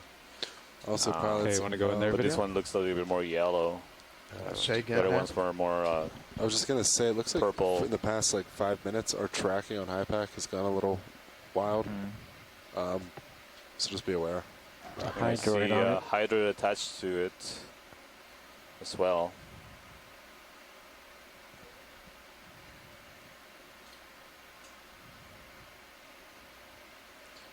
Yeah, this one looks different. It'll be interesting to hear your opinion of Tina or Dennis Opresco about the identification of this coral and whether or not color is really a good indicator of different species. My impression is that it is not. It's just often the case in corals and many invertebrates. Yeah, Santiago, I'll bet this is Stichopathes because, first of all, I think it's a black coral. You can see the two elongated tentacles Tilt out down. of the six that the black coral polyps have on either side of the stem. Those are the elongated tentacles.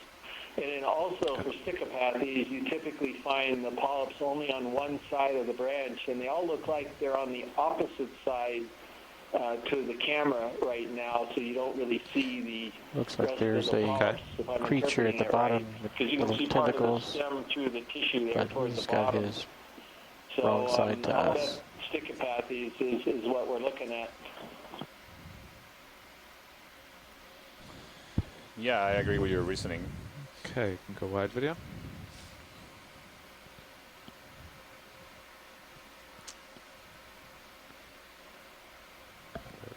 Oh, my camera was all the way down. I was trying to tilt down for you, video, but there's limits. Okay. So this dive is given us a really clear example or illustration of the process that I was describing that happens on seamounts where So still roughly north. water currents intersect these we were features, headed 330, especially Oh, that's what. when Yeah, you 330 have was last time. Okay. this So I'll vertical, look for very the dramatic local topography high is and a then- really high slope. Looks like waypoint 3. Did Currents, they want to get to the water waypoint that is 3? moving That's awful and it far away. Runs No, it's- against these features. Has You to mean move later, yeah. Yeah, by the laterally end of the or dive. upward Got a or downwards. holothurian in Yeah, the well, it should sand. And flatten continue, soon. So once obviously, it flattens, it through should the be. seamount. You could move a So little that quicker. produces a Okay. local acceleration of currents, and that brings What's a the lot of more distance out to particles.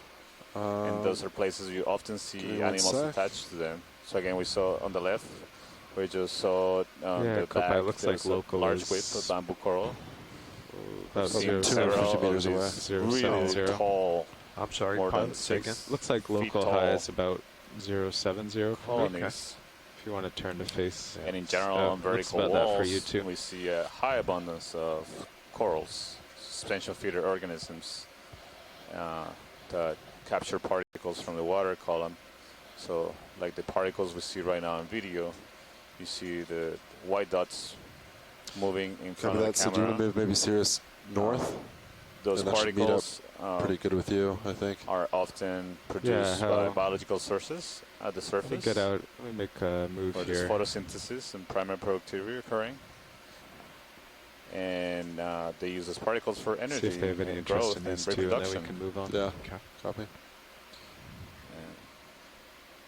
It's a great illustration why It's like an seamounts old are good holdfast. habitats for abundant deep sea coral communities and sponges, like the one we're seeing in the center of the screen right now.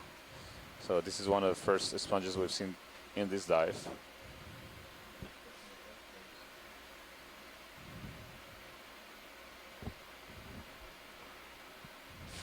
We're getting a bit closer to the wall to take a look at this. Yeah, it doesn't look like a sponge now that we get closer to it. This video right? Hold fast. Yeah. No, sorry, Chris. This doesn't look like a sponge at all. Looks like another base of a coral, a large coral that broke off. Okay. Come on out. So still no sponges.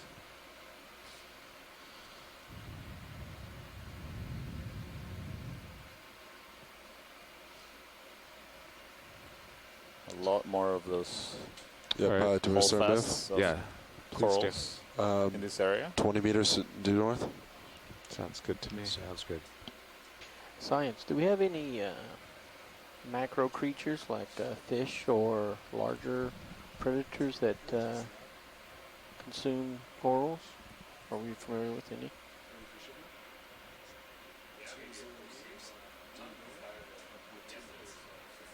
Looks like it drops off ahead of me a little bit. I think I the guess main that's predators on the corals at these Yeah. are the sea stars, Yeah, the we're ones that Chris Ma talks about. sides. We saw, Yeah. I can't remember if we've seen any on today's dive, but yesterday we saw one, for example, on a coral. cool. I don't know of any fish that eat the corals at these depths. There tend to be more predators on things like the crustaceans and polyps. Big fingers on the sea slope. stars, definitely. So at these depths, we don't have something like the parrotfish that are in the shallow corals? No, as far as I know, there's no reports of fish eating octocorals. Certainly never observed that myself, and I haven't read that being reported or described anywhere. I asked the question because I see so many of these larger stalks that are or holdfast that are now lost their upper connection. I don't really see the debris of those. Yeah, I was thinking about that. I mean, you see some of these holdfasts have that crust, that layer of ferromanganese, iron manganese. So we were talking about that earlier, and that it's an indicator that they've been dead for a long time, so likely thousands of years. And I was just thinking about the first dive we have off Ross Atoll at a similar depth. It was between 2,500 and 2,300 meters. We saw a lot of large dead sponges there. Yeah, I'm on my way. Really large animals, but they were all dead. Many individuals that were dead, just the skeletons remaining. And again, they were encrusted with iron manganese, likely indicating they were being dead for thousands of years, possibly, or longer. So what we may be seeing here as well is just remnants of what the coral communities were like, some hundreds or thousands of years ago. There being possibly a shift in the communities, a change in the communities. This could be explained by changes in the upper water column. So areas of primary productivity where there's more photosynthesis happening at the surface can change over time. The changes can be mediated by things like changes in ocean circulation due to environmental changes like warming. It's a main HD failure of the environment, Wow. as well as for HD2. I saw Manganese, changes in the morphology of the seafloor. What do you see Manganese do? HD2 is tripping off. Yeah, a bunch of the cameras. See again this Those are all texture the of the surface of SD the cameras, rocks. right? Your sonar froze at the same time. Really common with those for cameras.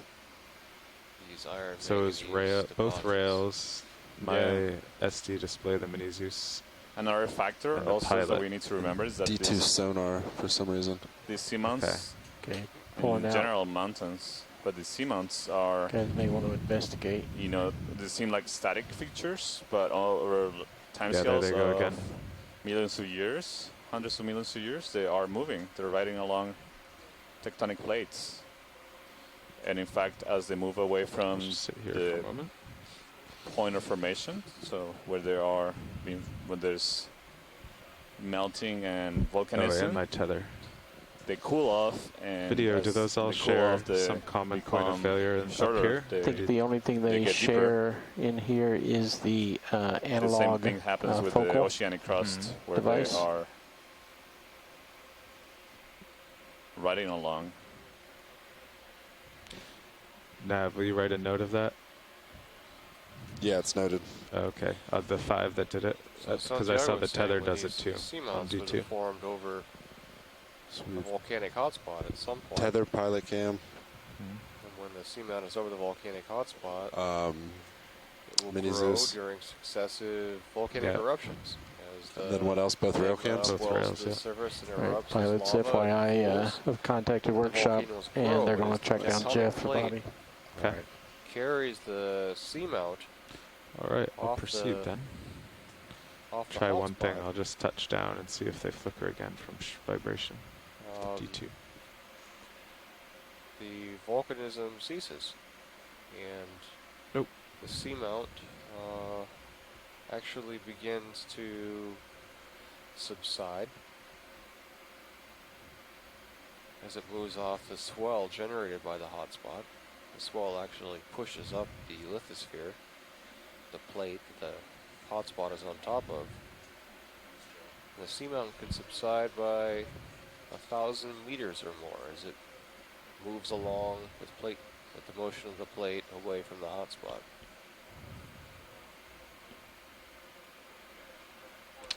Nothing over there.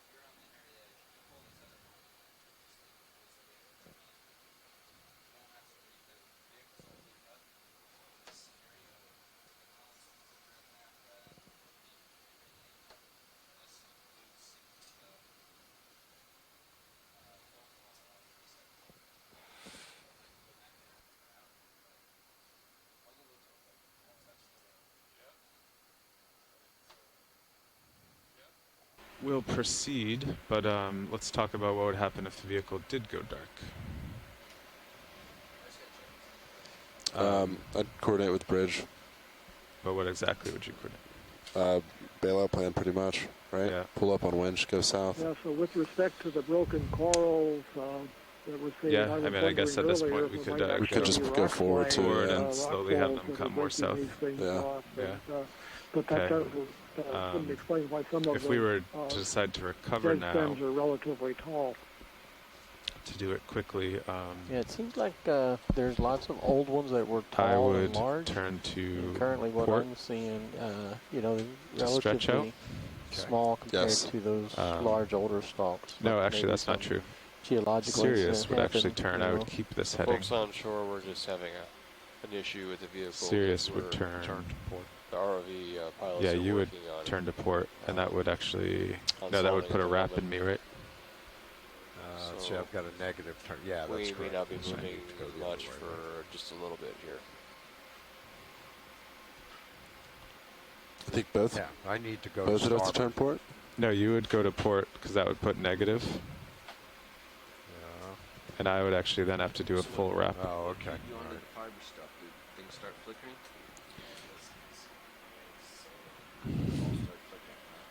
Yeah, just a minute ago.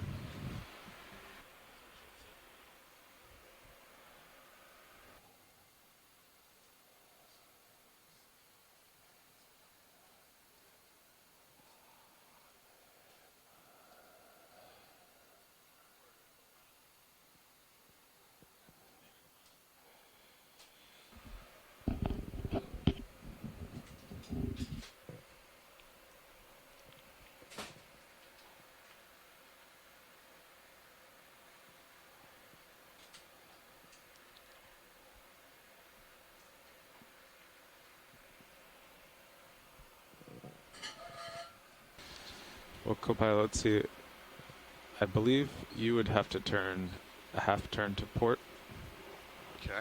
and then that would actually put me at -1 wrap, so I'd have to turn a full turn. Why don't you try turning just a quarter turn to port real quick and see if that's true?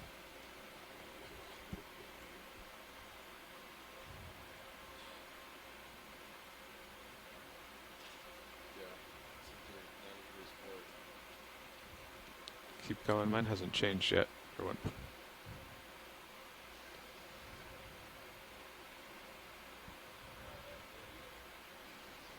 Yeah, so if he goes 90 degrees port. Oh, okay. That'll actually fix everything. Yeah. So you just go to port, and you go 180 to port. Okay.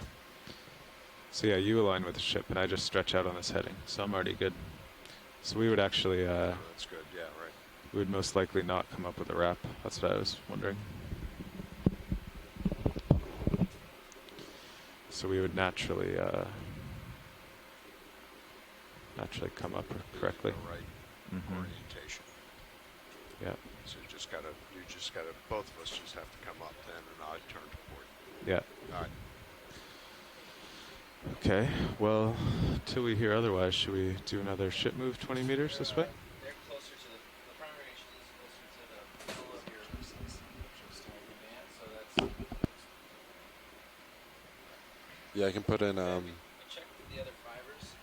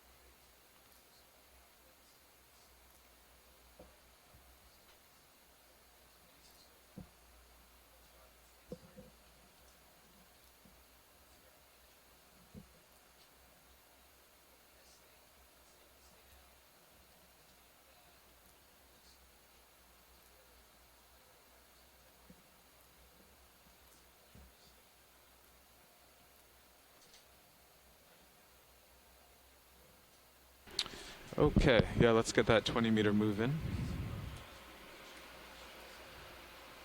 Copy that. You just want to keep going. Let's see. Let's get Sirius back on me here. I think it's kind of north. Yeah. So watch lead pilot.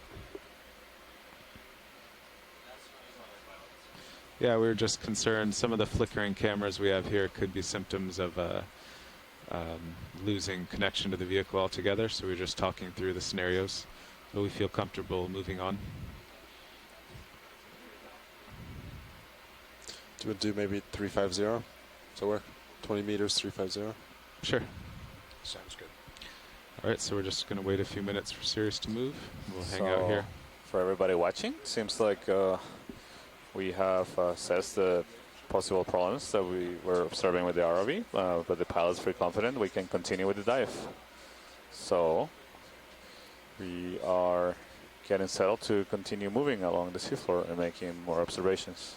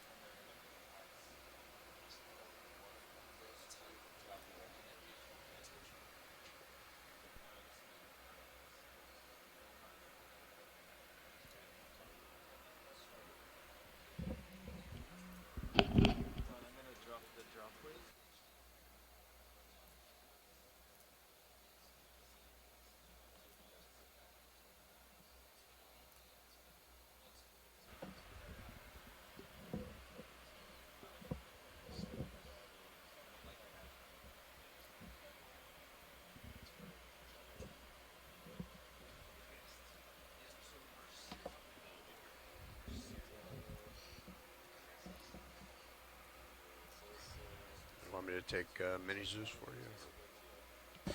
Yes, please. Let's see.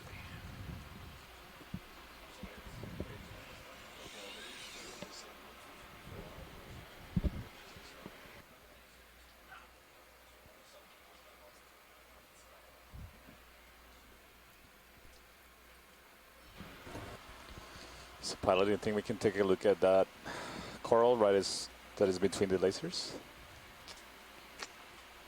Stand by 1, watch lead. Roger.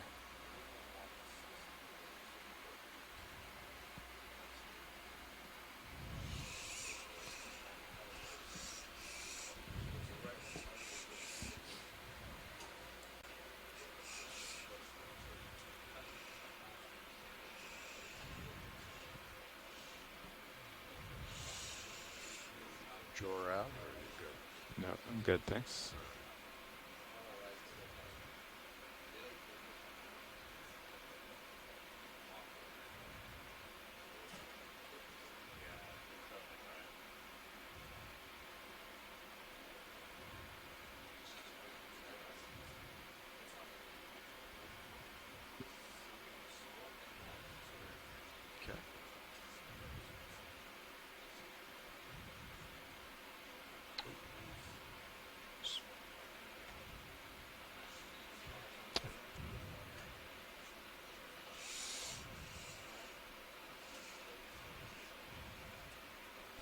Couple more meters left in the ship move, pilots. Copy that.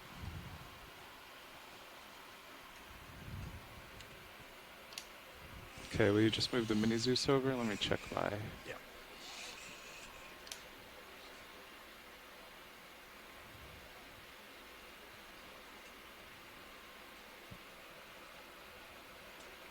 All right. Good? Yep.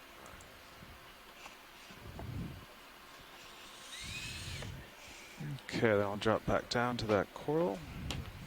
We should be good.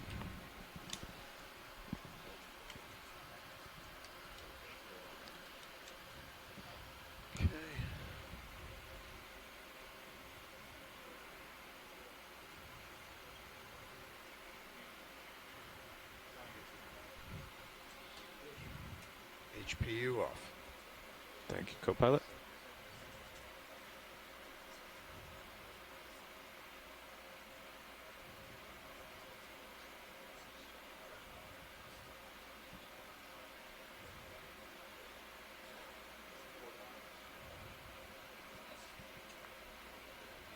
Does the ship have to stay still for that? Okay, video. Free to zoom on this coral.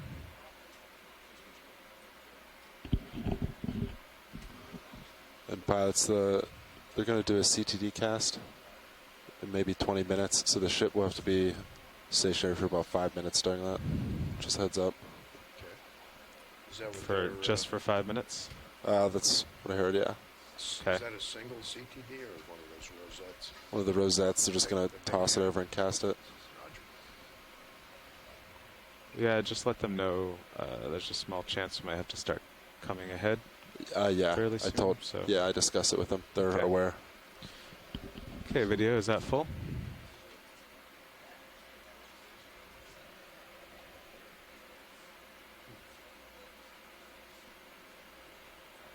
Video pilot. Okay, thank you. Watch lead, any ideas on this coral? They stepped out. Okay. Well, we'll hold here with this zoom. Okay. Yeah, thanks, pilot. I think we can, if you can continue moving. Sure. Just getting a look at this for you. Yeah, thanks. Okay, full wide video. And moving on.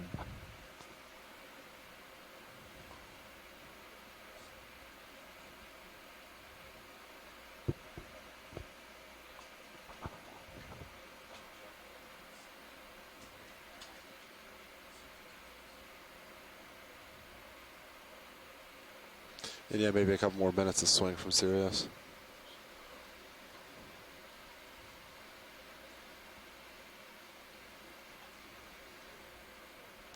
Video, can you lighten up the bottom here in the main HD? Looks better, thank you. It's looking kind of ominous.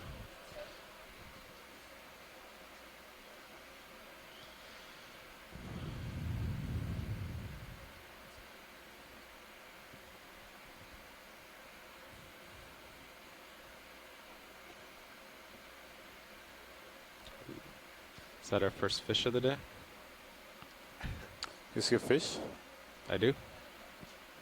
Ooh. Video. I don't see it. Yeah, Start see it in going your in camera. Oh, there before it we is. Yeah, that's the scare first him. fish of the day. Yeah. Oh, we scared him. That was the first fish of the day. Okay. Yeah, from the posture and general appearance, that looked like it was another one of these halosaurs, these spiny eels. Didn't get a close view of it, a lingering view, so that's a guess, but it looked like it had the right body and head shape. It's probably in that genus Aldrovandia that we saw yesterday or day before, but can't really tell. It's still there. It's over on the left side. It's down near the substrate I see him. now. Thank you. Yep.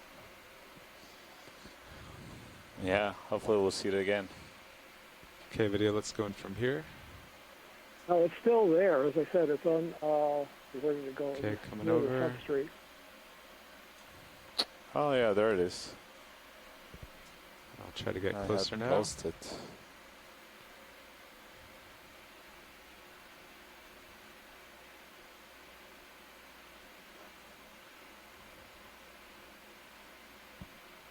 Yeah, so this is definitely a halosaur. I don't know how close we are. It looks a little different. It's certainly not the same species that we saw on yesterday's dive or the dive before. The presence or absence of scales on top of the head and snout are one of the diagnostic characters for the genera. These are relatives of the true eels, but distant relatives. This one has a fin on the back. This one's a little different because it looks like it has enlarged scales along the midline of the back, and that's something we haven't seen before. So, yeah, those big scales, something, again, I'll have to Going a little do some tighter on the head. investigation on, but we haven't seen a halosaur with exactly that scale morphology in the Marianas or the Hawaiian Islands.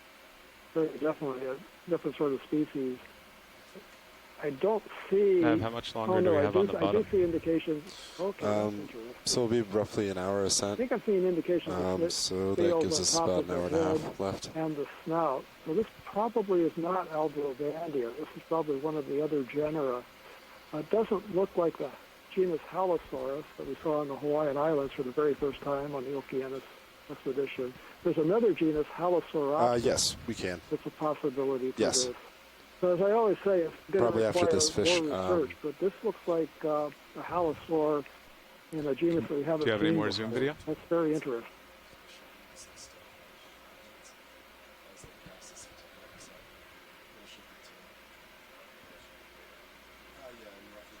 Okay.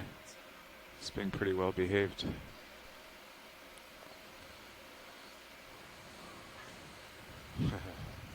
Yeah, thank you, Bruce. It's a great image of the first fish of the day here. If you're clear video, let's go wide.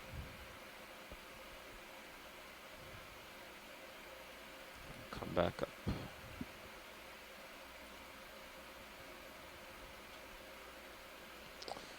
Again, I'll ask, I don't know if Chris Kelly is still around or not. I'll ask if he's seen anything So like my that. minute Those large flickering is scales separate along the midline of the it's a back, separate issue, were I really Yeah, different that's than not. anything we've Yeah, seen that before. has nothing to do with it.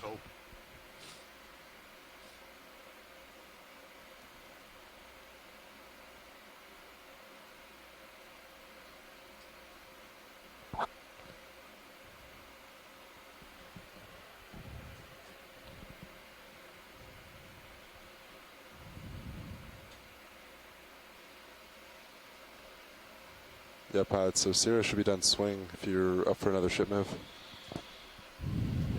Yeah, it should flatten out here pretty shortly. Yeah. So we are at a depth of So we go 1,994 meters. So we just crossed the 2,000 meter. Does that sound good? 2 kilometer sounds mark. good to me. Copy that. So we expect the summit of the Seamount, the shallowest point, to be around 1,900 meters. So we have about 90 meters vertical. You could do 30 meters also. To climb up this Seamount.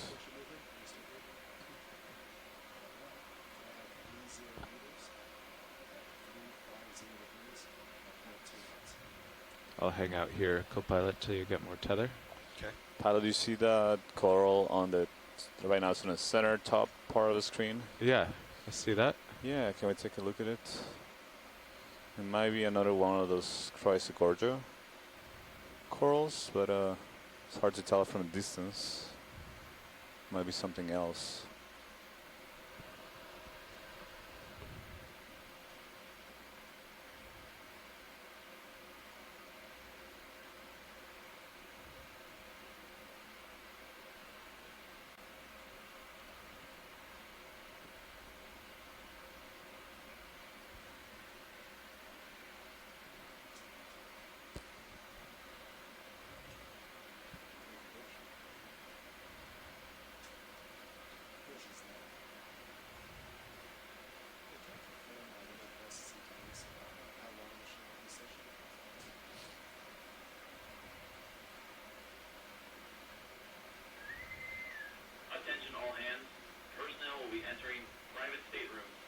Okay, video, free to zoom.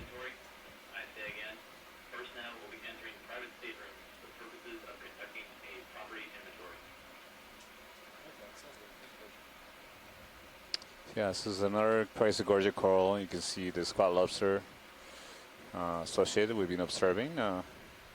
Maybe if we pan down, we might be able to see. Should be another squat lobster in there. Usually we see them in pairs. Okay. That's Ready certainly for me been to the move case.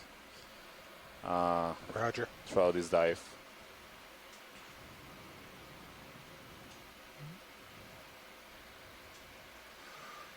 Nothing there. Tilt back up. Well, I've only seen one in this Only one. one. It's all alone. Yeah, only one.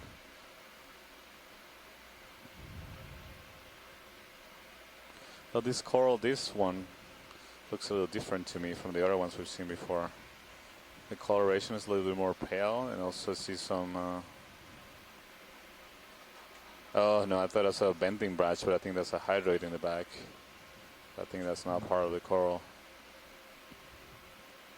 Okay, video. And sorry, pilot. Okay. Thank you. I think we can... if you come out video and frame the coral, make sure we continue. got the lasers. How? Oh yeah, let's get the lasers on that. Come out a little more. I don't quite see them. There they are. So I was thinking that this might actually be a good candidate for a collection. Be a good one to characterize the associate, especially this coral, Chrysalis. It's not an uncommon coral, although to tell the species is hard just by looking at it. But most interesting is things that may vary, certainly with the geographic position, are also the associates that live in these corals. So for the ones we observed, are quite large, so it would have been hard to get a sample of them, but this one might be the right size. So maybe we get opinions from a couple other people on shore. Pilot, do you want me to stop the ship while they discuss possibly sampling this? Yeah, that'd be good. Thank you.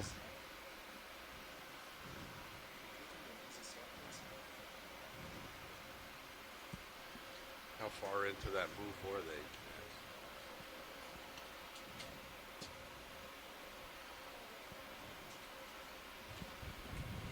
Looks about halfway. It's about 10 meters. So we are well over.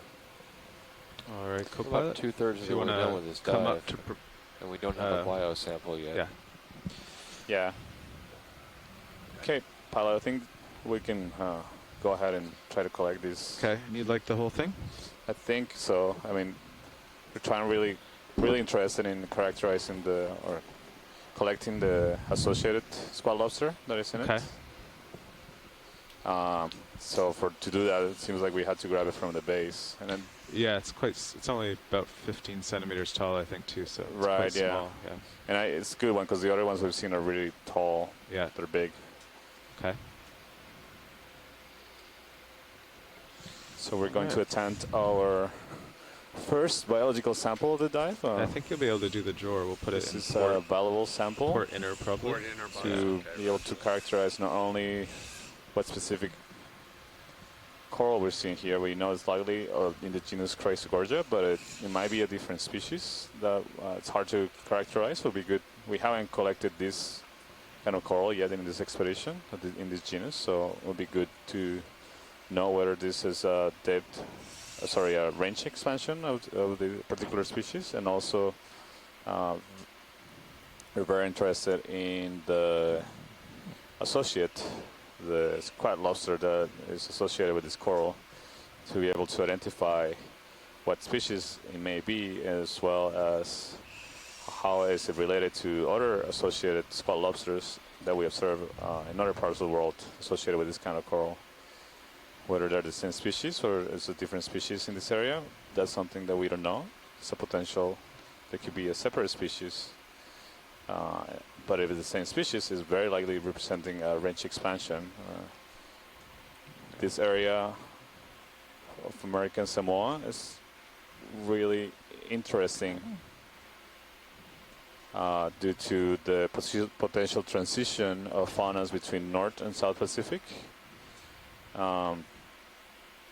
And from also it's a really unique place because there's sort of on the edge of my narrowing of the Pacific Basin here, driven by depth. Do that.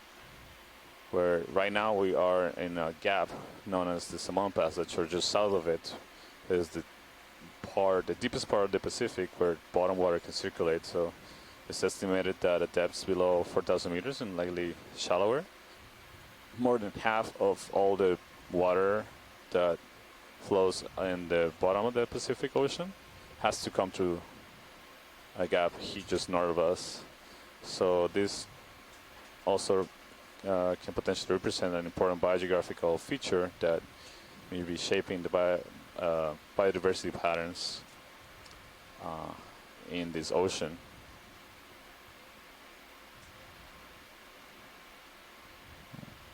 Want some zoom in there? No, that's okay. Trying this tricky one. I don't know how well it's going to work. It's hard enough looking down the arm that way.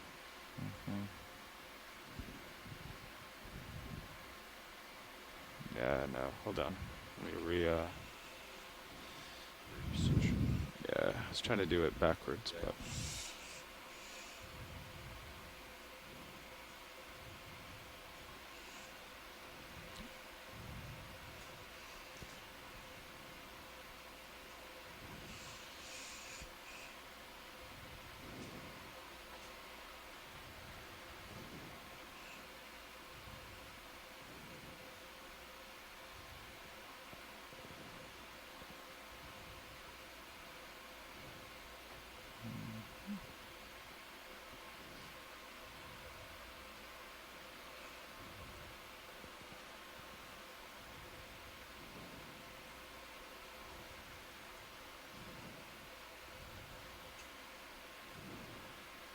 So as I was remarking earlier, we've observed several individuals of this golden coral, the Chrysalis species, throughout the dive. Some much larger individuals. This is on the smaller side of what we observed.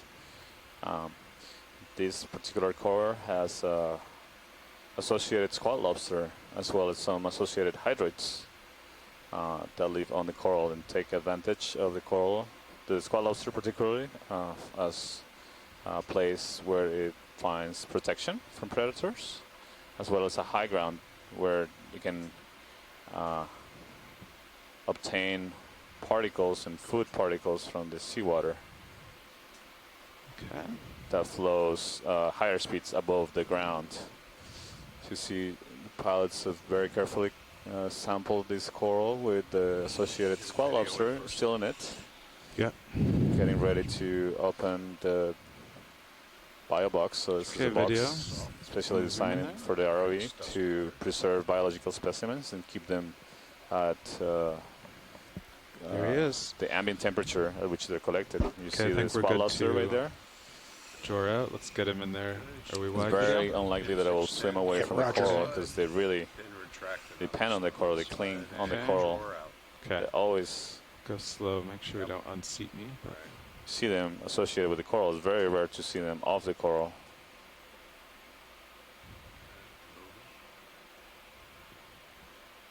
So this will be a valuable sample to understand the distribution of this species and their identity and how they relate to their relatives in further south and north of this Central Pacific area in American Samoa. So this is the fourth sample of the dive, and it's a biological sample, and it's going into the inner port bio box of the ROV.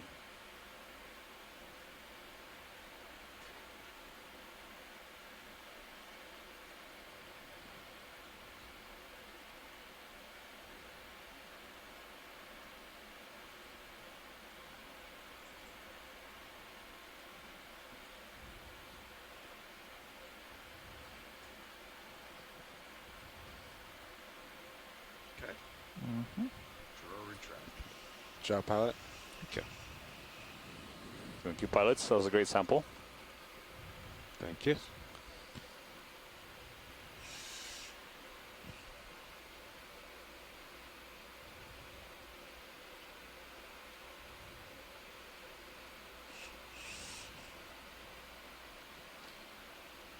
Now going to continue with our ascent to the summit of the Moki Seamount. Right now we're at a depth of around 1,993 meters. So we still have around 90 meters to climb to the topmost part of the seamount, to the summit.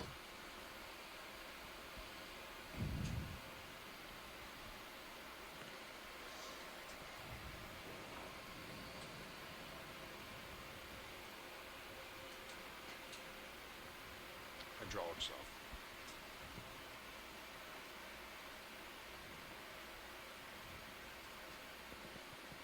Is that full wide on the main Zeus video? Roger.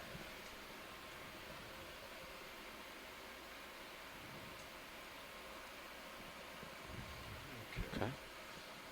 Get our move back underway. Yeah. Well, I guess I'm kind of under, you know. Go ahead and see what we find. Coming up. Coming up as well.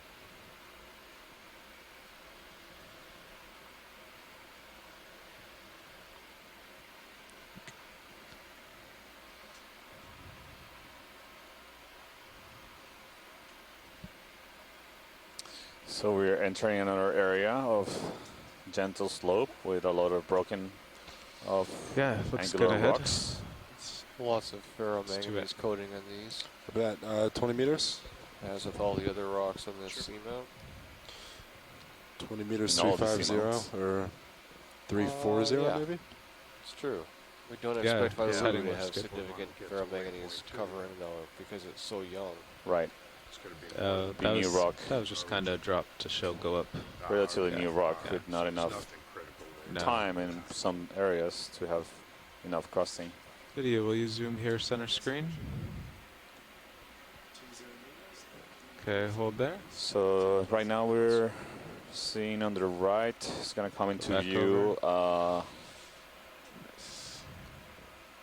Could be a Corallimorpharian, perhaps, or a cup coral.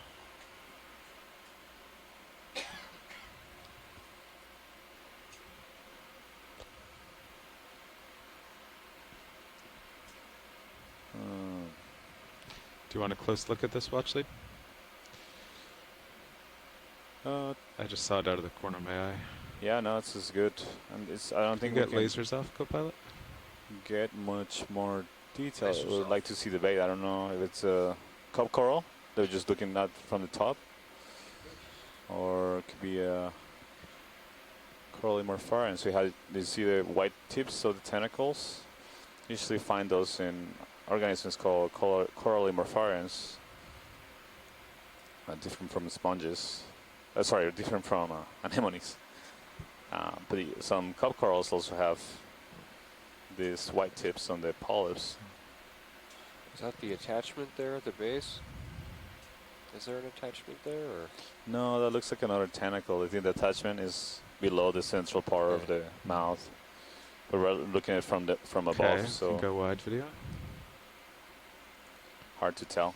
Is this the first example of this that we've seen, Santiago? If it's Corallimorpharian, yeah, we saw cup coral, the first dive of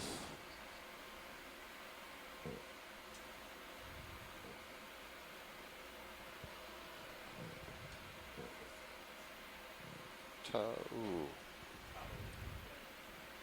Yeah, so on the first dive in Tau Island, we saw a couple of cup corals. Just taking a look off to my starboard side. So yeah, so the first dive of the crew, well, it was really the second dive, but the first one we had to cancel due to problem with the ROV. But the second dive we had, we observed a couple of cup corals and Tau with tentacles that had white tips like this. So I was trying to see. To me, this looks more like a Corallimorpharian than a cup coral. Couldn't see the septa or any indicative of having that characteristic skeleton of a cup coral.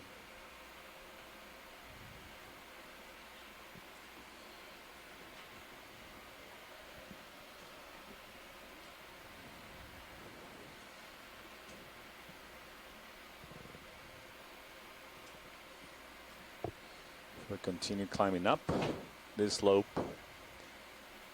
See this significant amount of sediment in between the broken pieces of rock, and we continue to see the suspended particles in the water that we have encountered for the last, I believe, like a couple of 100 meters now, vertical. Yeah. No, more like 100 meters vertical. Yeah. This looks like talus, just blocks of rock that are rolled downhill Yeah. and are welded together with ferromanganese. Maybe that's the lip when it really flattens out. So yeah, we are getting close to the summit here. So we're seeing a much less steeply sloping. Yeah, now let's not pause too much after that ship move. Because it looks pretty uniform here. Looks like a couple more meters left. Yeah. Do you want me to just tag one on? I don't think it's quite done, but we're pretty stretched out. We could tag on another 20. Copy that. Still happy with 340? Or maybe, yeah, 340. Yeah. Copy that. You zoom in on this yellow in the center screen.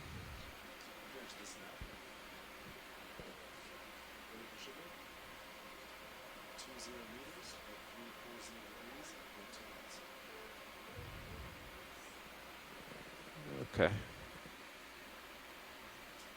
Can go wide.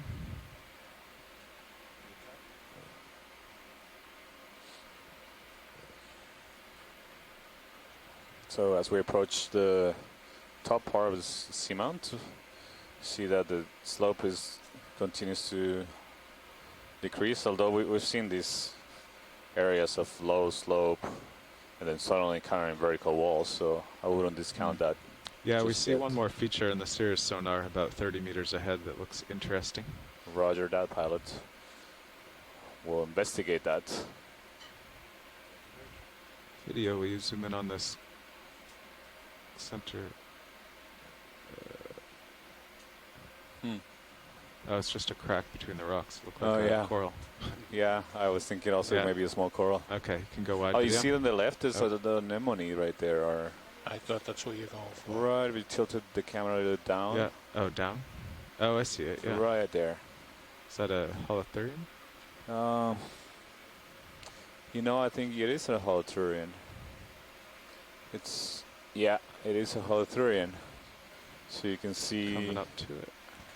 The gastric system, the digestive system, it's all highlighted. It's full of sediment. So it's a translucent sea cucumber. You see to the left is the mouth part. Come out partial video. Thank you. And it has two projections coming up from the frontal dorsal part. Wow. This would have been really hard to see unless we had zoomed in for something else. That's spectacular, huh? Yeah, so this could, we've seen them swim away, not this particular one, but again, what they do is they start eating the sediment, they've digested for a while, and then they can just release all the contents of the digestive system and then take off and move to another spot. And continue getting energy from the organic materials in the sediments. Happy with that shot video? Yes. All right, we can go wide. Actually, will you put lasers on, co-pilot? Yeah. Real quick. You got him. So see, it's a pretty small sea cucumber. It's less than 10 centimeters, so it's about 2 inches long. Although right now it's angled a bit towards ours, so it could be about 3 inches long in total. Okay, we can go wide.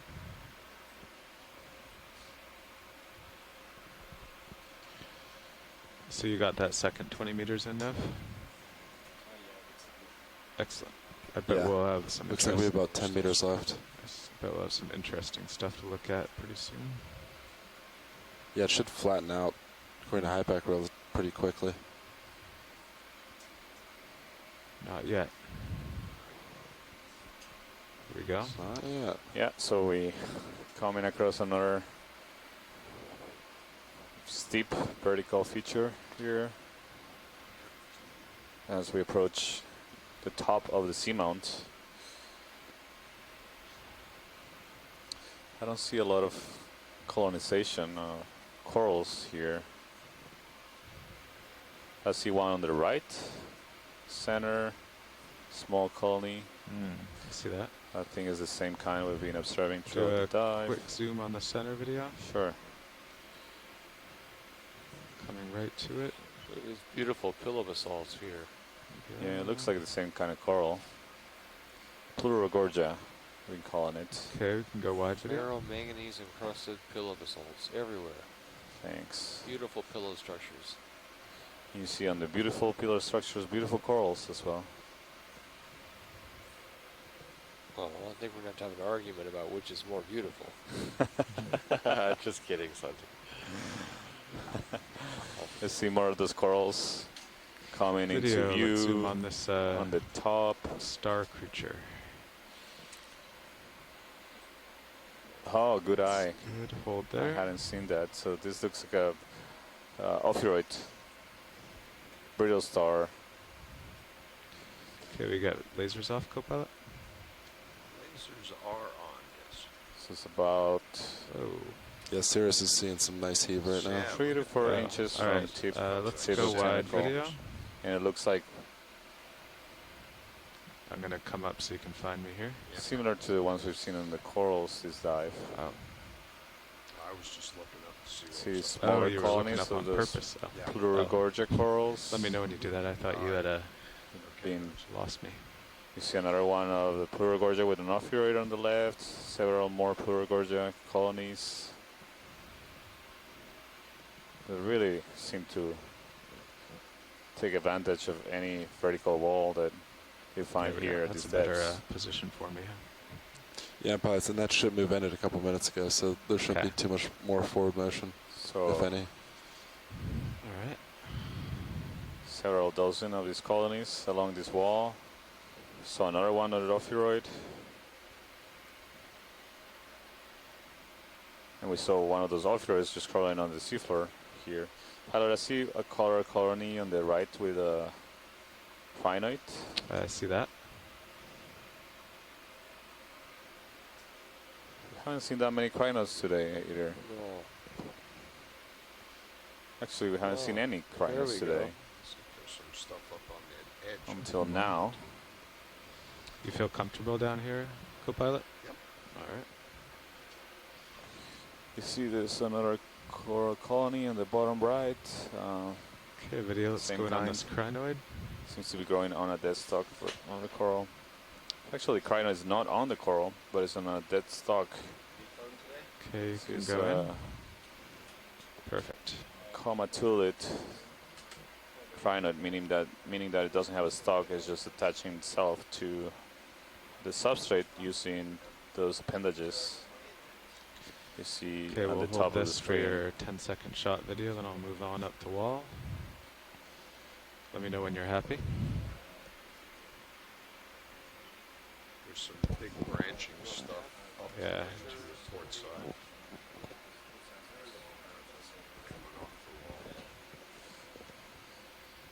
Thank you, pilots. Okay. It's interesting observation. We haven't seen that many crinoids, and I don't recall seeing. This is the first crinoid in the dive, I think, if I remember correctly. All right, you happy with that video? Roger. Okay, let's go wide.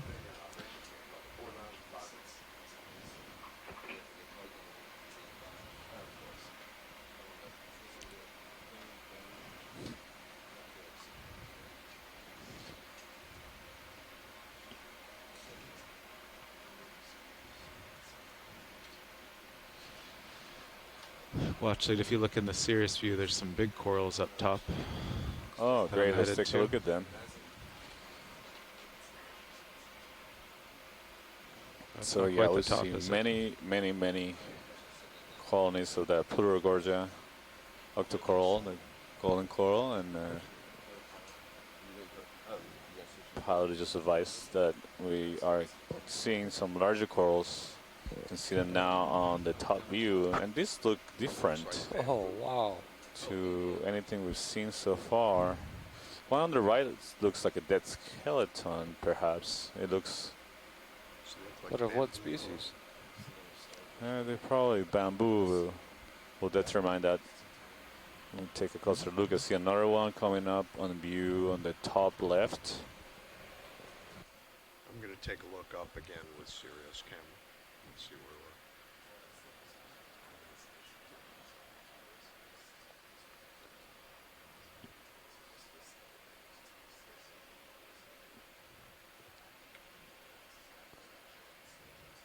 So right now we're having a pilot change here. So there are, just briefly taking a moment to communicate the general plans and status of the dive, and we'll be taking a look at these corals right here in just a minute. All right, watch leads. Got a new pilot here, and we're moving into the coral. Great. If you want to introduce yourself when you feel comfortable. Yeah, we're going through a full front row change, so Yeah. we'll do that in a little bit. Sure. Yeah, so we're sitting on this, looking at this wall. How are you doing over there, co-pilot? Steep terrain. Good. All right. Seeing a lot of... Pilot just informed me that, yeah, you were finishing up a ship move there. That's correct. Yeah, it looks like we've seen a lot of coral colonies. So all right, video, go ahead. This particular one looks dead. It looks just like a skeleton of a bamboo, potentially. Bamboo coral, yeah. So this is a dead skeleton of bamboo coral. It looks like it has not a lot of colonization in it, so this can be an indicator that it hasn't been dead for that long. You see it's a pretty white skeleton yet still. So much that we saw it from the distance, it appeared to be alive, but now a closer look seems like it was just a dead animal that just fell off from higher above. So maybe as we continue climbing up, we'll see some of these animals alive. We'll move on. Look for a live one. That's right. So you see higher above coming into view, there's more dead skeletons, and you have other corals that are taking advantage of those dead skeletons to grow on them. So those Plurogorja corals growing on dead bamboo skeletons. So it's interesting, we haven't seen any of those large branching bamboo corals being alive here. We've seen several large whip bamboos. Look at all these corals coming into view.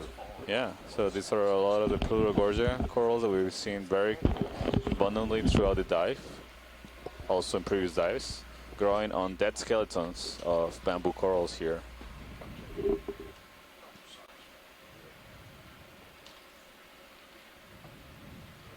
Many more of the Plurogorja octocorals coming into view on the left as the pilot turns the ROV a little bit to take another look at the wall. Pilot snaff. So you can see that there are dozens and dozens Pilots of were, so the ship coral is stationary colonies. right now. Do we want to call in a move? No, we do not. Yeah, we're pretty close to this cliff, so We want to rise a little. rise up and have me stretch out before we get a move in. Copy. Kylo, do you see that sort of spiky coral? In the center? In the center? Yep. Just a snapshot. I think it's the same Iridogorja coral that we've seen earlier. Just want to make sure quickly. I suspect it is. Okay, go ahead, video. We'll just snap in.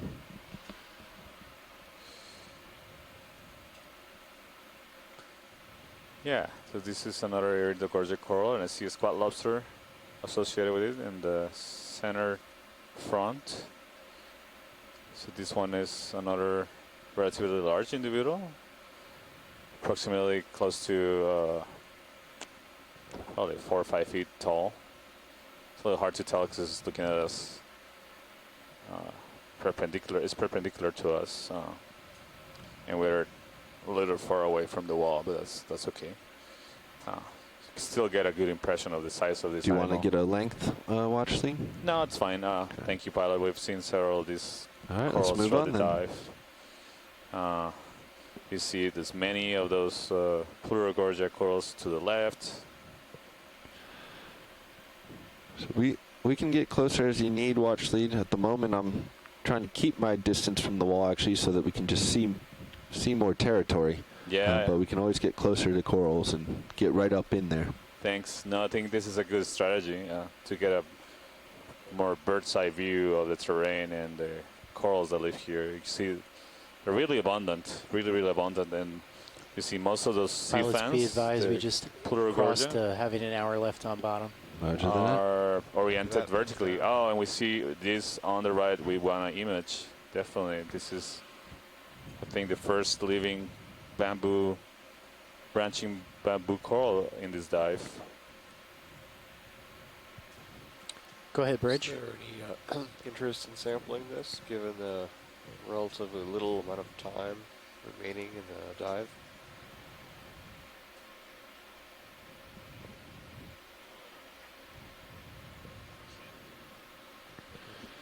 How much? Hey, co-pilot, can you tilt my mini Zeus up? Copy that, Bridge. To look at my brow. RV Navigator, how much? RV Navigator? He's on the line with the sorry. bridge. Stand by on one Thank you, moment. Bridge. Watch lead. Go ahead, watch lead. How much time do we have remaining in the dive? 1 hour. Just under. 55 minutes, exactly, actually. So what we see in the field of view, it looks like a bamboo coral, living All right, bamboo let's coral. go ahead. Then take a closer look. In the back, video. you see many more of the Iridogorja corals. There's really high abundance of corals here. Brow view. Further Yeah, back looks goes the Iridogorja coral, like the one we just observed and imaged earlier.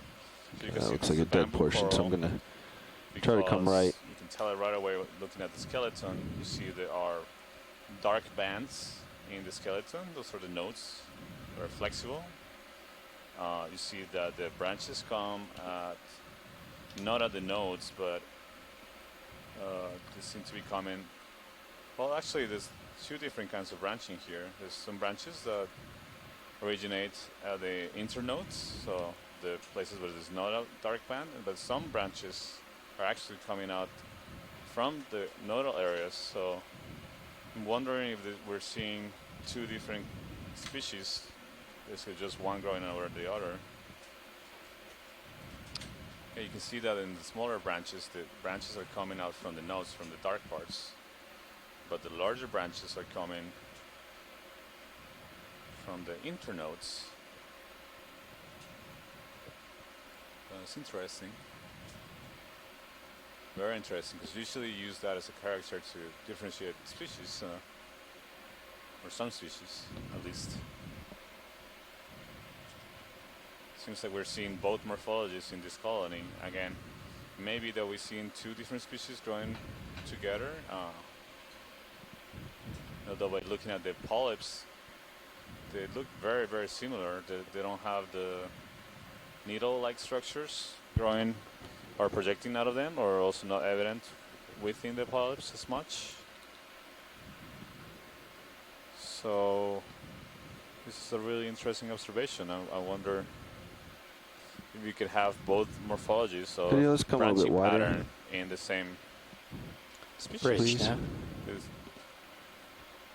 Bridge, how long again was see that an weather out anemone in time? on the left, on the coral, growing on the skeleton. So this is a large coral. You can tell that the scale is 10 centimeters.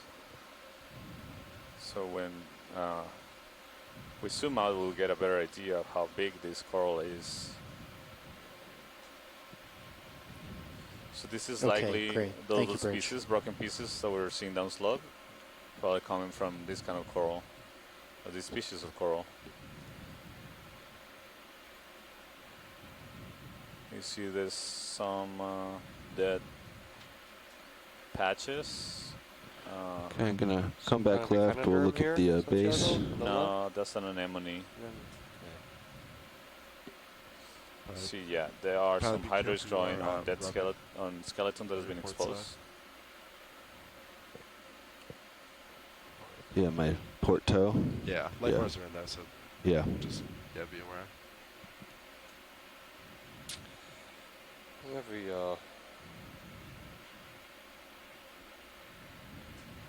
So we get input from shore. This looks like a Jasonisis, genus Jasonisis.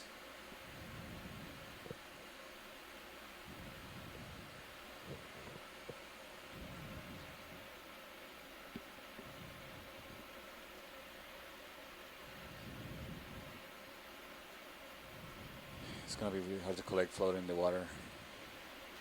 Alright. We can, but I don't want to waste too much time.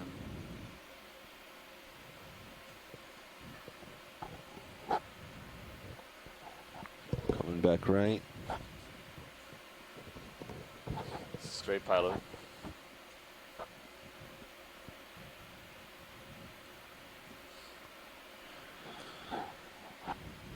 Great Pushing imaging. into it. See in the back there's a lot more corals.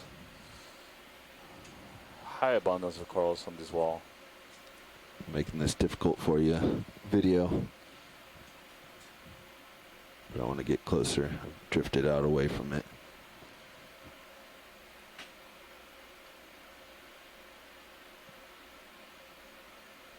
Alright, watch lead. Is there anything specific you want to see? Is this good enough? Yeah, this is good enough. Okay. I'm hoping that maybe we can see some of this at the top. Will be potential. Alright, let's come wide then. Pilot, do you care if I rotate so Potentially more accessible. Center of my sonar? No, go ahead. See a lot of the Iridogorja corals on the back. Right now we're seeing high abundance of corals. I see an off-Iridogorja star in between the corals. These are the ones we've seen clinging on the corals. We're also seeing them just on the substrate. To the right we see another large Iridogorja golden coral. Okay, continuing on. Further down I see another large corals, likely a bamboo whip. A lot of corals on this wall. You see higher above there's a large bare skeleton of a bamboo coral. It looks like it doesn't have Pushing in slightly. any living tissue. There's a crinoid on it. A few other crinoids here. I see a large anemone on the right, now in the center. Oh, there is living tissue on this coral. Just at the tip, so it's a bamboo coral. Do you need to zoom on that? Yeah, it's just a quick zoom, a snap zoom. Alright, let's go video. Just a quick one. So again, this one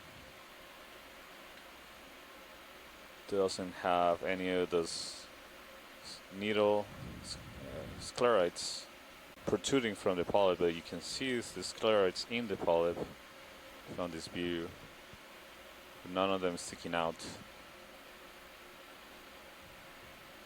Must have a big rock. This vehicle feels very rocky.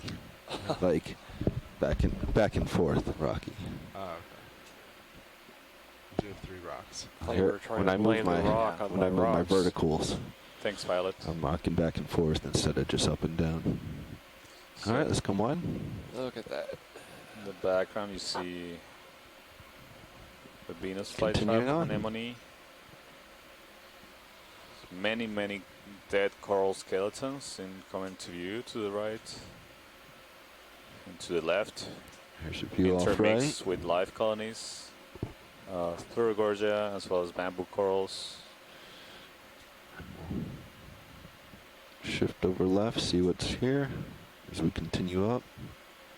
Likely genus Jasonisis, possibly the branching bamboo coral. Large sponge. Yeah, this is a sponge. That's the first sponge we've seen today. Let's take a look at it. And Got there's a it. shrimp drifting by.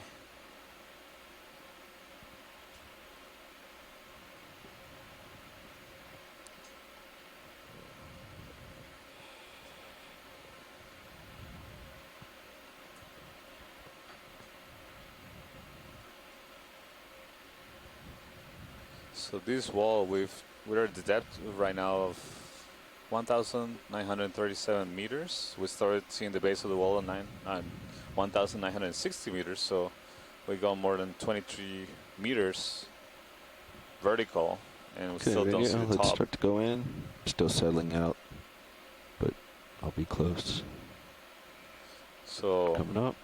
Just for your reference, the average height of one story in a building could be between 3 and 4 meters.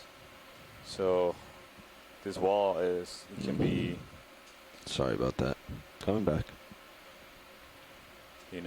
5 to 6 stories tall, and keeps going. This is a glass sponge. We're looking down into the barrel of the glass sponge.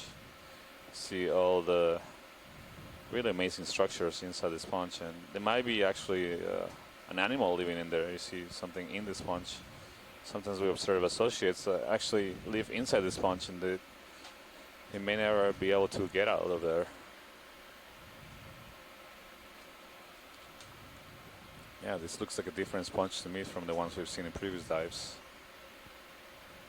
It has all the intricate structures inside it as well. The projections laterally are not as lobate. They don't project too much from the base of the sponge. Beautiful specimen.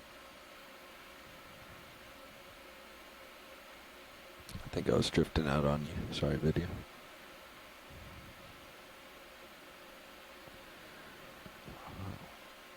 Let us know when you're clear, watch lead.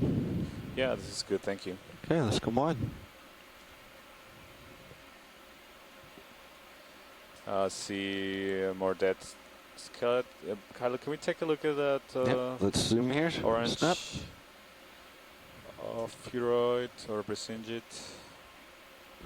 This is a Brisingit sea star. Hadn't seen any on this dive so far. This is the first observation of the Brisingit. So these are most closely related to sea stars rather than to the brittle stars, Ophiuroid. So there's a Ophiuroid brittle star right in front of it.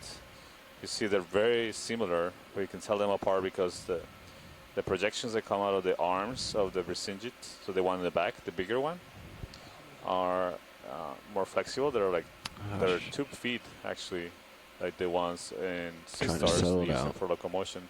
But the one in the front, also you see they also have projections with those spines that are more rigid. Again, and another difference that you can see is the number of legs.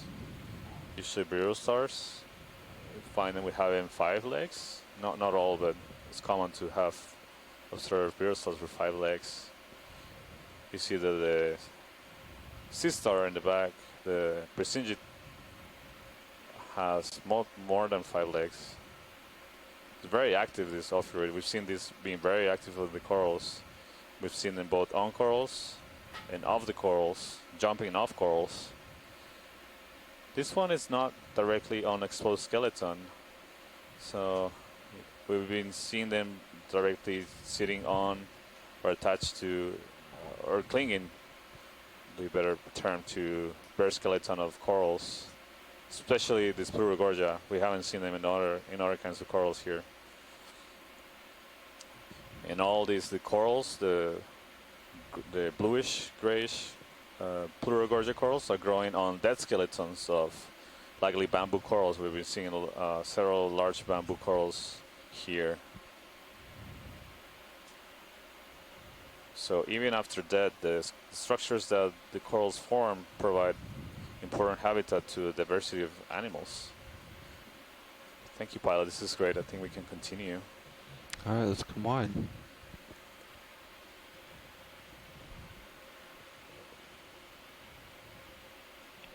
Okay, heading up. See, there's another Brisingid and a Crinoid on the right. Yeah, Really I large can colony go coming to into a view on the point left. Oh, I can always wow. rotate that if you need it.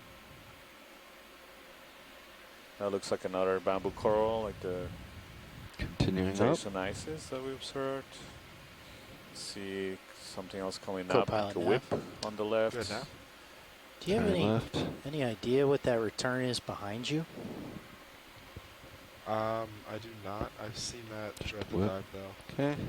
Just some sort of weird reflection, I think. I'm Really not sure long about that. bamboo whip. It's not Continuing on, an heading back object towards at all. Sirius. Or like a feature. Say again? I don't believe it to be a feature at all or anything. I've seen that reflection throughout the dive though, Copy. or whatever it is.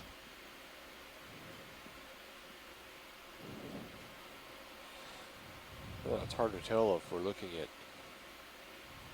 pillows or welded blocks. I'm going to assume these are pillows because the slope is so steep.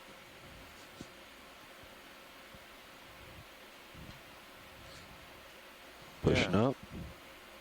It's interesting to see that most of the dead skeletons that we observe do not seem to have just rolled down with a rock downhill, or that their attachment downhill. They seem to be more just broken off branches of dead corals. My altitude locked We up see at a lot 60 of the meters, so I've been rising for a while just on this spot. attachments of the rocks of the corals Co-pilot, still could you adjust your attached to the rocks little after bit? dead. It's really hard to hear you. Now So I think it's more we're we're seeing is more getting the closer to wanting to move a dying real of breaking small off one. branches. They Better fell than down on me, thank you.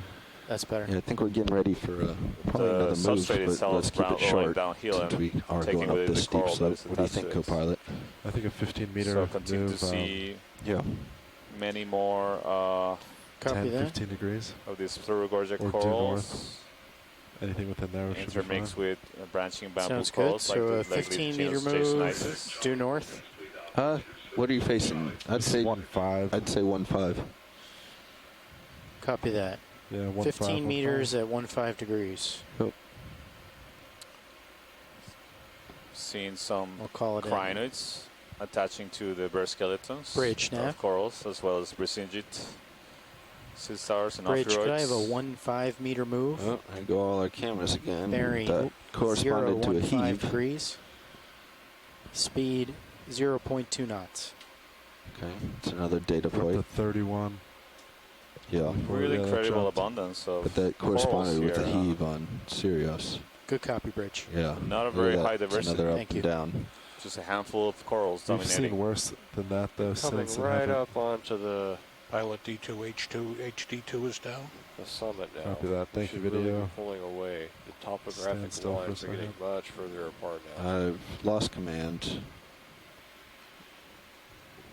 Okay, your sonar's out too. Yeah. Yeah. All right. You don't have- I have zero control. All right.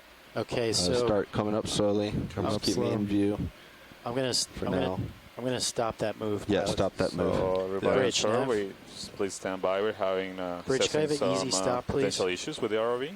Okay, it's coming back. 41. Perfect. Thank you, Bridge.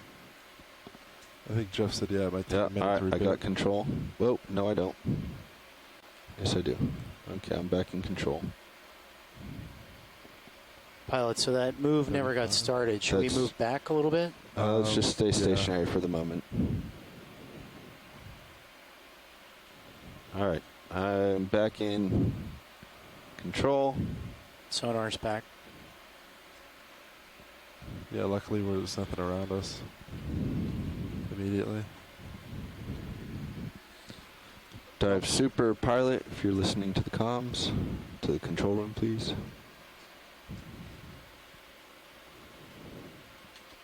Workshop, this is control. You may have the TV in the So room on. we're pretty Here, I can much page him on the PA. I've got a phone at over the here. top, or very Yeah, near the let's top of the get Dive Seamount. super in here. We're currently for it assessing now. some So potential problems with the vehicle. we're okay with that maneuver we did there. We had visual, which is still okay, so it was okay to just kind of stay in our position. Yeah.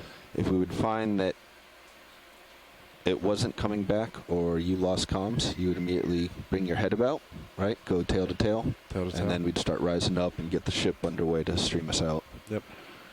But it was okay to main visual there. It was actually helpful.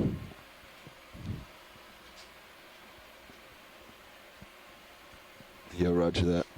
Yeah, we got lines up on HD2 now.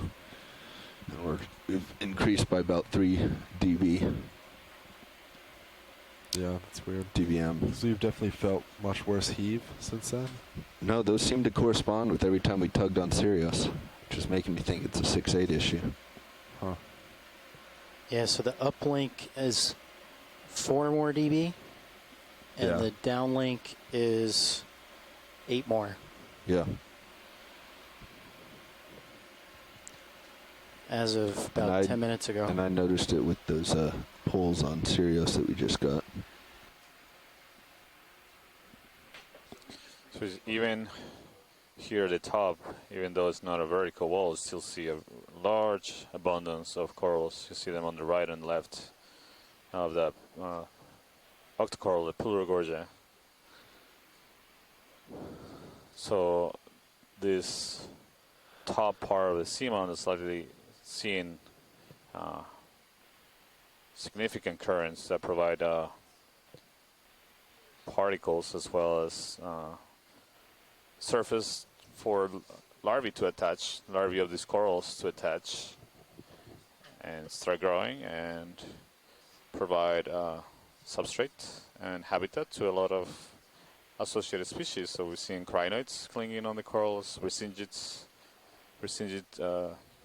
sea stars, as well as ophiuroids. Bridge, Nav. Ophiuroid stars, some other Bridge, could corals. I have a 20-meter move? Seen squat at lobsters, 180 degrees. 0.1 hydroids, knots. anemones.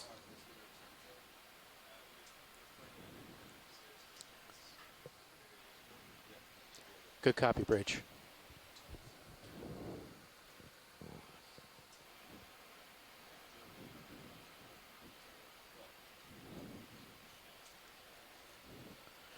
Pilots.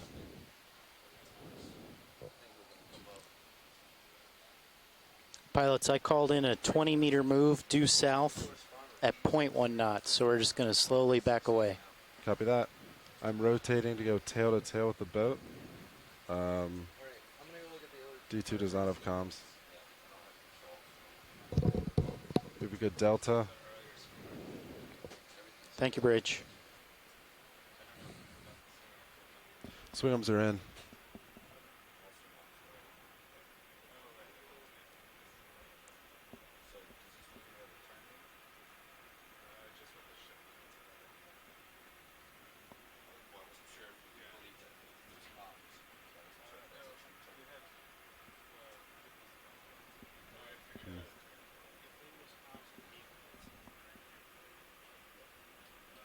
Yeah.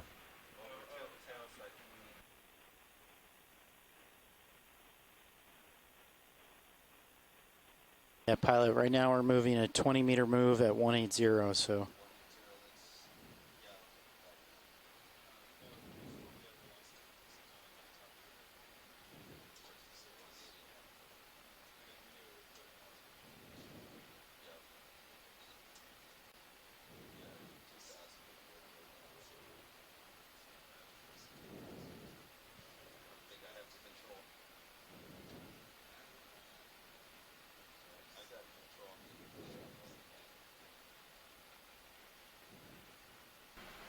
Video, does it keep doing that to you on the HD? Just zooming in and out every time we establish comms again?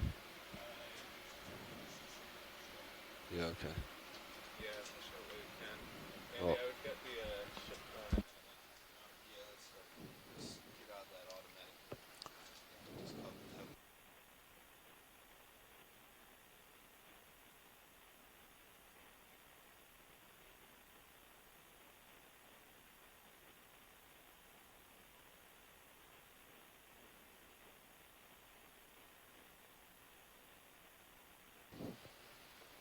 Bridge, Nav.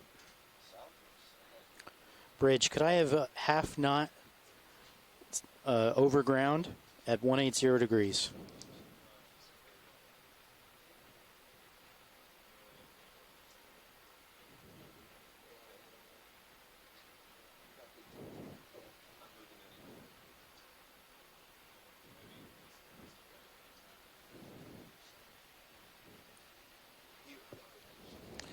Again, we are assessing Pilot, some so potential problems with the vehicle. We so just please called stand in by. a half knot over ground at 180 degrees. Copy that, Nav.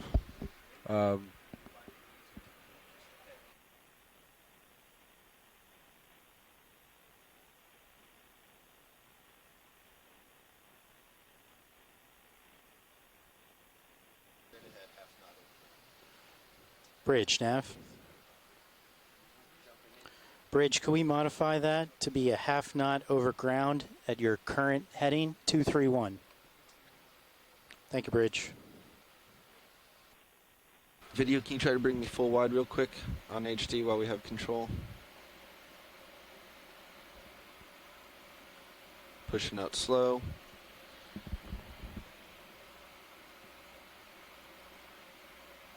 Cap.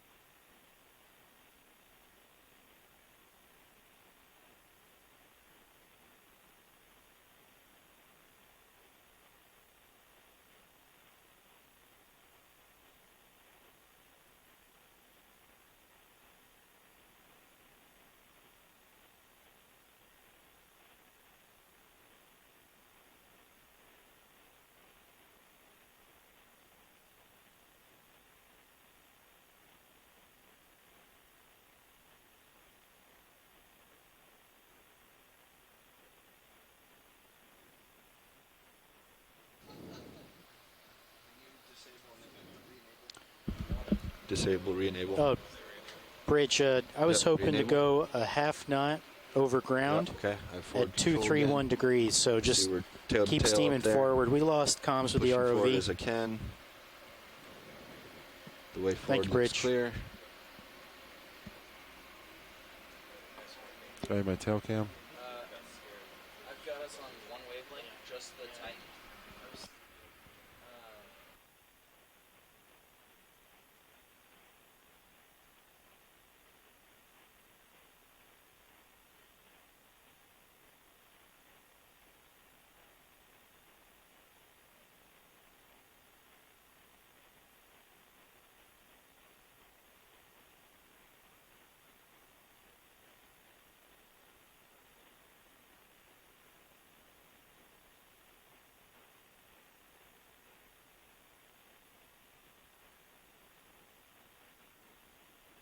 Video come wide.